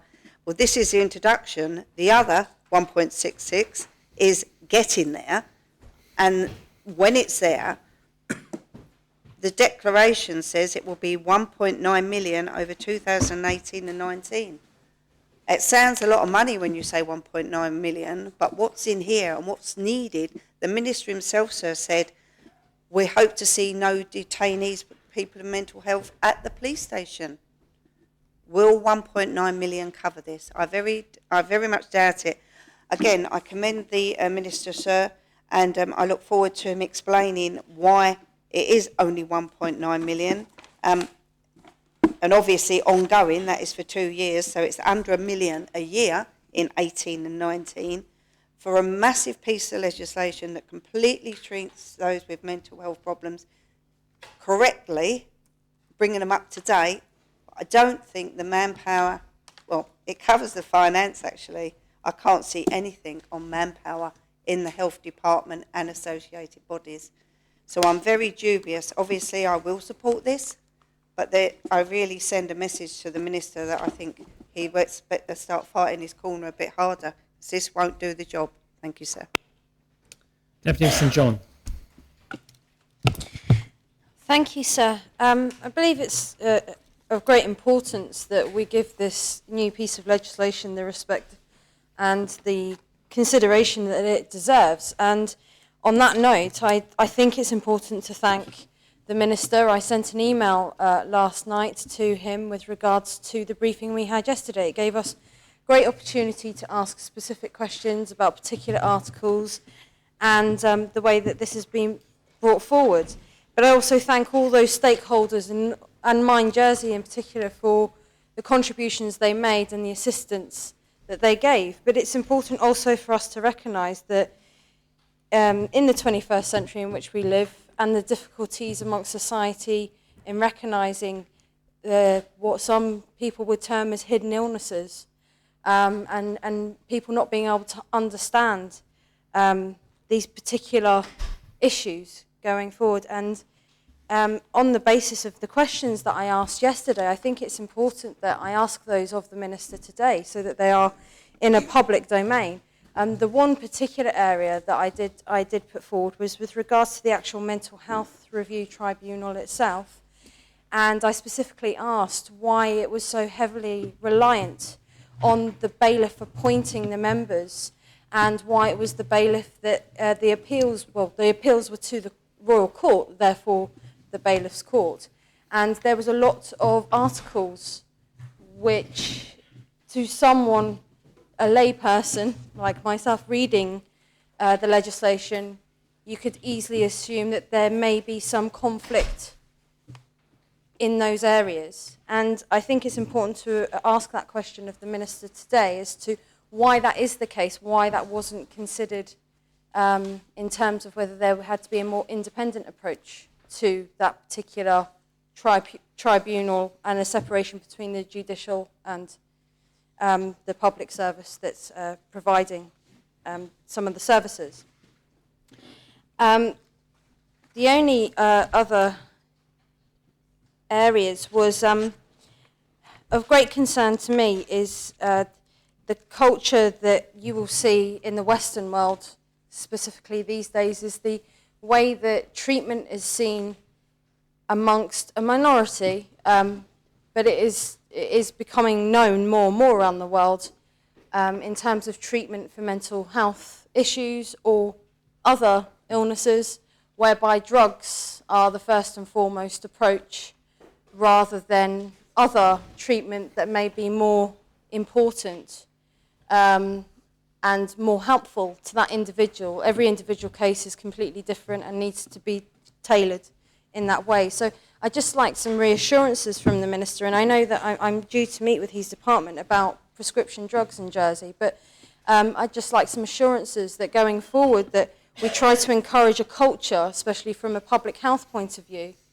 that it's not always just about prescribing drugs and hoping that that person will be okay and hoping that everything will be okay after that, that us as a society recognise that we all need to support each other and not be so judgmental at first point of contact. Thank you, sir. Senator Ferguson. Thank you, sir.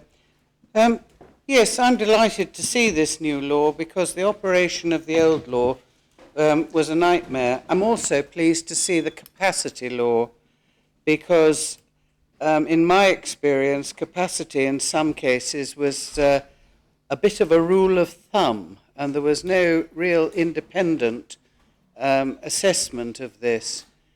I am disappointed to see the curatorships go because those actually were a very good check and balance on the conduct of the financial affairs of anybody who was under anything like a curatorship or needed any sort of care. They're described as being burdensome and so on. Actually, they were very simple, and the judicial grefg were fantastic in helping with that. So, you know, I'm a little lost as to how we're going to get regulation of delegates. I've mentioned carers already today, which is probably more in the dementia end of the mental health law, but I think these need to be kept in mind.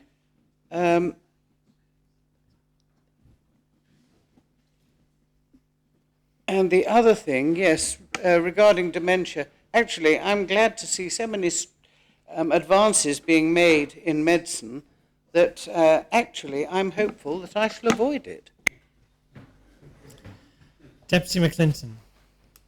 Thank you, sir. Firstly, I'd like to speak to Senator Routier, who bravely admitted to something that many more people in society would feel more comfortable admitting to, hopefully, and that is to struggle with their thoughts at times. It is worth mentioning that we are all fellow strugglers, and I look forward very much to the day when we can talk openly about mental ill health as easily as we can about our physical ill health.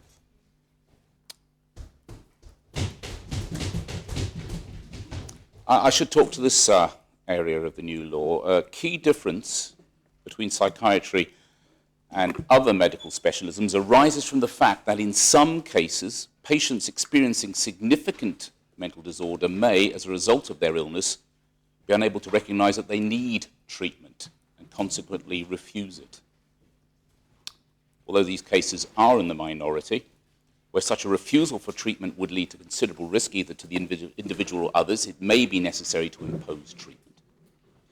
For this reason, and because of other potentially disabling consequences of mental disorder legislation, it's required to regulate the care and treatment of people with the mental disorder and so provide the appropriate safeguards in doing so. And this new law does all the above. There have been so many advances in the treatment of mental disorder since the implementation of the 1969 law.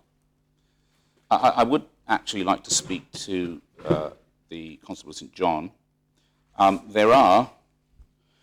There isn't such a thing as dementia. It's an umbrella term for neurological disorders, and I'm sure you'd be more than welcome. I'm quite happy to take him up to see the dementia unit. We'll explain some of the hard work they do and help inform him as to what dementia really means. And yes, the avoidance of drugs unless, of course, their work would be a marvellous thing, if at all possible, but whatever's best for the person in question. The law itself is long overdue, and it's been through a significant, as the Minister alluded to, a very significant consultation process. It has taken cognizance of developments in mental health care and is appropriate for Jersey whilst dovetailing with our closest neighbours. And I urge members of this Assembly to fully support this new legislation. Chief Minister. Thank you, sir. We tend to think, sir, that the big political moments play out on the big screen or on the radio or on the front page of a newspaper, and occasionally they do. Sometimes those big moments are not quite so big as they are pretending to be portrayed. But actually, sometimes big political moments take place on a wet, humid Tuesday afternoon. And they're done quietly, and they're done calmly, with not very much commentary in the media. And so I say that because today is one of those days. The previous minister, Deputy Pryke, started really putting a rocket under this work. The current minister, together with the other ministers on some strange-sounding body called Carver, but that consists of the Deputy of St Peter, Deputy Pinnell, Deputy Bryans, Deputy Pryke, Senator Routier, supported by a Constable of St Peter, supported by Deputy McClinton. So have given their absolute 100% commitment to driving this change forward. They've not been able to do it on their own.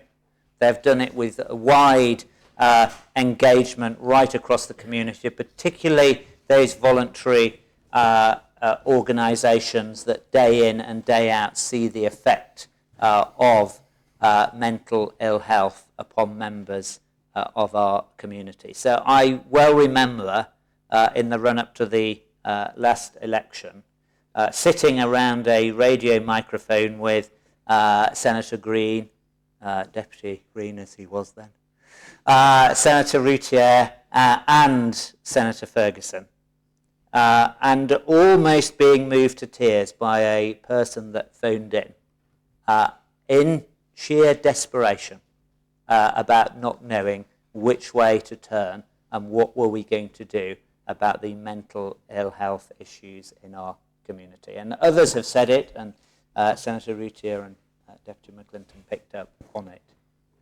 that actually, sir, most of us probably know someone for whom this has been and continues to be a real challenge. That might be in our family. It might be amongst our friends. It might just be our constituents or parishioners.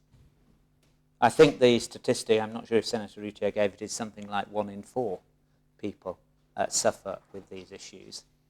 And they largely suffer in silence. They largely suffer behind closed doors because there has become a stigma in our community about talking about our thoughts, about talking about our mental health, about being embarrassed that we suffer from those issues. So we've got to unveil mental ill health issues. We've got to talk about them. We've got to put our arms around those people that suffer in this way. We will not understand it. Sometimes it's the lack of, the difficulty of understanding that means that it gets pushed to one side and isn't spoken about. But this law today, sir, is going to start to drive that change. There will be members who've got questions about particular bits. And I pick up on Deputy Martin's point about the money. This is only the start, because this is the change to the law. After this will come training, will become practice notes, it will filter down to delivery of care into and across the community. And that is going to cost more money into the future. And that's one of the reasons why in the MTFP we're putting more money into mental health services. So we're not alone in facing these issues as a community. It's right across Europe. It's certainly right across the UK. But we are pulling ourselves into the future by bringing forward this legislation and the next piece of legislation, by putting money into these services, and by standing up and saying to people who suffer in this way, you are not alone. We will do what we can to help and support you. It will be a long road. There's no magic overnight fixes, and the issue that the Deputy of St John raised about medication being the first course of action, because that's the society we've lived in for a number of decades now, is one of the issues. That there isn't always a pill that makes you feel better. Sometimes it's about talking. Sometimes it's about coming to terms with the situations that life has thrown at you. Sometimes about coming to terms with decisions that you've made. It's got to be the broad approach to dealing with these issues. And so, sir, I thank those ministers and everybody that's been involved. And by bringing this to the Assembly today for agreement, that's every member of this Assembly who votes for it, I thank them for making this wet, humid Tuesday, the first sitting of the States after a summer recess, transforming it from just an ordinary day into a red letter day that's going to transform people's lives in our community into the future. And it's on days like this, sir, even if some of the details need to be amended, and there are various places that people might not agree with, and the regulations have got to come underneath. It's days like this, sir, that I think we can take pride that this Assembly works well, and it works in the best interests of the most vulnerable members of our community. Thank you, sir.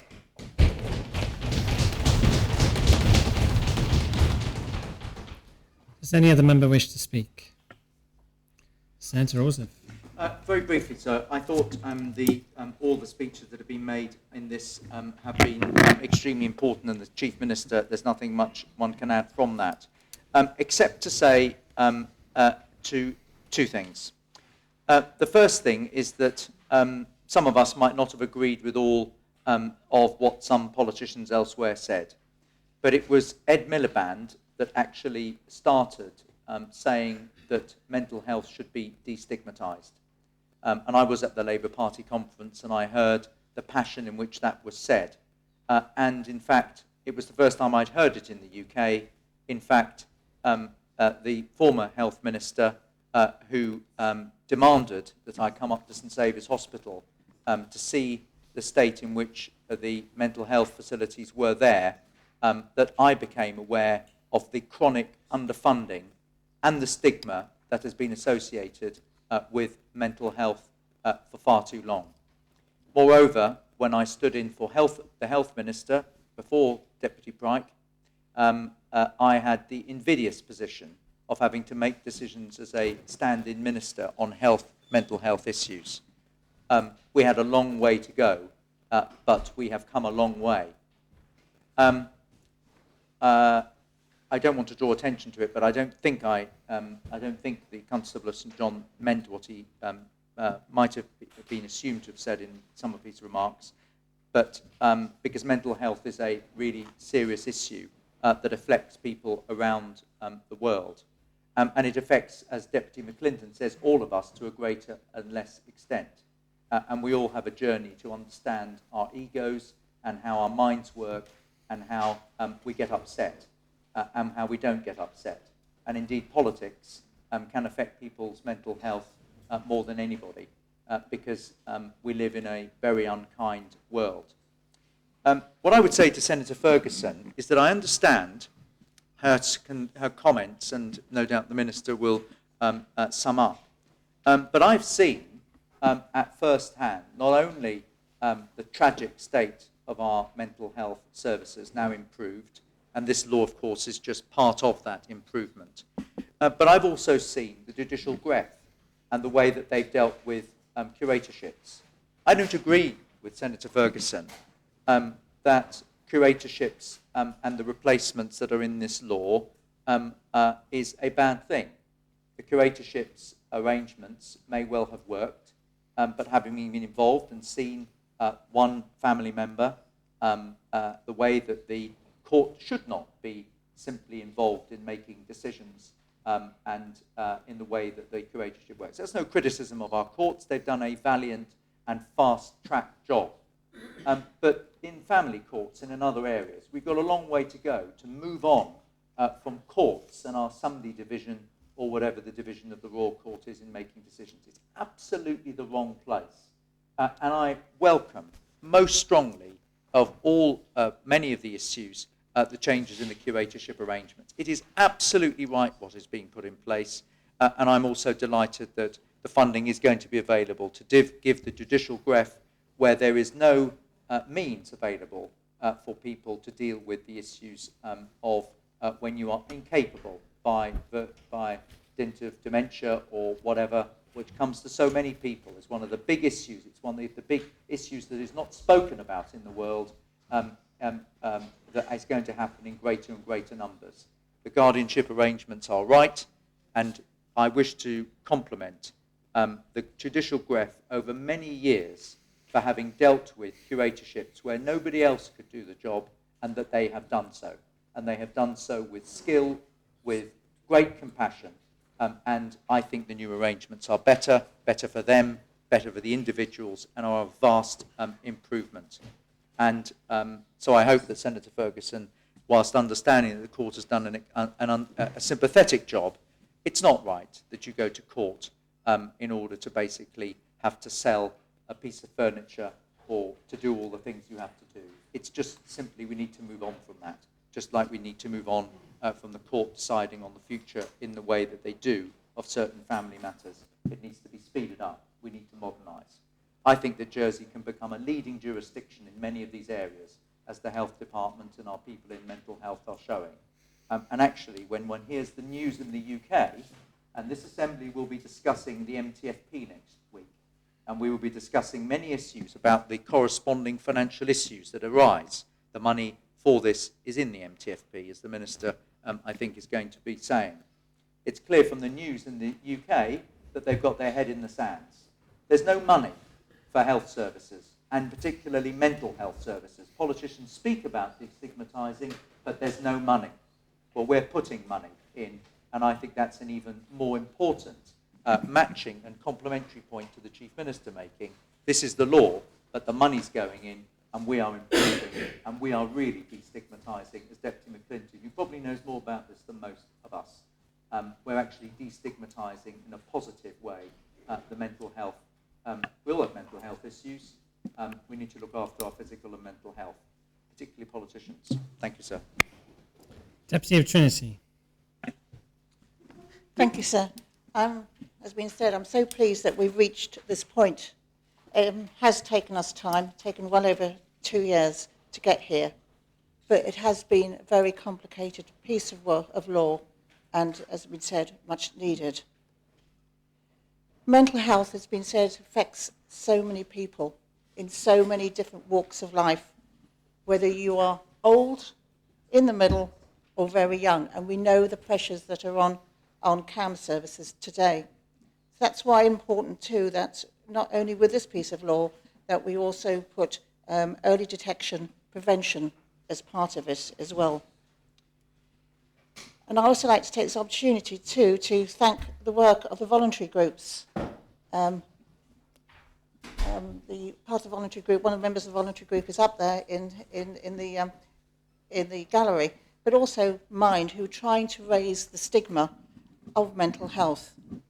All of us, I think, me included, even during my professional career, where I had to deal with a lot of patients who, and their family, because you mustn't forget the families too, who had mental illness. And whether it was suddenly came on due to a bereavement or due to something happened within the family, it is so difficult to cope with, because as has been said, there's no quick fix. It's not like having an infection where you can take antibiotics and hopefully 24, 48 hours you're beginning to feel better. This could take, mental health could take years, if not, you might have to end up actually living with it. And getting the voluntary groups and all, Mind Jersey, as well as all the advocate for patients and families, supporting people through that is so important. And so we need that confidence to help people, even if we walk up in streets today. We might walk up in King Street, Queen Street, and I did about a couple of months ago. There was obviously a patient who had mental health problems, was finding it difficult. And did we all, as a group, people passing her, did we have a group confidence to go and help her? I was going to, so we're thinking, oh, do I need to get involved? Shall I get involved? But yes, it is everybody's business. And I'm pleased to say that I did get involved. And as luck would have it, there was a member of the mental health team not very far behind me. So I was able to give her the support, and hopefully he took over. We seem sometimes to be afraid of mental health, but we shouldn't be. It's just, not to say it's just an illness. It is an illness, and it's not like physical, where you perhaps can see the disability, but because we can't see it, we have difficulty in helping people. But this shouldn't be. It is everybody's business, and the more we talk about it, the more we talk about our personal circumstances and how mental health has affected us, it makes us more of a caring and loving community. And with this law behind it, and during my professional career, I had to get clinicians involved with a family who had just lost, the family had just lost their father, and the mother just couldn't cope to be able to encourage her to be sectioned. That was not only traumatic for the family, very traumatic obviously for the wife, but so sad for me as a professional that I couldn't help her, but I knew she needed that help. So, sir, this law is very welcome. It's taken a long time to get here, but this is the first step, and we should grab it with both hands and really march on and get this law into place, get the regulations done, get those clinicians and get the professional frontline staff up to speed so they can deliver it, because it's them at the end of the day who, we're working with the patient and working with the families, who are really, really going to make that difference to our island. Thank you, sir. Does any other member wish to speak? In that case, I call on the Minister.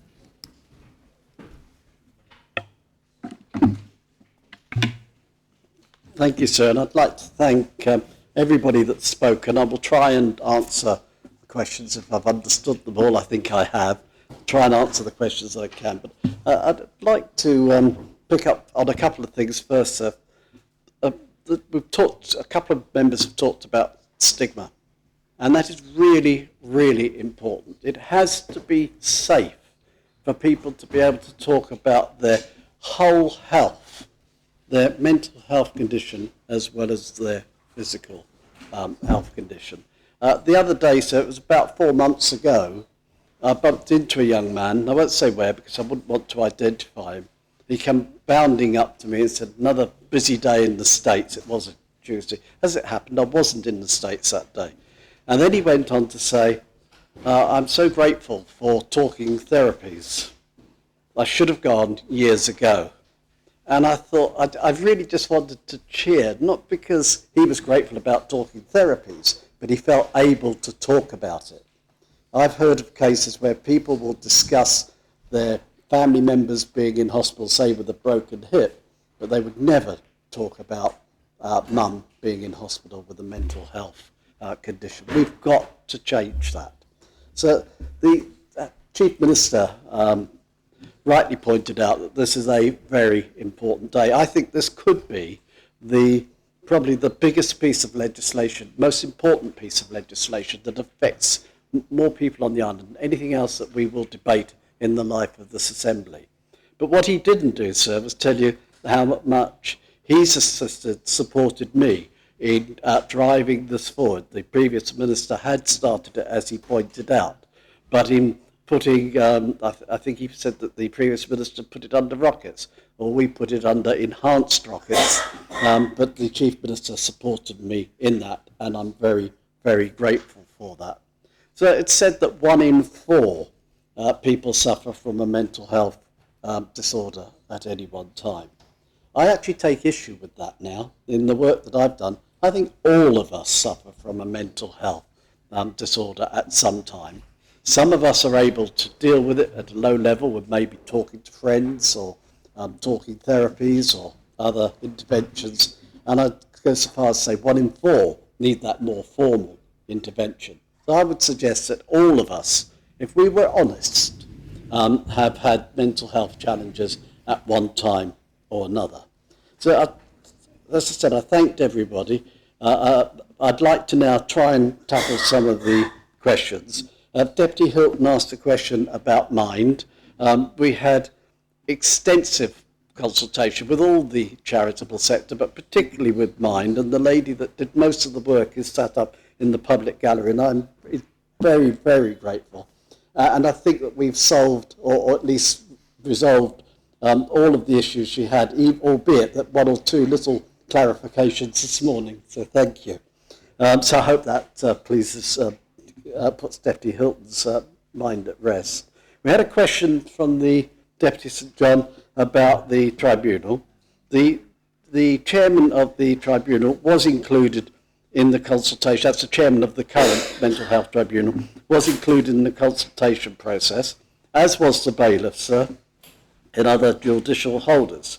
Paragraphs 57 to 61 of the Law Officer's Human Rights Notes, and page 25 and 27 of the project, these address the human rights parts about the independence of the tribunal. What we were trying to do here, sir, in layman's terms, I'm a fairly simple person, is get the tribunal independent of health of myself, because I'm very often the one that signs the final order based on the information given to me by medical practitioners, and the appointment of that members of that tribunal had to be completely independent of the states.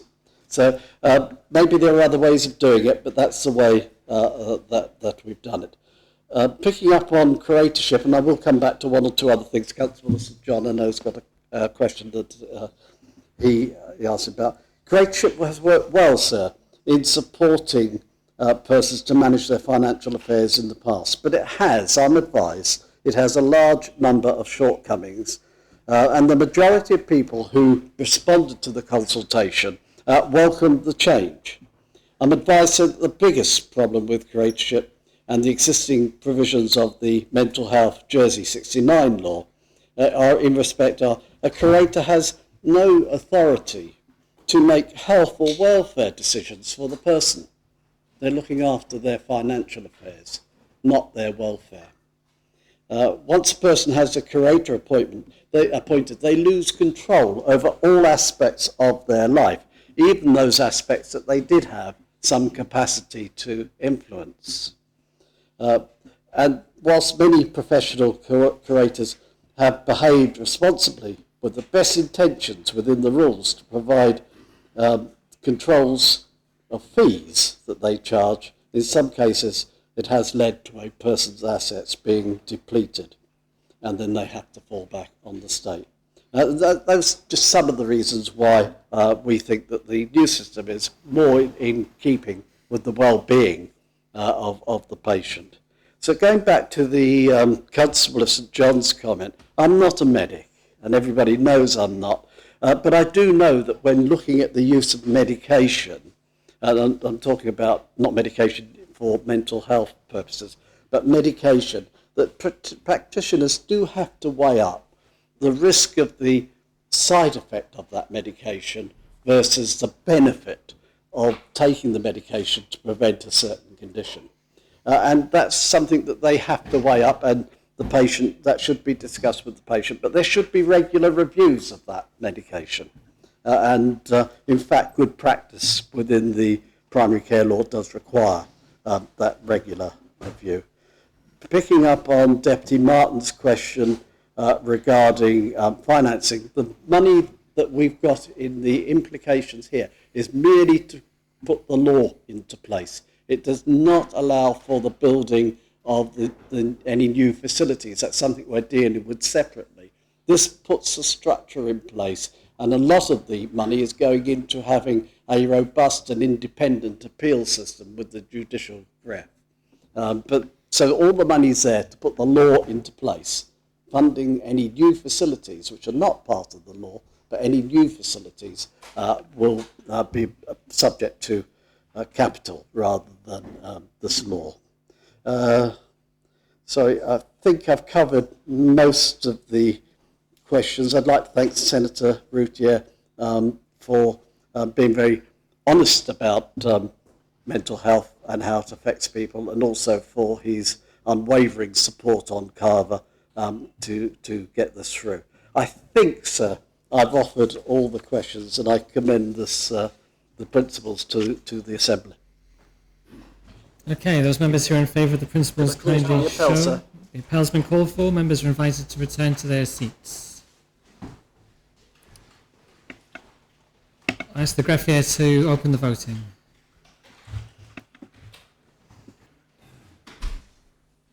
If all members have now cast their votes, I ask the greffier to close the voting. I can announce the principles have been adopted by 47 votes to 0.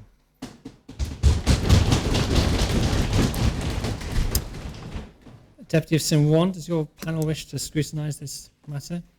No, we do not, sir. We recognise the importance of the law, but we realise also it has been fully consulted upon and don't feel the scrutiny process would add. Okay, so we move on to the articles. How do you wish to deal with the articles, Minister? So normally I'd be one that would stand here and say, I'll just take the whole lot en bloc, but I actually think this is too important a law to do that. I think we need to go through the different parts of the law. So I'd like to take parts 1 and 2 first, sir. And then I'd like to take other, as I work through under appropriate headings. So commencing with part 1 and 2, the law which covers the definitions and the roles. The new law introduces clarity with regards to roles and responsibilities. A number of new roles are included in the law to ensure a higher standard of care to safeguard the individual, as well as enhance decision-making surrounding the treatment of those suffering from a mental health disorder. These include an authorised officer who will coordinate the process of assessing a person's mental health and be responsible for making any application for compulsory admission for assessment, treatment or guardianship. Approved practitioners will be approved medical practitioners with appropriate training and expertise in mental health. Second opinion approved doctors will be an independent psychiatrist who, in circumstances described in Part 6, will be responsible for reviewing certain types of treatment that might need to take place without consent, as well as certifying whether treatment should continue or take place. Independent mental health advocates will provide assistance to patients and persons affected by the provisions of the law to help them understand and exercise their rights.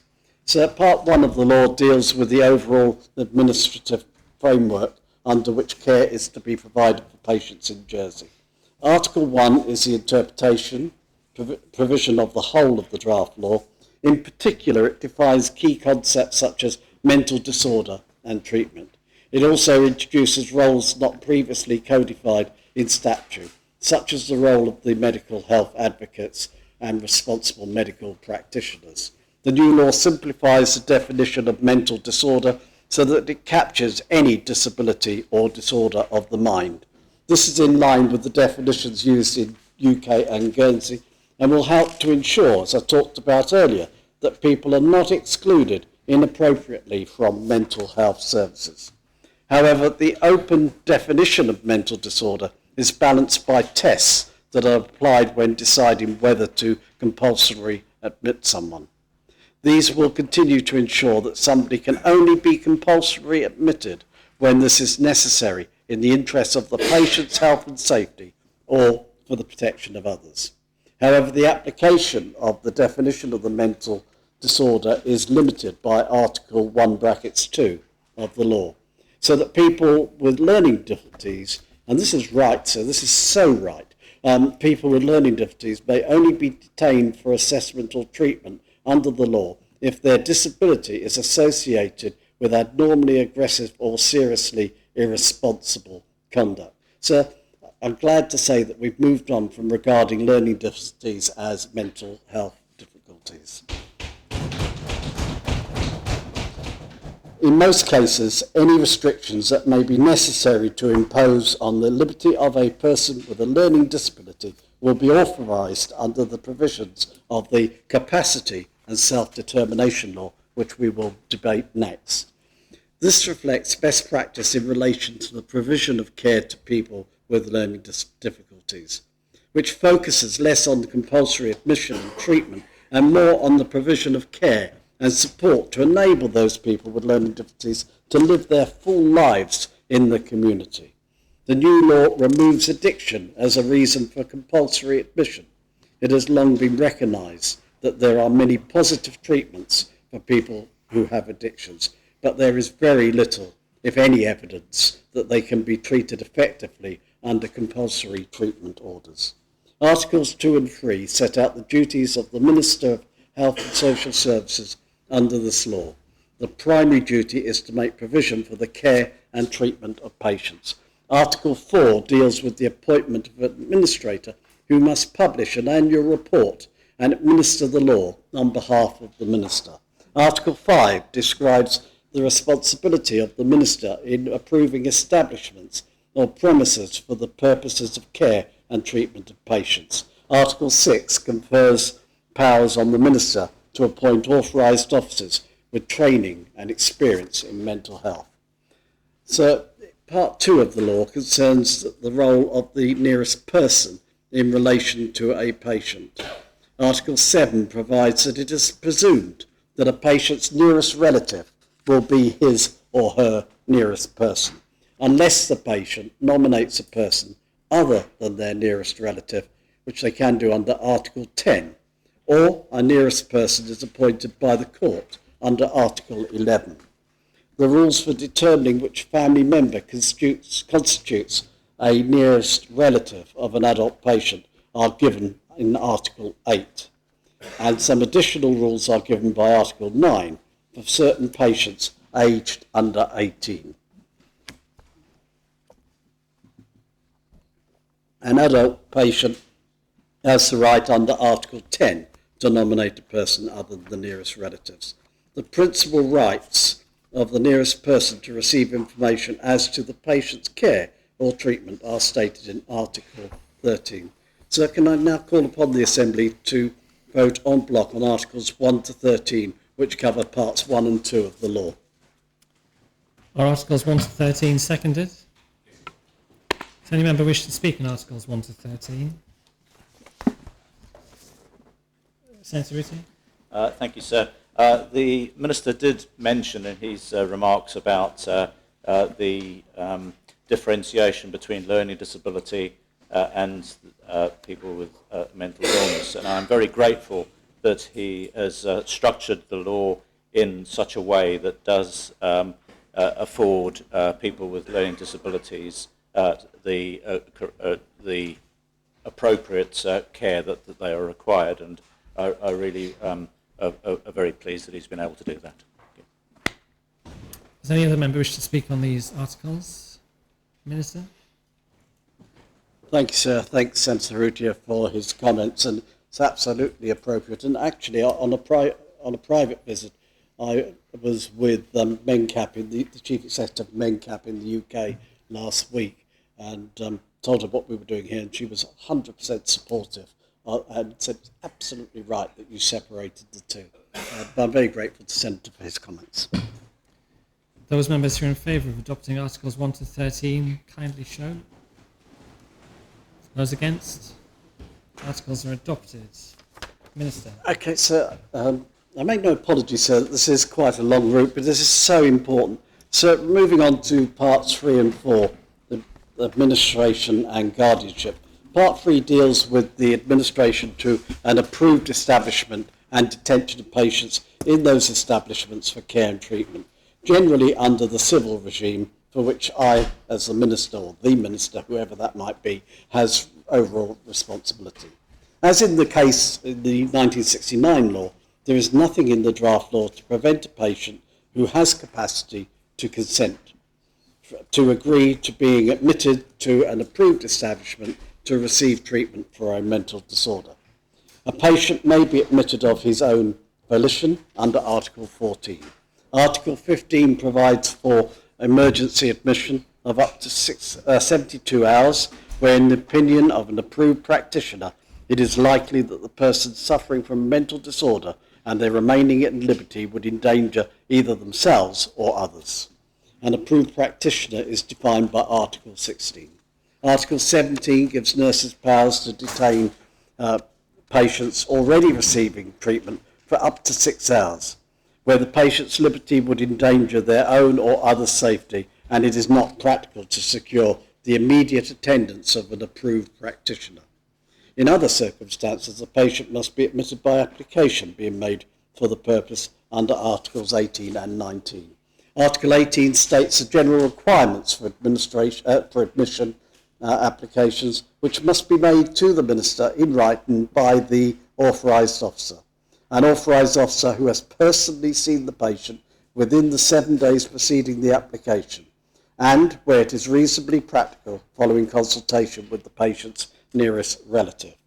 An admission application must be made on the grounds stated either in Article 21, admission for assessment, or Article 22, admission for treatment.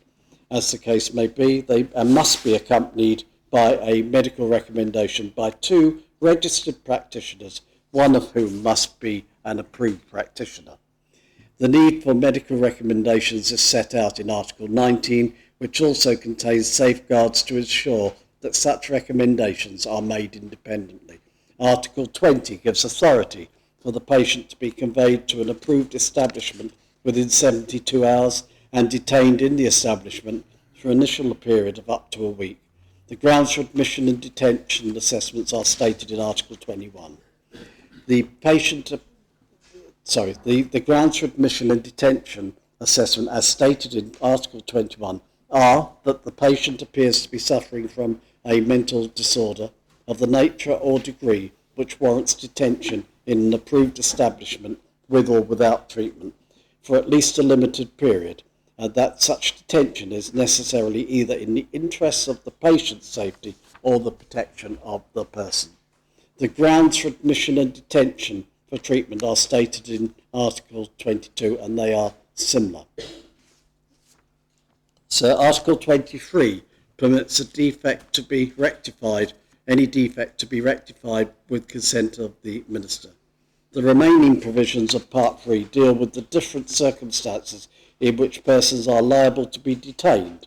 Under that part, may leave or be absent from, whether lawfully or not, the approved establishment. Article 24 covers leave of absence from the approved establishment. Under the new law, leave of absence from the hospital can be granted for a short period, i.e. a day trip to visit family, or for a longer or indefinite period, for example, to support an individual's return to the community.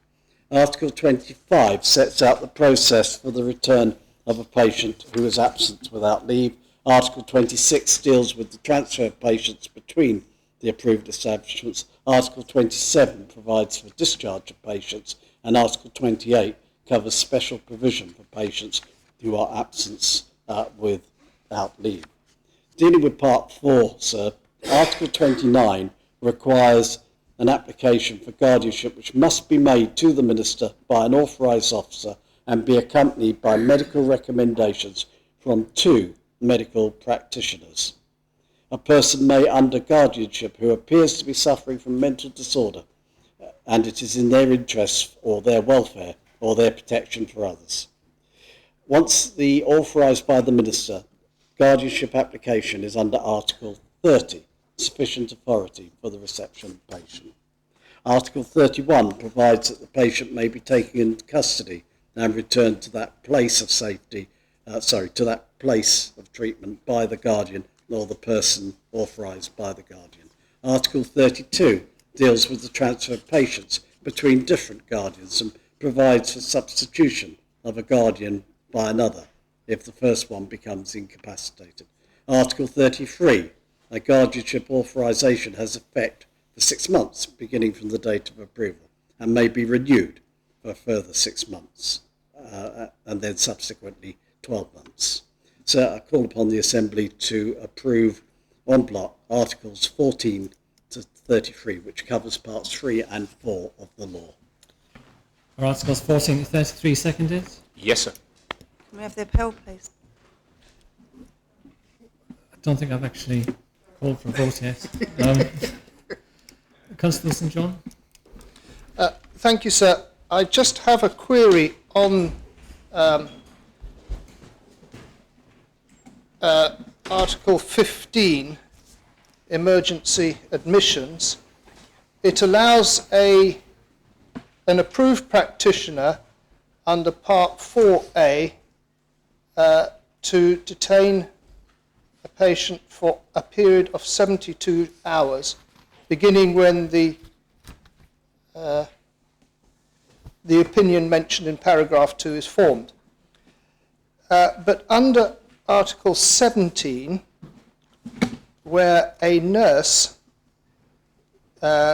may detain in an approved establishment for a period of no longer than 6 hours, beginning from the time when the record's made, then in Part 3 of Article 17, if an approved practitioner attends the patient during the final hour of the period mentioned in 2B above, the patient may be detained for a further period of not longer than 1 hour, which makes a total of 7 hours, which is inconsistent if the general practitioner had come in the first place, that he could do 72 hours. Am I confused, or is that need adjusting? Thank you, sir. Does any other member wish to speak? Deputy St John. Thank you, sir. I'd just like to ask a question on particularly Article 14. I did ask a question on the other legislation yesterday at a briefing, but I'm going to ask on this particular area here where a patient aged 16 years or over has the capacity to do so, consents to the making of arrangements such as are mentioned in paragraph 1. Those arrangements may be made, carried out and determined on the basis of that consent, even though there are one or more persons having parental responsibility for that patient. And then, on the other hand, we've just approved Article 1, which gives you determination of 18 years, under 18 years, being a child. And as a layperson, trying to understand, because we've got different types of legislation which may determine a child at that particular age, as we have in Article 1, but then we're saying that at the age of 16, you can then voluntarily admit yourself. Where do the difficulties lie in terms of the balance that is to be taken?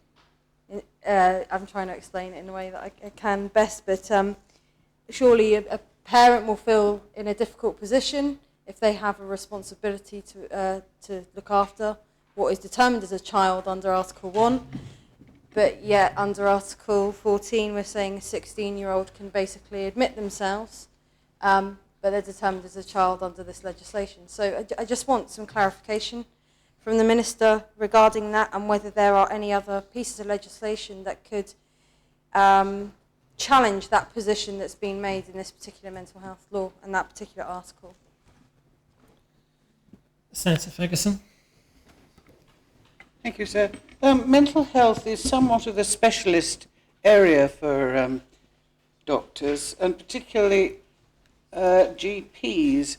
Will there be any additional CPD for GPs in this area? Because I'm not sure that perhaps all of them have done a course recently on the medical problems, the medical aspects of mental health. Any other member wish to speak on these articles? Minister. Thank you, sir. And I'll deal with the Constable of St John's question first. He is confused, sir. But he did ask. But I can understand, because this is a very complex law, but a very important law. So the nurse's holding power is 6 hours. This is dealt with under Article 17. A nurse can detain a person who appears to be suffering from a mental disorder for up to 6 hours. Where the confusion comes in, sir, is that if the nurse has asked for an approved practitioner who can't get there within the 6 hours, the nurse can extend that period to 7 hours. In other words, you can add 1 extra hour to allow the approved practitioner to get there. The approved practitioner can then detain somebody for 72 hours, and that would also take into account the 6 or the 7 hours that had previously been used up. So I hope that helps the Constable. So the second question from the Deputy St John was one that we had huge discussions about. Not just discussion yesterday, but around the table when we were going through the draft law. Because actually, we also had discussion whether 16 was appropriate, or whether in some circumstances a lower age might be appropriate. We settled on that a young person of 16 who can vote, sir, who can get married, can determine to voluntary, if they've got the capacity to voluntary accept, I want to say medication, but it's not treatment. Thank you. The parents do have a role with more significant things, but a patient who's 16 can consent to treatments. They can consent to all sorts of other things, sexual intercourse, they can consent to voting, they can consent to all sorts of other things. So we thought that that was appropriate. And I'm not a lawyer, but we had some discussion around aspects of what was known as the Gillett Law, which we've talked about before. So this has been looked at really thoroughly by myself and by those that scrutinised it, the voluntary sector and such like. Senator Ferguson asked me a question about training. Training is a huge, or CPD was her exact term, training is a huge part of the implementation of the law. And when we get to, I can't remember the number of people that we do need to train, but you do notice that under the law, that when somebody is receiving treatment compulsory, that it has to be a registered practitioner who has seen the patient within the last 7 days, and also supported by another doctor. So training and CPD will be a very important part of it, but they will be supported by specific doctors who have more thorough training, if you like. We've got something like over, I think it's 3,000 people to train when we get into the capacity law, so it is important. It is in the budget, sir. With that, sir, I commend these articles to the Assembly. Ask for the appeal. Is this a point of clarification. Okay. It's in tight English: if an approved practitioner attends the patient during the final hour, that's the 6th hour of the 6-hour detention by the nurse, of the period mentioned in 2B above, which I've said is the 6th hour of detention, the patient may be detained for a further period of not longer than 1 hour beginning at the time of attendance. I think what the Minister means is if an approved practitioner is unable to attend, then the nurse may, in the final hour, in the 6th hour that is, allow a further period of not more than 1 hour for the doctor to attend, or the practitioner to attend. In this case, sir, we're both correct, actually, because if the registered practitioner arrives at the 6th hour, he then has an hour to carry out his assessment as well, so we're both right. I'm glad I wasn't confused, sir. It's a happy outcome. Those members who are in favour of adopting Articles 14 to 33, the appell's been called for. Members are invited to return to their seats. Ask the greffier to open the voting.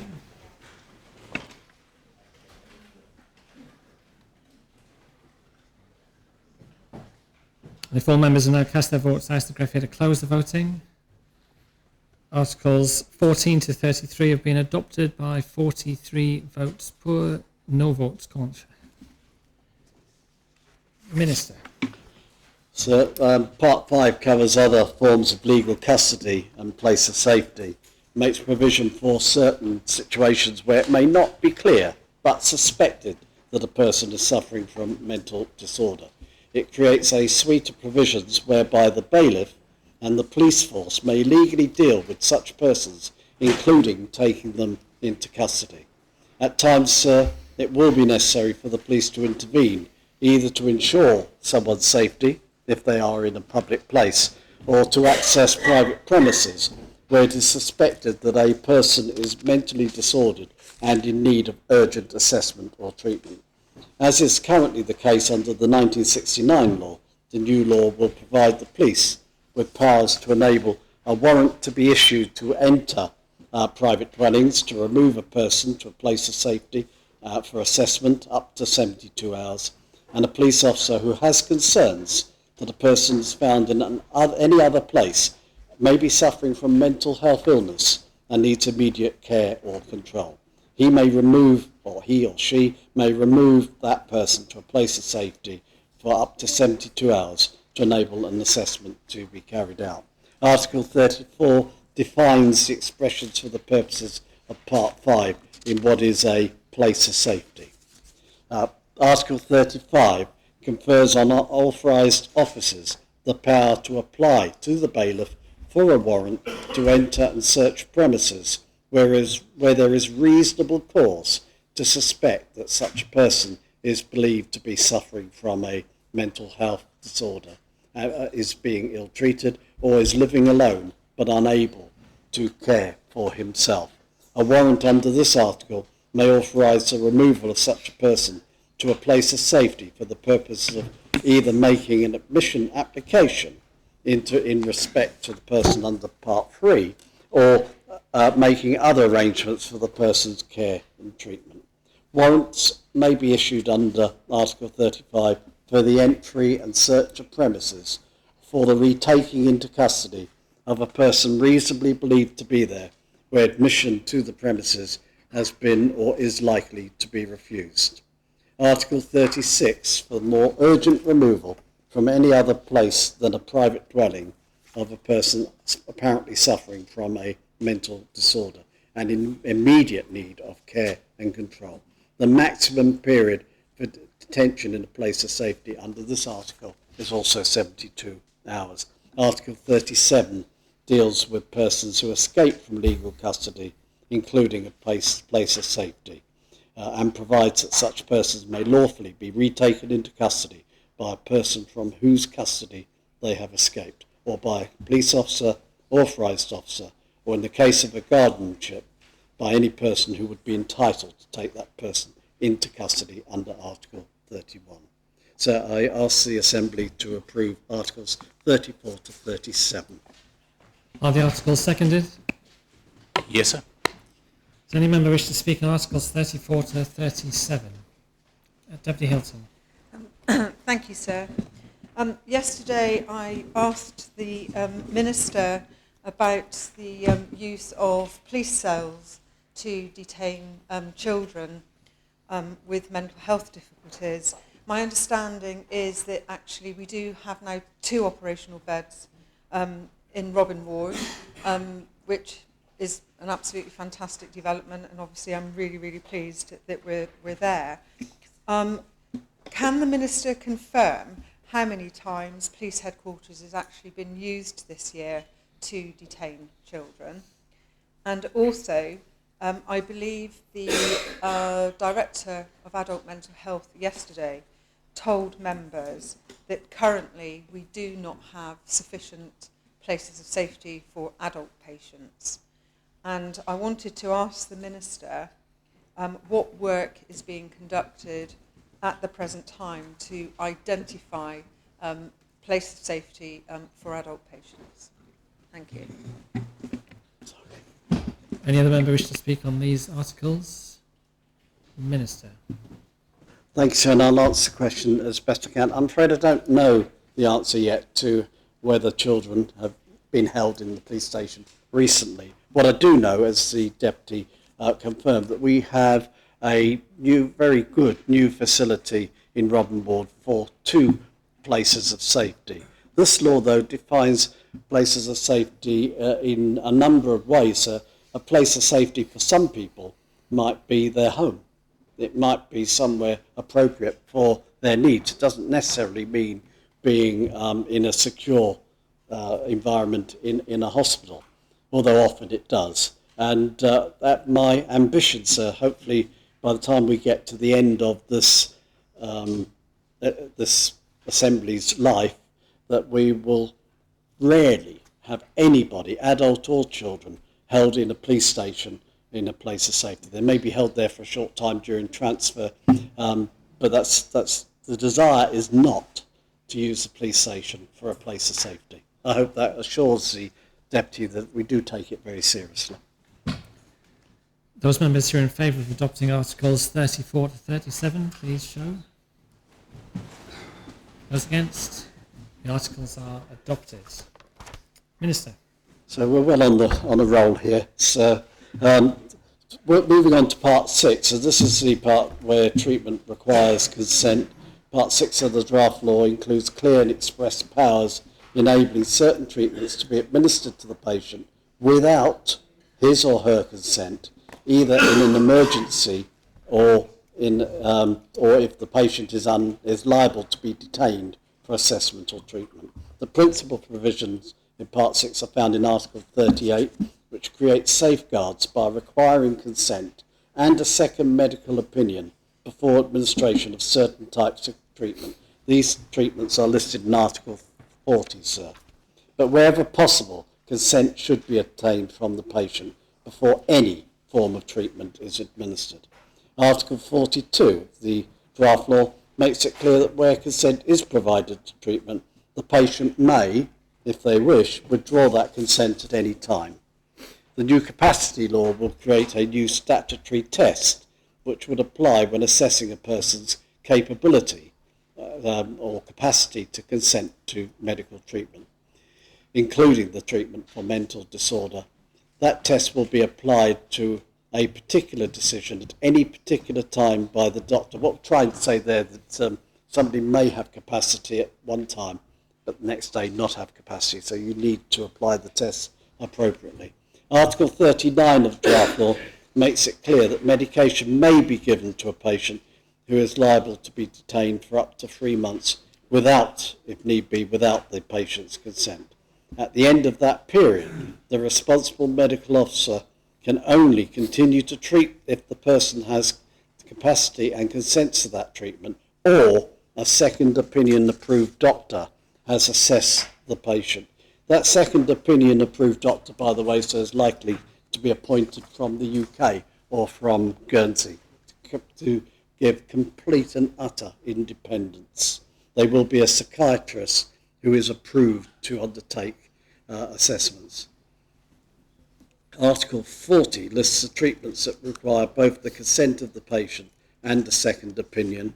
These are surgical operations for destroying tissue, brain tissue, surgical implantation of chemicals, electrical convulsive therapy and other types of treatment that are included within the order. Article 41 describes treatment requiring either the consent or a second opinion. Article 42 allows a patient to withdraw consent given to treatment at any time. Article 43 provides that the duration of a certificate given by a second opinion approved doctor under Article 41 or 40 or 41 is limited to 6 months. Article 45 provides for the form of such certificates and sets out the powers of the approved practitioner or the second opinion approved doctor to examine patients and their records for the purposes of Part 6. Article 44 provides the power to provide emergency treatment to a patient without consent where it is immediately necessary to save that patient's life. Article 46 creates a regulation-making power for the purposes of making further provision as to the application of consent requirements, and in particular as to the circumstances in which treatment may be administered to a child or to a person incapable of giving consent.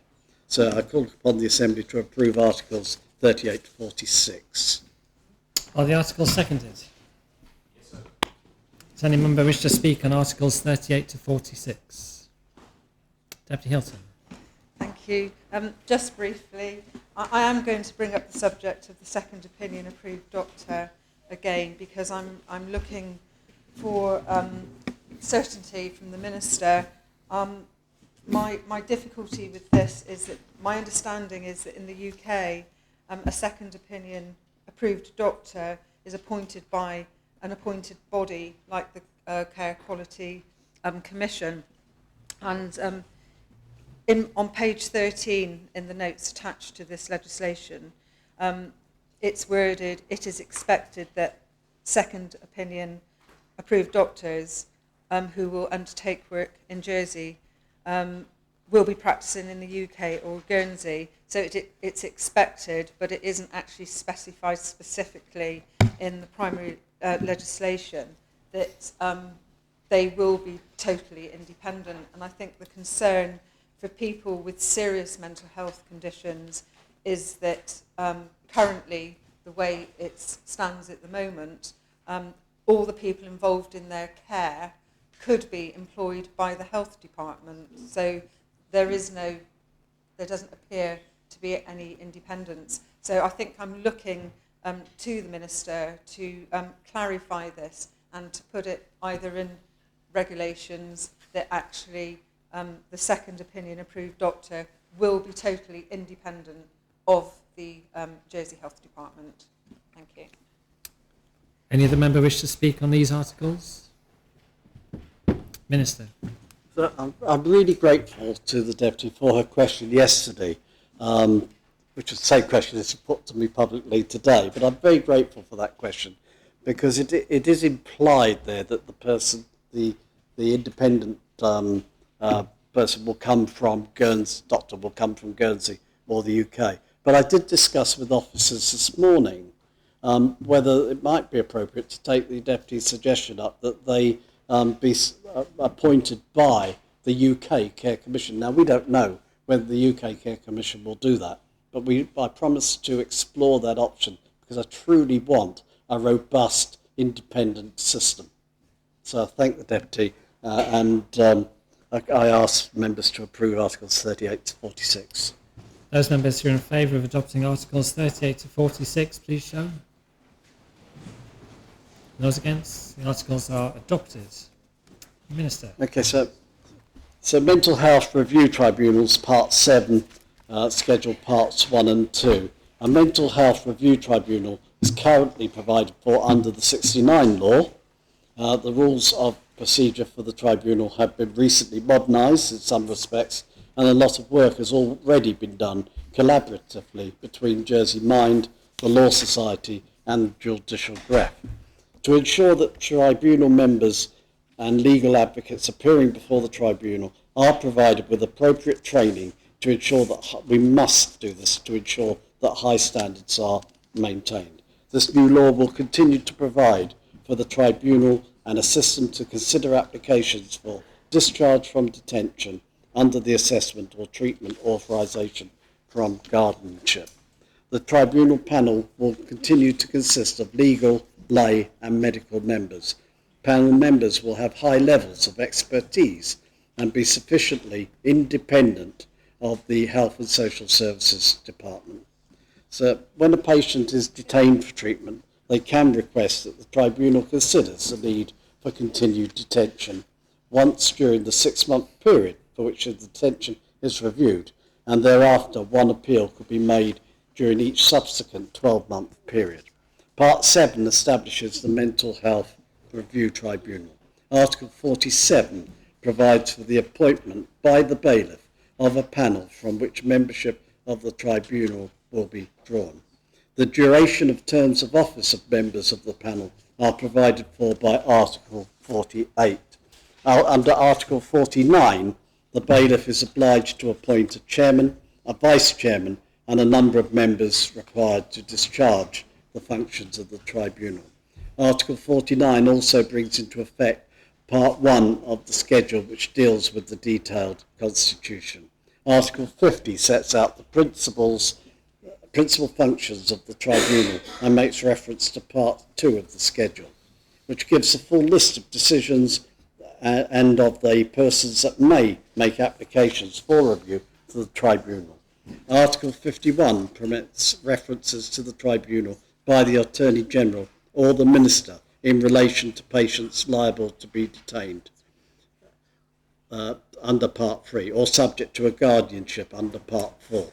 The tribunal has the power to direct the discharge of a patient unless the tribunal is satisfied that the continued detention or guardianship is necessary as provided in Article 52. Provision is made in Article 53 as to the examination of patients, registered medical practitioners, for the purposes of the application to the tribunal.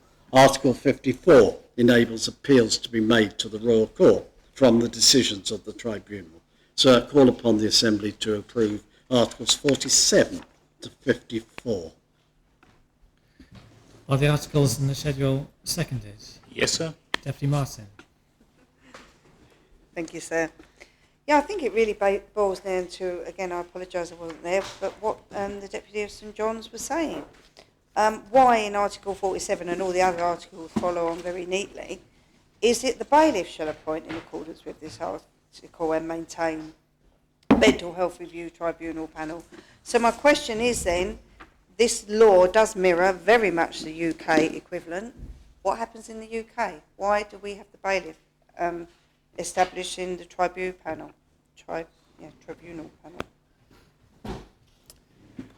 Does any other member wish to speak on these articles? Minister.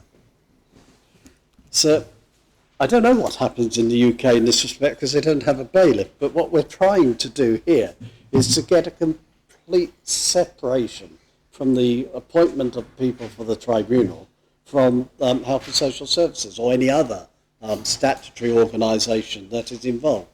Now, in time, that may change, but at the moment, the tribunal works well. Okay, we've tweaked the rules a little bit around it. It works well, and at the moment, the bailiff appoints the chairman and the vice chairman. So, and sorry, but I didn't see any reason to change that. If members weren't happy, they could have brought an amendment to that. So. Those members who are in favour of adopting articles... Can we have the appel, please, sir? Sure. Articles 47 to 54 on the schedule. The appell's been called for. Members are invited to return to their seats. I ask the greffier to open the voting.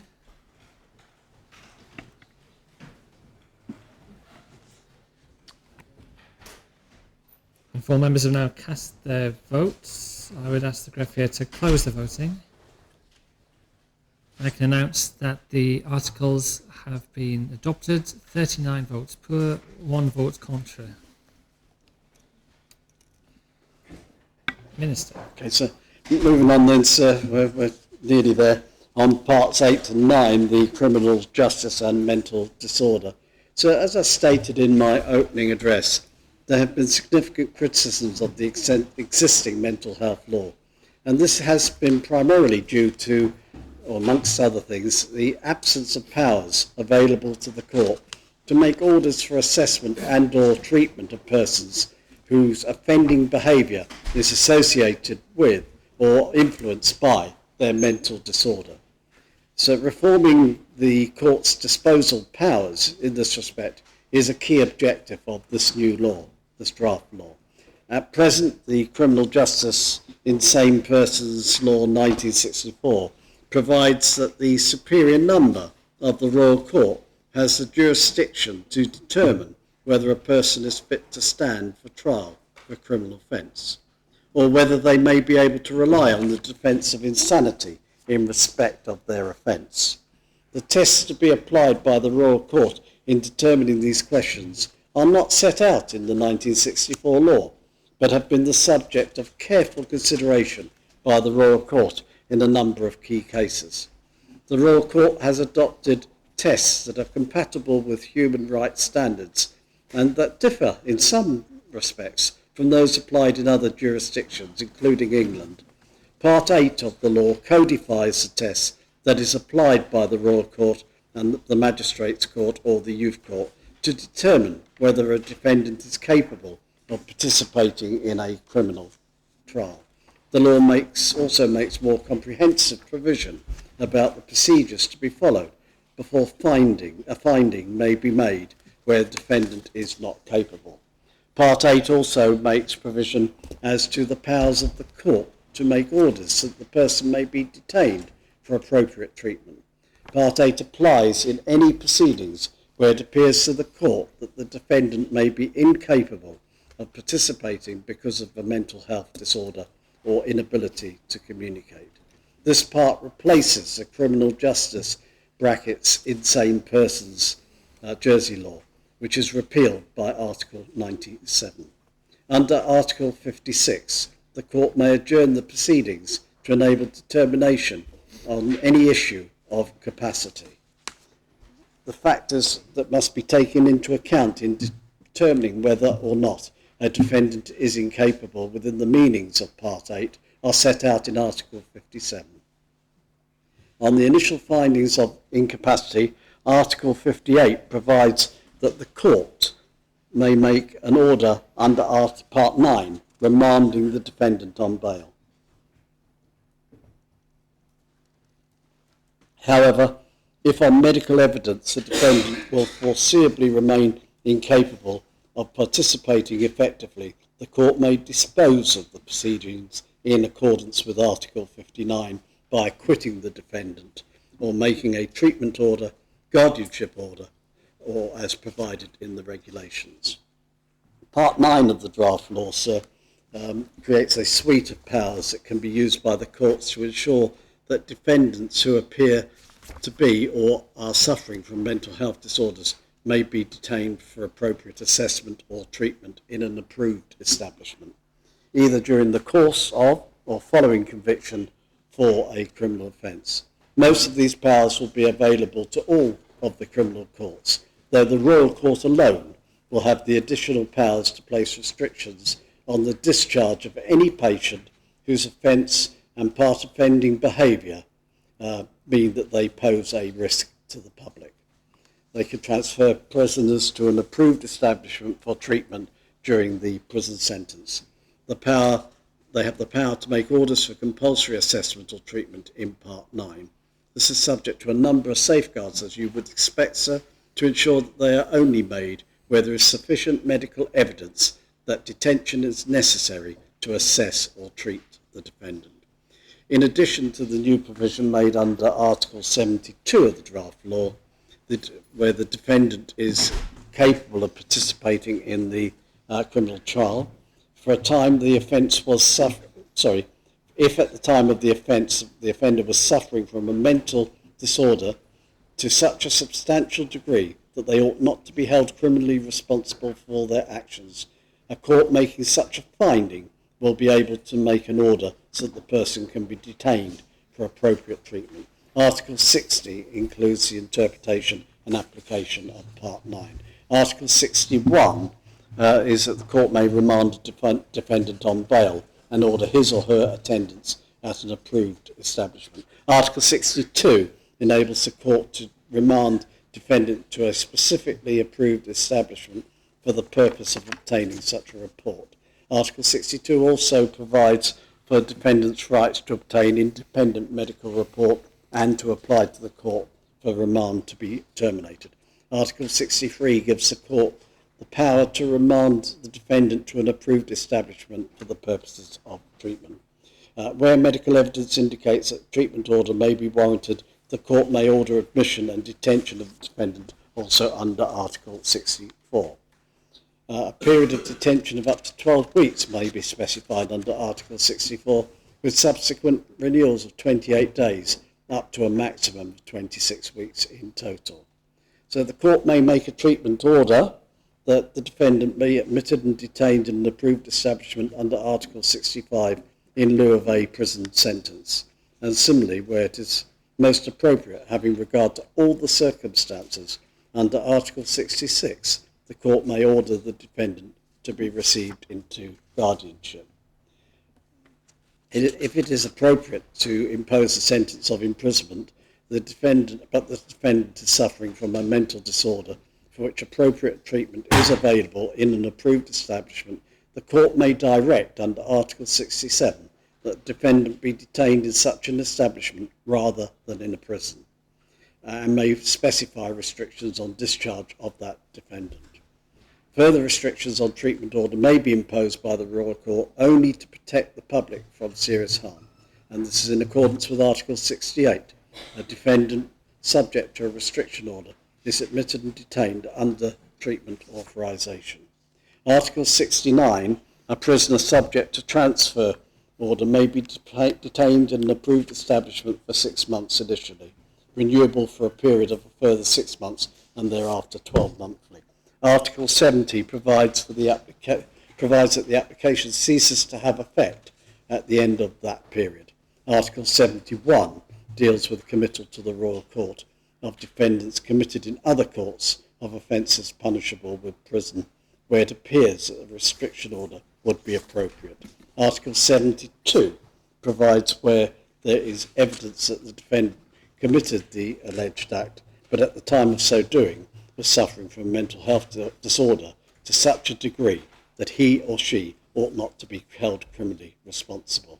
The court must record a special verdict to that effect and either acquit the defendant or make a treatment order, a guardianship order, or another order as may be specified in regulation. So I ask the Assembly to approve Articles 55 to 72. Are the articles seconded? Yes, sir. The clock has ticked past 5:30, so I'd ask members to decide whether they wish to adjourn or to carry on. Carry on, sir. Does any member wish to speak on Articles 55 to 72? In which case, those members who are in favour of adopting the articles kindly show. Those against, the articles are adopted. Minister. So we're nearly there. Moving on to parts 10 and 11. These provisions reflect part 10, the draft law makes more comprehensive and modern provision to protect mentally disordered individuals from sexual exploitation. These provisions reflect the approach to modernisation of sexual offences that is planned to take place generally. Article 73 makes it an offence for the managers and staff of an approved establishment to ill-treat or willfully neglect patients in that establishment. It is also an offence under the article for an individual to ill-treat or neglect a patient subject to his or her guardianship or otherwise in that individual's care or custody. Article 74 creates an offence of committing certain acts of a sexual nature.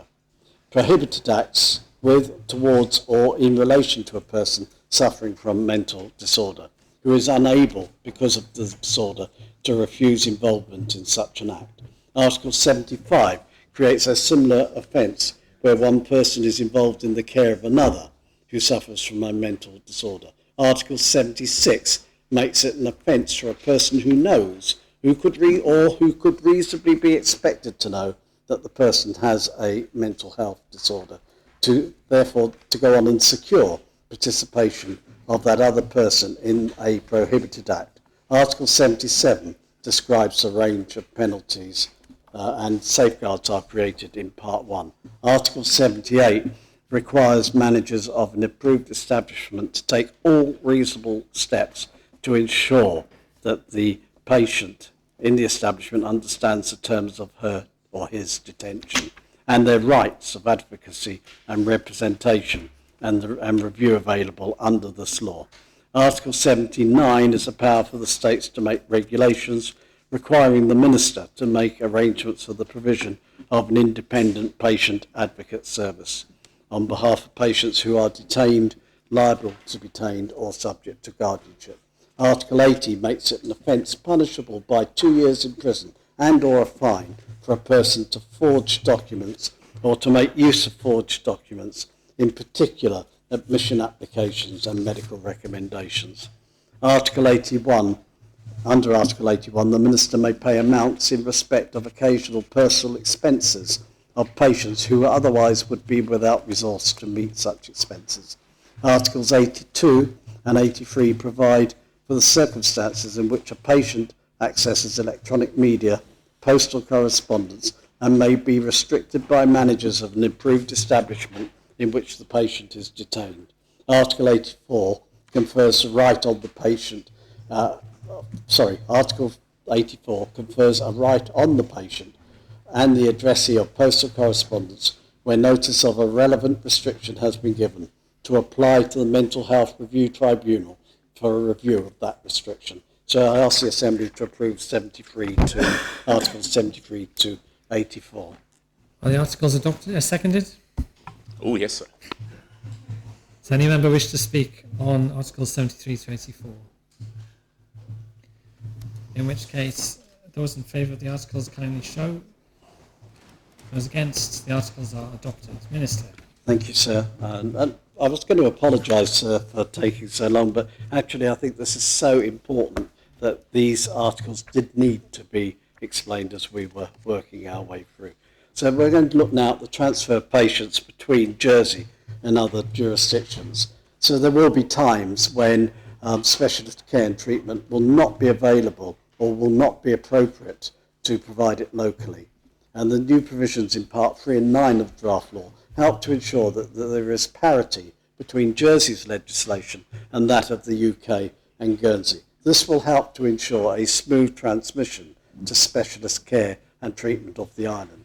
It also ensures a continuity of legal status on returning to the island. So Part 12 regulates the circumstances in which patients may be transferred. Generally, a patient may not be removed from Jersey except as authorised by an order of the court. Under Part 12 of the law, the Royal Court will be able to order the transfer of a patient who is detained following conviction of an offence for the purposes of them receiving specialist treatment in the United Kingdom. So in Article 85, the role of the Mental Health Law Tribunal in reviewing the authorisation of the Minister in removing patients from Jersey is described. Article 86, the Minister may authorise the removal of patients from one place to another in the British Isles where it appears that it is in the patient's best interest and there are reciprocal arrangements. That's sometimes to be near a family, sir. Article 87 allows for the Minister to authorise that a patient be moved to a place where there's no provision or reciprocal arrangements if the patient is ordinarily resident at that place, again, if it's in the best interest of the patient. Article 88, the Minister may authorise the removal of a patient who is an alien. I hate that term, but that's what the law says. Who is an alien, and it is in the patient's best interest. Article 89 provides for application of the law to persons brought to Jersey under enactments corresponding to Article 86. So I call upon the Assembly to approve Articles 85 to 89, which cover Part 12 of the law. Are the articles seconded? Absolutely, sir. Any member wish to speak on Articles 85 to 89? In which case, those members in favour of adopting Articles 85 to 89, please show. Those against? Articles are adopted. Minister. And finally, sir, the Part 13 of the miscellaneous and general provisions. This Article 90 empowers the Minister to issue, empowers and requires the Minister to issue codes of practice for the guidance of persons carrying out functions under the law, which must include a statement of principles informing decisions under the law addressing specified matters and weight them according to each of them. The code of practice is to be followed by all staff in regard to medical treatment of patients. The code will address such matters as respect for the wishes and feelings of the patient, involvement of patients in determining their own care and treatment, respect for diversity, including issues of religion and sexual orientation, minimal restriction on liberty, effectiveness of treatment, respect for the views of patients' carers, and the well-being and safety of patients, and public safety. Offences of assisting a patient to abscond or obstructing an authorised person in carrying out their functions under the law are created in Articles 91 and 92. 93 confers protection for acts done in the discharge of functions under the law, so long as the act is not done in bad faith or negligently. Such protection does not prevent an award of damages under Article 7.1.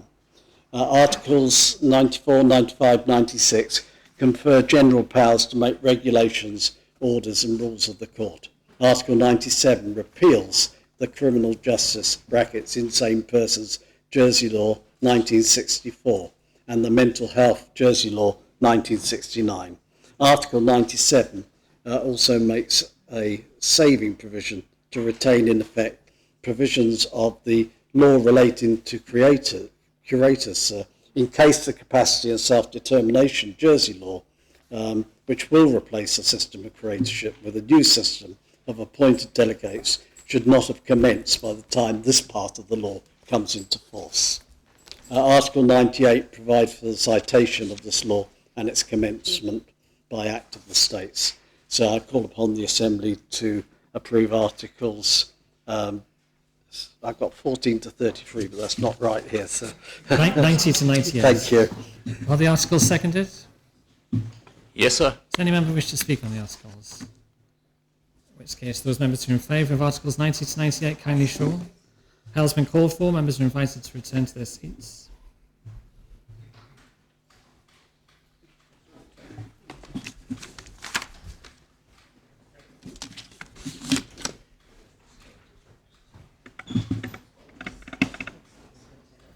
I ask the greffier to open the voting. And 4 members have now cast their votes. I ask the greffier to close the voting. And I can announce that the law has been adopted. Not the law has been adopted, that's all right. The articles 90 to 98 have been adopted, 35 votes to 0. Minister, do you wish to propose the matter in third reading? Yes, please. Just like to finally make a couple of comments. The process of bringing this law before the Assembly, as I said, has included consultation with all the key stakeholders, not least those who represent the voice of the people who have experienced mental ill health, their carers, but primarily from Mind. And I will always be grateful for the amount of work that Mind in particular put in. The need for a modern, fit-for-purpose mental health legislation has, as we've all agreed, been long overdue. This new law brings legislative processes required for supporting people with mental health disorder and protecting the public into the 21st century.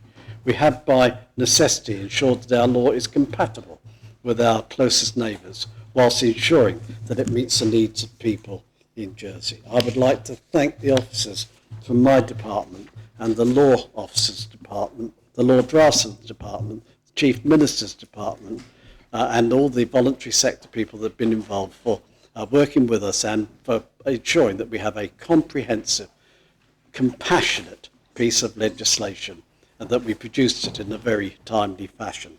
Thank you, sir, and I commend this legislation to the Assembly. Does any member wish?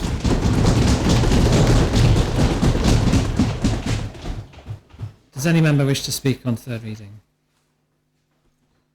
If not, those members who are in favour of adopting the law in third reading. Please, sir. Appel has been called for. Members are invited to return to their seats.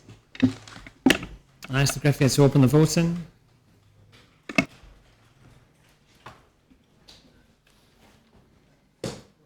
I ask the greffier to close the voting. I can announce the law has been adopted in third reading. 39 votes pour, no votes contra.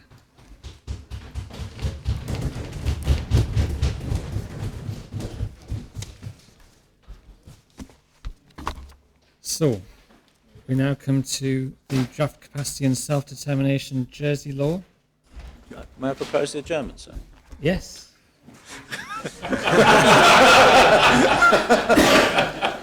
The adjournment has been proposed. Members generally in favour? Good.